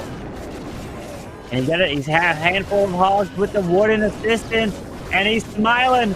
Look at that. Amu Allen is going to get the 3-star for VN Tompinai, and that's going to put them out of reach of Team XO at a 14-star performance. We've been seeing so many 14-star performances here today, which have been winning these wars. And the best Team XO can do is 13 stars, and it comes down to that one star that we saw. What an unfortunate attack that was from Team EXO before, but well done to Amu Allen right there to help advance via Tompinai. But we still have one more attack for this war and then one more match here today. That's right. We have two teams, unfortunately, having to go, having to drop out of the competition today, which is obviously always really unfortunate, but that's how those tournaments work. And it seems to be Team XO being that first team, because Tompinai getting 14 stars. This was like the threshold, like the magic number which teams had to get for the wins. You said that earlier. And it seems to be still the case for Tompinai in this scenario. So let's wait and see what Team XO is going to bring for the last attack. I have to say I was a huge fan of that Queen Charge Hard Rider attack, or if they're going to switch back to the Laser Dragons and Super Dragons, where they were so successful on as well. Yeah, it's going to be another question. And we've seen many different attacks from these clans here in terms of ranging from E-Dragons, Super Dragons, Alalos. We've seen a Skelly Donut, right? We've seen that as well. And we want to probably see maybe one thing we haven't would be hybrid. We've seen a mix of hogs, but remember back in the previous qualifiers over the last years, hybrid was everywhere with the miners and hog riders. But yeah, she's not taking that here. She is indeed bringing the meta of the Super Dragons. And with, is this 6 invisibility spells I see here too? That's a lot. I guess it's going to be the Super Minion Blimp or Super Archer Blimp might be possible as well. We have to see and wait. But wait, okay, there's another Blimp coming in. Now I'm really excited to see what exactly is inside that blimp. If it's Super Minions or if it is Super Wizards, Super Archers, things like that. The blimp is flying further and further. Is he going to open it? Yes, it is. And it's going to be the Super Archers, it feels like. Super Wizards would not be... Wait. Yeah, Super Archers, Super Wizards. The combination in between of those two troops. And he's trying to take down the Town Hall. But so far, Town Hall's not really dropping. So many invisibility spells. He's not really timing them. Yeah, he's dropping them so quickly that he could have gotten like almost an extra invisibility spell from waiting just a little bit longer for each one of them. That's the thing. When you do this attack, you need to be able to time it in your head when to deploy those invisibility spells, because if you drop it a second too early for each one, that's a whole extra invisibility spell you kind of just wasted there that you would have had. Oh man, they still got the Queen and Archer ability with two phrases to use, and he still gets this one with his heroes. This for sure is still possible, especially now with the poison taking down all of those skeletons, making sure this defending king is not having any chance. Take a look at that Royal Champion. I want to have a Royal Champion like this as well, completely ignoring that king, just going for that Town Hall. And he's still getting it. I mean, it was just a bait. He was like, okay, I will just make this more exciting with like pretending to fail on the Town Hall and still closing things out, getting that 3-star. And as we have said, it is not going to be enough. 13-14 is going to be the final result. And this means Tompinai is going to survive that day and going to move on to have some more matches next weekend. On the other side, though, Team XO is going to drop out of the competition today. Yeah, beautiful performance from V and Tompinai. They're pulling away with 14 stars to advance in the lower bracket. Yeah, they did lose their first war against Queen Walker Stephanie, but they stay alive here. They win by stars, lose by percentage, and it was that one star that Team XO had that cost them this war. Yeah, that's right. But I think just taking a look at all of those stats, we see only one attack failed on both sides. But on the one side, like they would have actually gotten the percentage, but it would have just needed to be a 2-star. That's everything what they had to go for, and was really unfortunate. Metro, though, on the other side, not getting it done, but still was an incredible match from both sides. And I really want to take a second look at the winning attack from Ali Mualin. I already said it. I love those Queen Shot Hawk Rider attacks. And just seeing them now twice in this match made me really excited. So let's take a look at how exactly he broke down the base, how he approached this base, what the idea of this attack was, because I think Creature Hawk Riders are not that common anymore, so really, really cool to see them. And I feel like with Hawk Riders, you're really flexible in how you approach the base, sending in whatever, like a blimp, splitting off your Royal Champion, as you have mentioned. So I think we should jump into that replay as soon as we are ready for that and let it play. And there we go. There we are with the Hawk Rider attack. We have 5 healers this time. He's bringing quite a few of Rocket Loons, making sure that he's not having to bring any wall breakers whatsoever, just trying to abuse this channel. And with this, he's able to bring even a couple of Valkyries. Now you're wondering, why exactly is he bringing Valkyries? Well, this has an easy reason. The reason just being that a lot of skeleton traps are getting placed against like a king, which is diving into a certain compartment. And you want to counter those skeleton traps with those Valkyries. But we're starting things off with even lightnings, taking out the scatter shot, which would be not able, like he would not be able to reach that. So instead he has to take it out. And we see now the king diving into this bottom compartment, and that's exactly where he has to use those Valkyries to help the king getting through any skeleton traps, because the Yak already got changed a while back, where this damage of the Yak is no longer splash, which means skeleton traps are a really big problem. So, sending in the Valkyries, supporting that king at the bottom side, sending in more Rocket Loons around the top side to finally push her in and use now the Royal Champion right into the Tensor form to take down the multi-inferno tower. With this, the queen has nothing to worry about. Nothing which she cannot reach is out there, which means scatter shot taken down from the lightnings. Top multi-inferno tower is about to get taken down from the Royal Champion. And with this, the queen can walk the entire channel, make sure that she can take down the Expo, take down the second multi-inferno tower, and only this 9 o'clock side is left. Where now it's like a big question, okay, why is he not sending Lalo? You can see the sweeper. The sweeper behind the town hall is a big problem for Lalo or any other air follow-up. That's why he's using actually ground. And Hawk Riders are the obvious choice. There's no specific pathing, so hybrid is not really like an option. Instead, it's just the Hawk Riders sprinkling some of them in on the right, on the left, just to make sure that the queen is staying alive.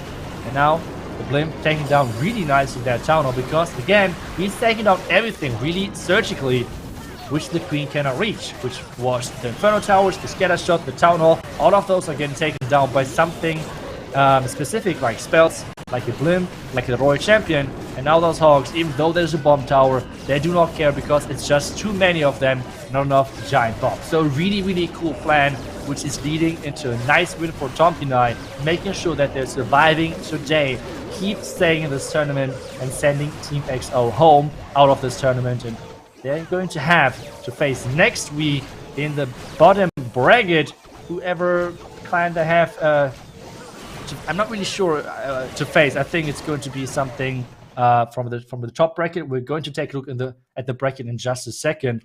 But overall, beautiful attack from IBLN, and that's where we are in the bracket. So we can see Tompinai have to face the loser of Stephanie versus SpaceStation, if I see this right. So a lot of interesting matches are going to be next weekend, but there's one more cover fin for now. Absolutely. War and Glory taking on Absolute Zero. The final match here today. And we have Team XO, which is going home, and that is unfortunate. But Absolute Zero coming out of Japan. And then War and Glory having some international, kind of more North American players here. Can they do it? And with Absolute Zero, Chicken, Curry, Kamakan, Mori, and Ayase. And then War and Glory has some familiar names as well to these viewers. Yeah, that's right. We have Jethro, we have Chiku, we have Boone, and Agent 33 as well. Nick. I mean, we already saw the memes from Pero on Twitter. The evil genius, how you want to call it, with his cat playing around while he's just smashing bases and laughing. So yeah, going to be exciting to see if he can do that again. But overall, for both teams so far, a strong performance. And there can be only one winner in this match and only one team who is going to get into the next round. Only one of these teams will advance. That's crazy to think about. But people definitely would think War and Glory is the underdogs in this matchup. But, I mean, you make it to the stage, I don't consider really anyone underdogs. They're all absolutely amazing teams. And this time we've got, oh my goodness, the giant bombs skeletons. All in this area for Agent, trying to clear this area. What are we seeing from this? But he did take it down! Oh. Oh no. This was so baited with all of those giant bombs. I mean, yes, 7. He does only need 6 sneaky goblins for the town hall, so it should be okay. Even though we got surprised by a lot of those traps. With ground skeletons all pulled here, they're all by the top side. Top the early warden ability to protect the king. Protect the queen. With that log launch, trying to go through. There's a poison stuff, but look at all of this. That poison will go down. The multi goes down. He's looking to take this whole area down as well. Absolutely crazy. Just so much stuff to provide just a distraction and just try to overwhelm him, but he's making a beautiful use to help take this area down. Yeah, the Dragon Riders are coming in from this top side. The lock launcher, as you said, opened everything. There is now the sneaky goblins for that tunnel with the invisibility spell nicely. But he's not really able to reach those getters, so this Dragon Riders have to deal with those. And we now have the bats, which he can still use, depending on how much the Royal Champion can get. This is looking really good. Looking fantastic. Those bat spells can be, and 5 freezes.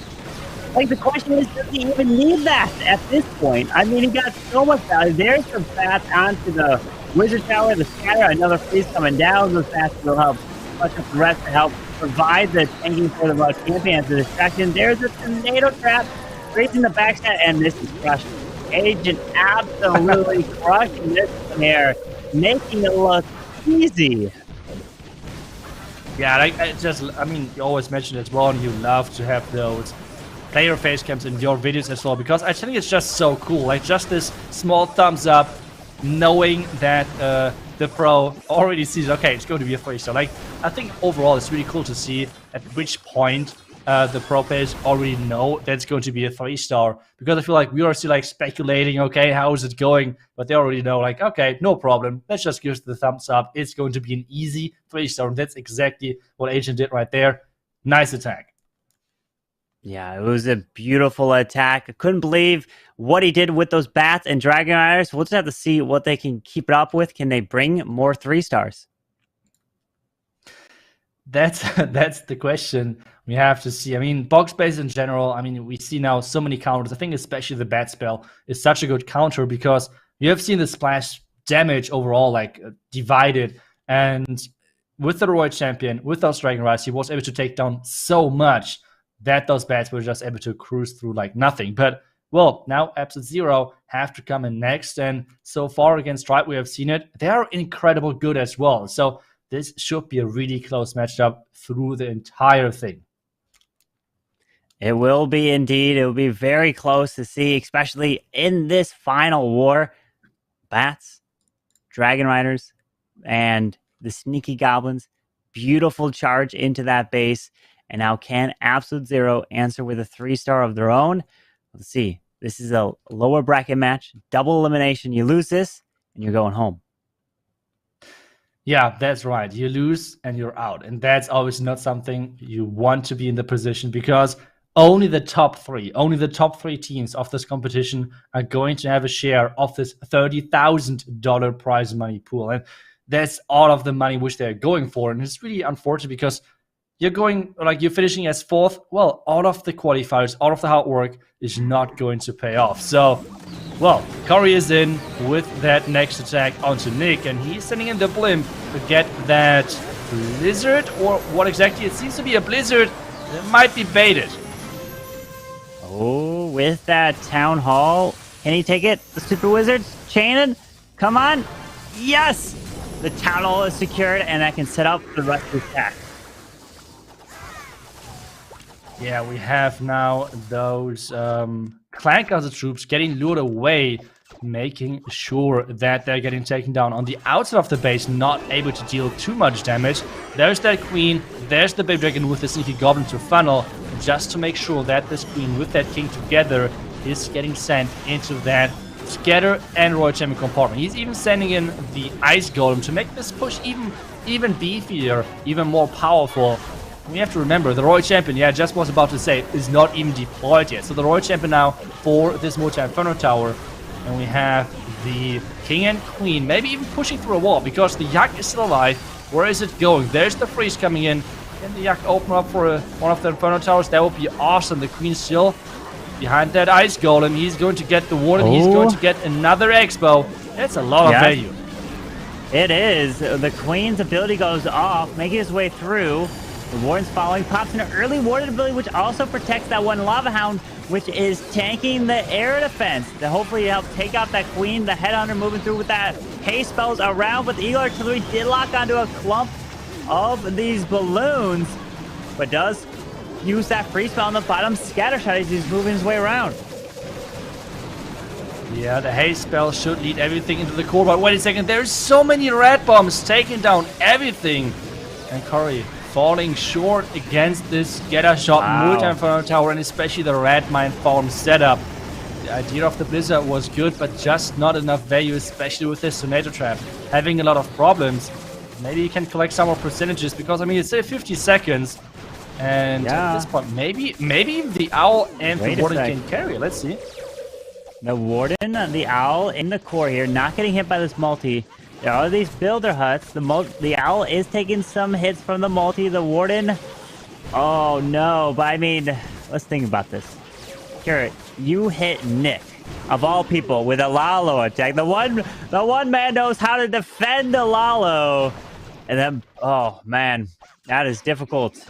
That is difficult. I would imagine any base of Nick would just be almost impossible to Lalo at this point, because he's just so good with it. But with a few of these minions and these lava pups down in the bottom side, not going to be able to do much more. And it's only going to be the 95% 2-star. That is right. So the first defense is already in. And something which you have seen now from Absolute Zero is the box base, is the anti-2-star style base, which they have used versus Tribe. And I mean, so far, it seems like a lot of those teams are a really good answer for those bases. So it feels like, I don't know if it's really the best setup to go against those top teams with those anti-2-star bases, or like more like with the box bases, I would say, because anti-2 so far with the ring style setup worked pretty well and forced some really low percentage 2-stars, which can already on its own decide a match. So really excited to see what exactly the next base looks like for Absolute Zero. If it's anti-2, if it's some different setup, which we have not seen yet, because at this point, those teams have to use their best of the best bases, because there's no coming back from this one. Yeah, you can't. You have to do everything on the line now. You have to give it your best shot. Agent, what a way to stick with the first attack. They came in with the 3-star. Now can Chiku 4, War and Glory, come in with an answer? His first attack in the war that they lost, unfortunately, did not work. He failed on that one, so he's looking to answer and wants to make up for that. With that Battle Flint to help take out the scatter shot down to the bottom side, he's going to have healers this time to put onto his Queen to charge her way through. But notice, we are seeing this Town Hall in the middle of the base, kind of the anti-2-star design. Yeah, that's right. This core Town Hall is always a big problem, because if you're missing that, it's going to be a big problem, actually. Charging from the bottom side means that he's catching the Clan Castle early, but on the other side, though, he's not going to go to the Eagle early, which could cause some problems. The healers now could actually switch to the King. One of the healers are actually doing that. The other healers are luckily staying on side that Queen. The first wall break, and then more wall breakers to get that Queen into the core and charge that Town Hall. But against 2 sweepers, that's going to be heavy. Yeah, with that Queen, trying to keep her alive with the healers on top of her. Wait, we haven't pulled out the full CC. The wall, one more super wall break to be able to open. Yep, he does open up towards this Air Expo. Super Minions, Headhunters comes out, freezes, poisons to keep the Queen going. And now this Queen should have a path directly to this Town Hall. And we only have a minute and a half left, so we have to keep our eye on time.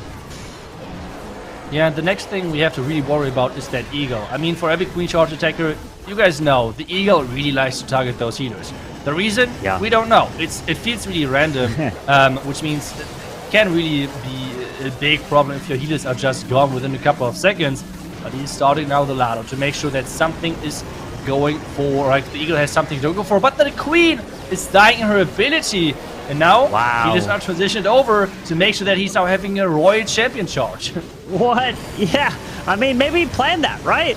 The Queen has been taken out. He's got the balloons flying around. The sweeper pushes back a little bit, but there's the freeze onto the multi. But the healer transfer on the RC is so clutch to the bottom side. Got so much. What? Oh, no. Chico. That were a lot of red mines. Wow. Oh. That is unfortunate. But can he still recover? Can this Warren clutch this up? He's still got 20 seconds left, though. Oh, no. Wow. Those red air bombs did everything. Lost all those balloons. That's gonna hurt. Yeah, that's gonna hurt for sure. And the last seconds are closing out, and this means it's going to be another 2-star, but a higher percentage, I believe, than on the other side. So see the percentage advantage, I think. But yeah, I mean, this means now F-Zero has to get those 3-star in to get closer again to War and Glory, which so far did a great job of getting those high percentage 2-stars and 3-stars in. But it's not going to be an easy road for sure. It's not. 3-star will tie it up on stars, and that's what they're looking for. Can War and Glory get another defense? Holding absolute zero to defenses almost feels impossible. I mean, they did such an amazing job to get to this point through the qualifiers, because when they qualified, it was the very last opportunity. They qualified along with Queen Wong Stephanie. But can War and Glory come in and win this war? We're going to have the final set of attacks. This is the last war here for today, now in the lower bracket. The next set of wars will happen next weekend, next Saturday and Sunday. Same times. You don't want to miss that. But now we have Chichen coming in with the Zap Lalo, starting off with that lightning spell to help grab a little bit towards the right side of the Eagle Artillery. And we do have a single target Inferno all the way in the middle of this base. Unless there's a bunch of red air bombs, that shouldn't be too big of a threat for the Lalo. Yeah, that's right. Sending in that king on this far right side. I mean, the wall breaks are always kind of tricky around those areas. Like, they can go wherever. It's really unpredictable. That's why those walls are always open, if you're wondering. Royal Champion in there as well. And now that king has to get a lot of value with that Royal Champ together. Because, I mean, Queen using the freeze and Royal Champion. Yeah, the Royal Champion pushing in there. There's the wall break for the Queen, getting that, hopefully getting that Town Hall. Yeah, the Town Hall is up. The Queen should be able to grab it. But the scatter shot stays up and not able to take the scatter down. One more shot. Oh my. He took it down with the final shot there. Queen's ability goes off. Town Hall secured and grabs the Air Expo, or the Expo 2. With the CC lured out, now he can try to pull it off to a corner. Nope. He doesn't pull the CC off. He's going to start the Lalo now on the bottom side with the Stone Slammer. Yeah, and there were a lot of black mines, making sure this hound is popping right away. So not a lot of taking from this first hound. There are even more black mines around this bottom side. So War and Glory really expected some type of blizzard or some type of recharge wave from this bottom side. Who knows? But there we go now with that haze further into the base. But the sweeper is pushing everything around that multi-fern tower. But a nice slammer pop, making sure that this multi-fern tower is getting taken down. With the balloons pathing around with another haste and invisibility spell still to use. Balloons coming to the top side. That wizard tower is going to be the worst thing remaining in terms of splash. Makes the Dragon Rider invisible as it locks onto the single. That'll take that down. A handful of balloons to fly their way through. Not too much health, but the Inferno Tower went down, and the balloons will help path around and take this one out with about 40 seconds left in the raid. It's going to come down to time, but it's looking like Volume 0 will get the 3-star. Yeah, really nicely done. The king should be taken down within a couple of seconds. It's the only time could be the savior over here, but I don't think that with so many troops left alive that this has any chance of failing. So really nicely done. They're doing exactly what they have to do of staying close. And with this, both teams are at those 5 stars. Percentage as well, incredible close. So anything can happen with this start for those 2 teams. But I mean, it's a lot of attacks to go. So this is still open. Only 0.2% being all the difference. Wow. That's the difference right here in this war. War and Glory by 1 building. That's it. That's all it takes right now. So War and Glory is looking to keep putting triples on the board. It's looking like it's going to be going back and forth in this final war here today. And the first day of the playoffs for the Clash of Clans Worlds Warmup with $30,000 on the line. I believe what is it? Third place gets what? 5,000. Second gets 10,000 and first gets 15,000. This is just a warm up, right? To get ready for the rest of this year of competition. It's going to be absolutely incredible. Can't wait for this whole year. It's going to be action-packed. But Boone, who was, I believe, the final attacker for War and Glory in the first war, fell short because there was a small error, if you remember, that caused, well, it was a log launcher, right? He used a log launcher in the first attack that he did, and that ended up getting locked on by the Expo and popping early and wasn't able to get the value there. So he's switching away from using a log launcher and going to a battle blimp with a Warden Walk this time with Super Bowlers.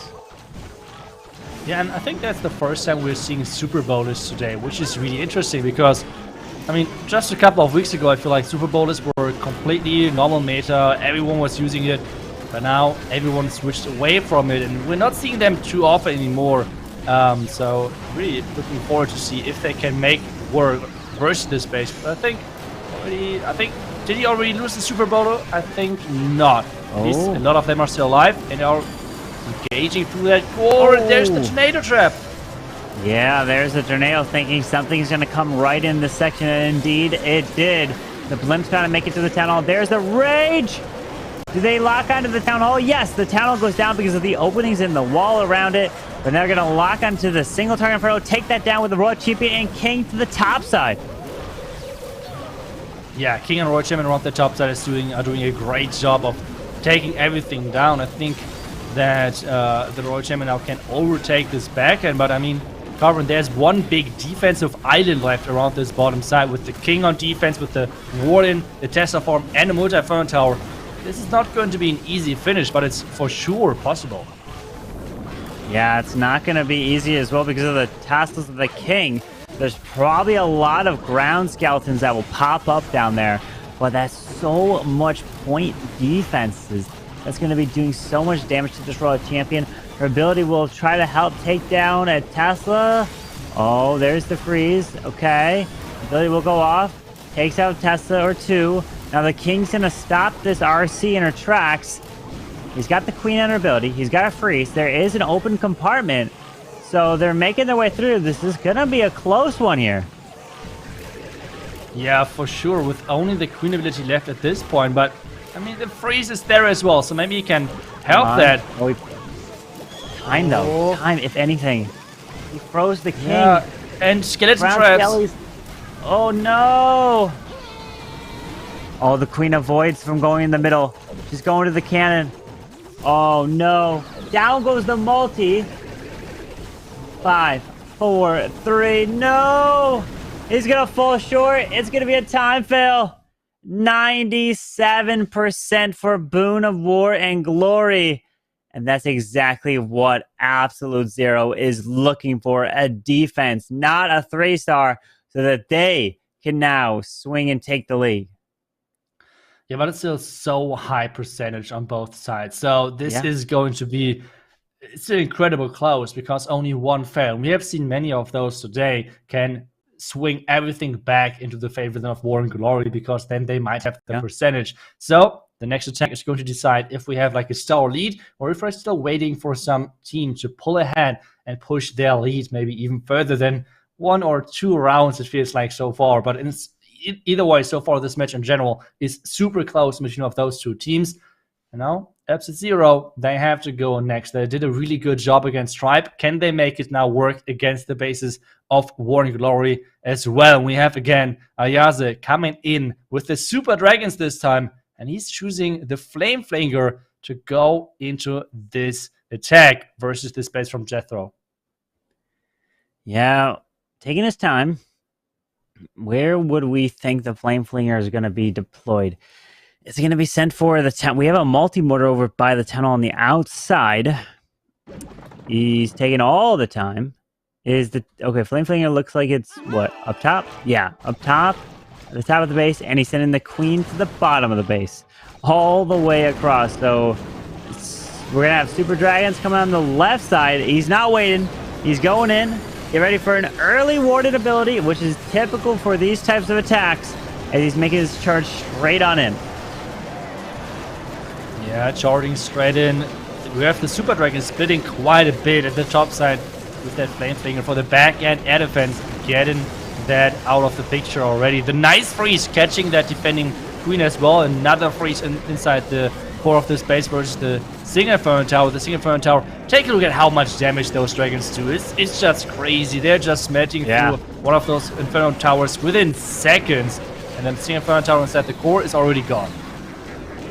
With their charge going off to the right side, Eagle Artillery, the Queen does still have her ability, but the multi-target Inferno in the core is staying up. Nothing path their way to it. He's going to have to come back around to grab it. We do have one Super Dragon to the top side. Queen ability, one freeze. But does he have enough here? The Queen is going to eventually have to beat through the wall. There's another freeze. Missed the Builder Hut. Well, he got the Arch Tower there. And the RC's ability with 2 Inferno Towers left, though, is looking like he still can pull. Oh, and the Flame Flinger now just opens. I didn't even see that. Yeah, and another Dragon Rider and Loons are coming in as reinforcement. The Royal Champ ability taking down the last 2 Inferno Towers. And this is the lead now for Absolute Zero, getting that lead with 1 star and just a little bit of percentage, but still an incredible close match where only this 1 star is all what matters as difference. Percentage, you can still see it below us. It's so close. 0.4% as difference. This is 2 buildings. This is nothing. It can swing so quickly again on either side. That's wild. Yeah, 8-7 right now. 58.6 to War and Glory. 59 for Absolute Zero in terms of as they are slowly getting their way to 100, right? As every single attack comes in, more and more percentage will be added to that total. Kind of each attack is the 20% share in terms of how it can be calculated overall. But we'll have to see what War and Glory is coming in with the next hit, because what they like to do is a lot of Lalo attacks. We know that they can come with ground as well, as the blast attack from Boone was the Super Bowlers, which just fell a little bit short because of time. And we saw how Team XO, they got eliminated because of a 1-star. So you cannot afford a single 1-star. And that might have been, I think, was that the only one that we've had today in terms of, or we might have another one before. But the thing is with the 1-stars is that it not only puts you obviously down by the star there, but it's the momentum and the morale just defeat that what happens is just like when you see that 1-star, it just could be so hard to come back from that. But we've seen teams do before, but we haven't had it here right now in this match. We hope not to see it because we want to see the triples coming in and it being going back and forth in the war. Yeah, I feel like especially having those 1-stars or like attacks overall which are going wrong, it's so important to have someone on the team which is keeping up this good mood. I feel like those people are like getting not enough not enough recognition for how hard their job actually is and keeping everyone motivated. But we have now Jethro coming in with another Lalo attack, and this one is actually going to start off with the Blizzard. Take a look at that value. That's already looking really, really good. Doing out the Clan Castle, getting that Town Hall, maybe even the Expo and an Arch Tower. The value is looking great. Yeah, he's grabbing that. Oh, nice last invis there. Expo does go down, and the cannon. Cannon and the mortar as well. Beautiful job. Now he wall breaks his way in towards the scatter shot. Queen's going to be able to take down this Hound relatively quickly because the Super Wizards damaged it. So that's a few shots and down it goes. Wizard up top. Now this King must push into the scatter shot and provide the tanking for the queen, because before, that's what hurt War and Glory, and where it don't get that tanking, and if it doesn't happen, then that it makes it so difficult for your Lalo. With the hero's abilities going off, it looks like fantastic protection for the queen so far as she's making it in, and then he can send the Raw Champ. Oh, no, the RC's already in. He can pop her ability to help get even more.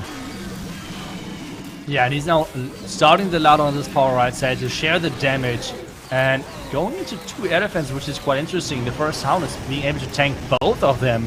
Starting with the first haste, the queen is still staying alive, especially with that unicorn. It's going to be hard to take that queen out and make sure that he's not getting too much value with that. The vulnerability not used just yet. There's a couple of black mines coming up. You want to block those red bombs, especially with the vulnerability, but the bottom Inferno Tower, the multi-Inferno Tower, is causing a lot of problems.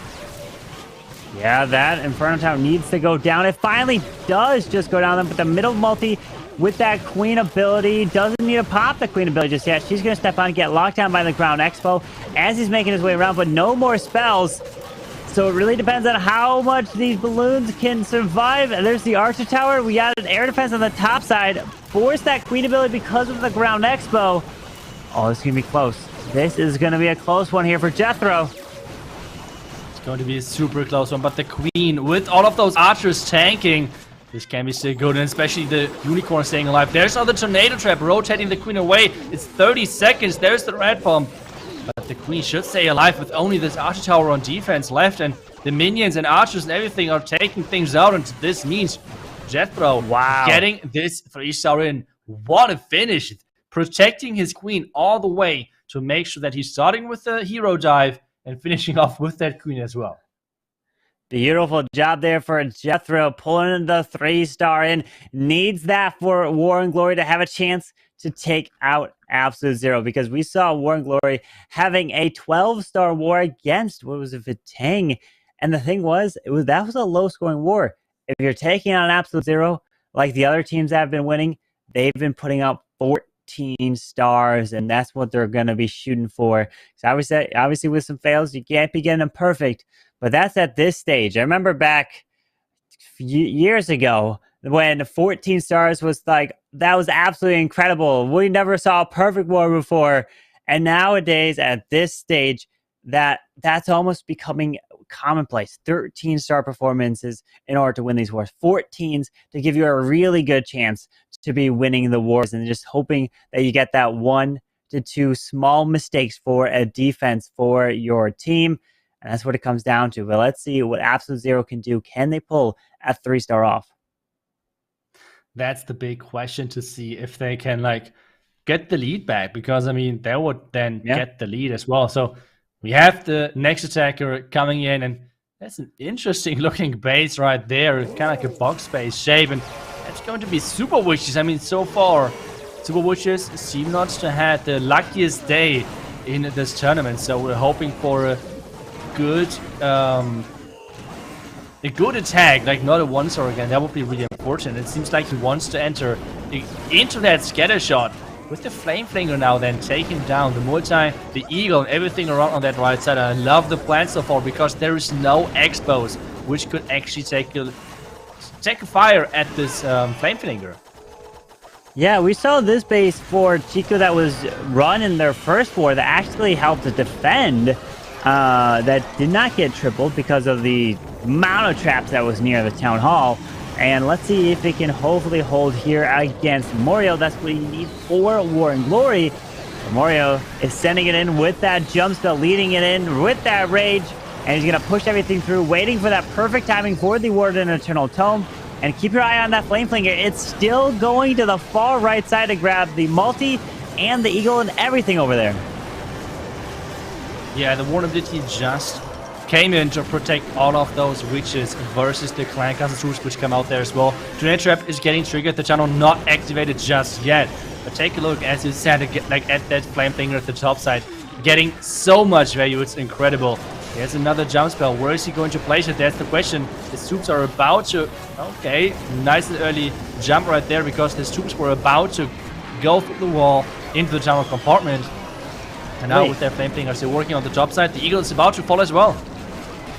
I just noticed he just dropped his king. I was like, where's his king? There it is on the outside to the left to take out the enemy king. Wow. Typically, you tend to see maybe you dropping your king in with the main push of the super witches, but he did not do that. That queen getting crazy value. Out comes the hog riders from the flame flinger, and now sending the raw champion in with them. And oh boy, those giant bombs over there absolutely smashed through those hogs. That was probably one of the most unluckiest hog flame flingers I have ever seen. Like, they got literally 0 value with those double giant bombs at the top side. Now the question is, can he take down this remaining scatter shot with his Royal Champion? He has a lot of spells for that, so he should be able to power through that. But then again, time is ticking. But with 30 seconds, I think, Corbin, this is supposed to be in the next 3-star, right?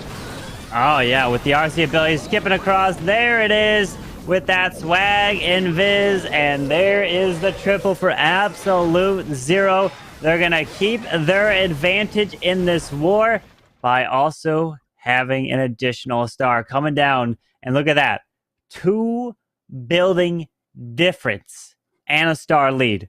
So what War and Glory are looking to do is looking to triple and then hopefully hold Absolute Zero to what, a 97% 2-star. Because if they get 98 and 99, the potential could win. It could tie it up, or even to come, if it's tied, then obviously average attack duration will then take effect and go into play. But they're trying to win based off just stars straight up. Good luck. And I think the final attacker for War and Glory, since we haven't seen him yet, it's going to be the one and only Nick. That's right. And since he's attacking so, as the last person, do you think he's going to go with Inferno Dragon still, or do you think he's going to switch it up? I mean, we know earlier he was the Lalo God himself, right? So is he going back to that, or is he still keep going with Inferno Dragons? Good question. Well, I mean, I could answer now. I was going to say Lalo, and I mean, I guess I can't say that I was good. I mean, I was going to, but it's too late. But he is bringing these 7 lightning spells. I mean, he's got a 3-star this to give War and Glory the chance because of the percentage game. There's the lightning. Down goes the Grand Warden. Down goes the enemy queen. He missed the Royal Champion. Granted, she was pathing around, so I don't know if you want to damage her as well. But the king's coming to the left. And we've got his Royal Champion to the bottom side of the space. So this base, I believe, is being rerun by Absolute Zero, which was it? It was tripled, I believe, from Tribe when they played him. But now the Royal Champion's ability goes off. And does he force this queen to the left side to follow behind this king? Yeah, I remember like Nick really used like earlier a lot of times those golden hero dives onto those ringside bases. So I'm really excited to see him do that now as well against those bases. We have rocket dunes on the left side to push those rocket dunes into the arch tower. So the pathing is set up.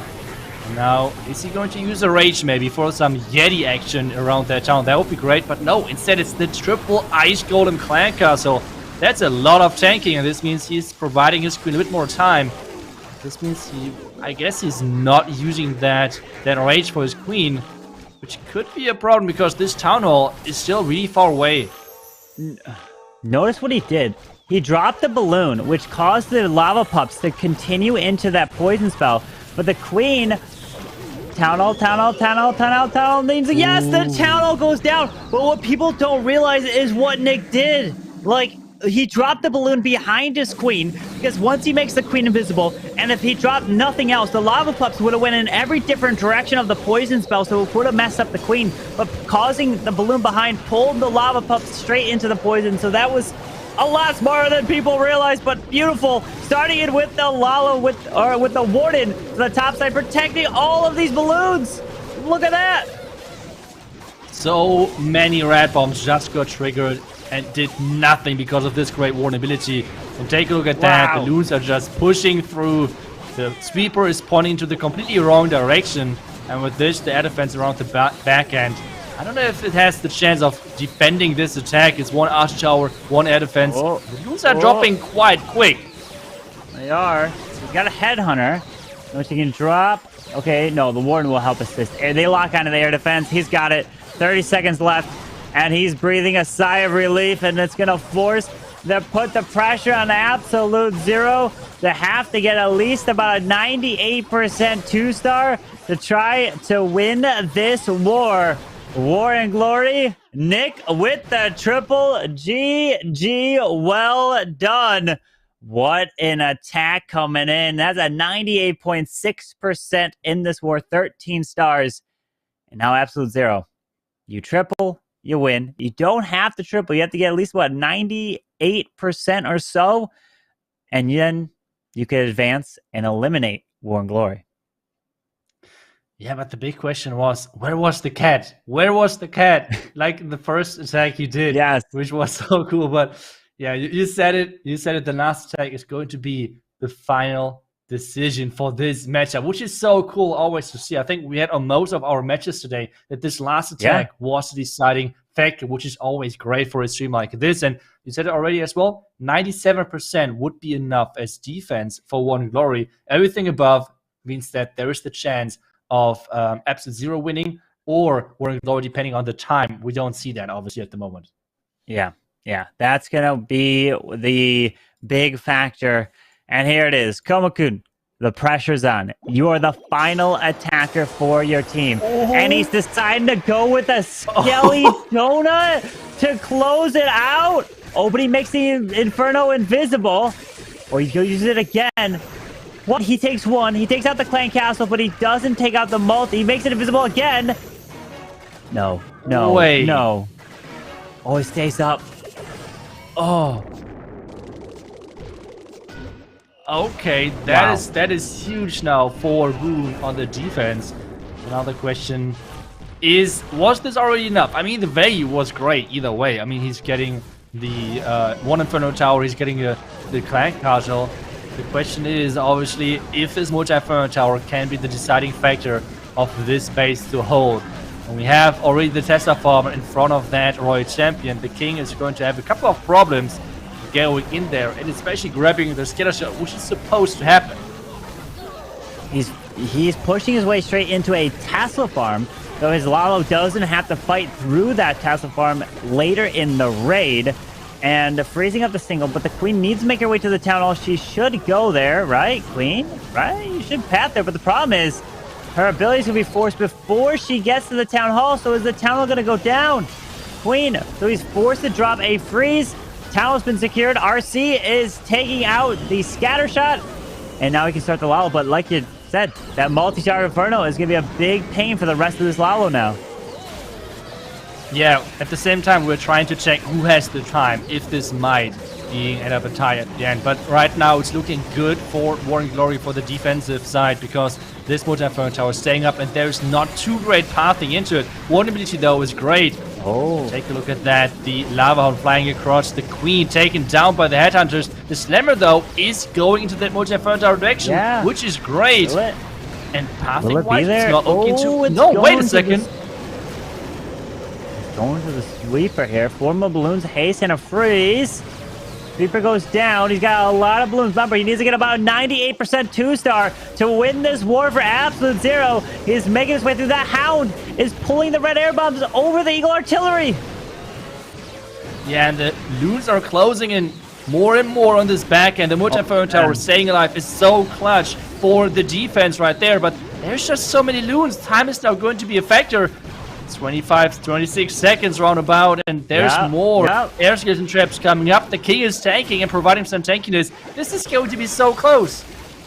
He needs to get at 98, 10 more percent. The minions are helping clean up. 1391. Can the minions get it? Balloons, the final, the war is helping. It's going to rack up at the final second. 93, 94. Oh my gosh. No way. No way. 97. What? Is it tied? What? It's tied. Oh, I said a 97. One bidding. No, it's a one build. Oh, he needed a 98, so 98 would have tied. One building, so War Glory wins. Oh, it was a one building. He needed that 98 to tie it. 99 was the win. Oh my, GG to War and Glory. One building. won them the war. Incredible. Oh my goodness. I'm shocked. Look at that. 98.6 to a 98.4. What did we just see, Itsu? What? That was so close, especially everything coming down to time at the end, and just this one Inferno Tower, which he missed due to one invisibility spell, which he misdropped just a tiny bit. And you can see it, the difference between Chiku and Curry with 1%. It was only those two attacks were the entire difference. That was just incredible. And War and Glory, the underdogs, are going to live another day, and we're going to see them again on the next day of the playoffs. And Absolute Zero is going to be the second team dropping out of this competition today. Team XO and Absolute Zero. Who would have guessed that? That was such a close match for the finish. Yeah. That was an incredible match there for the finish. We'll probably take a look at the bracket to see where they are now, because Absolute Zero is going home. I would never have thought that there. So we have in the upper bracket semifinals, Queen Walker Stephanie versus SpaceStation Gaming. Then we have Vatang versus Tribe Gaming as well. And then we got some teams down there in the lower bracket that'll be waiting to see what happens up there, Itsu. Yeah, that's right. And I have to say, I'm just looking forward to Queen Walker Stephanie versus SpaceStation Gaming. I mean, those two teams are just incredible at the moment, especially seeing now. I mean, the teams now have like 1 week to prepare to face those under 2-star bases from Queen Walkers, because they now revealed their cards. So looking forward to see if they're going to stick with that or if they're going to change the strategy. But either way, this bracket is stacked, and I cannot wait to get into the next matches next weekend then. Yeah. And like you talk about next weekend, that is when the next stream will be to watch the next round of matches, which will be next Saturday, March 5th at 13 UTC. You guys are not going to want to miss that. Make sure you guys mark your calendars at that time. Make sure you guys are following the socials over on Clash of Clans Esports. And of course, that will wrap it up. Thank you guys so much for tuning in.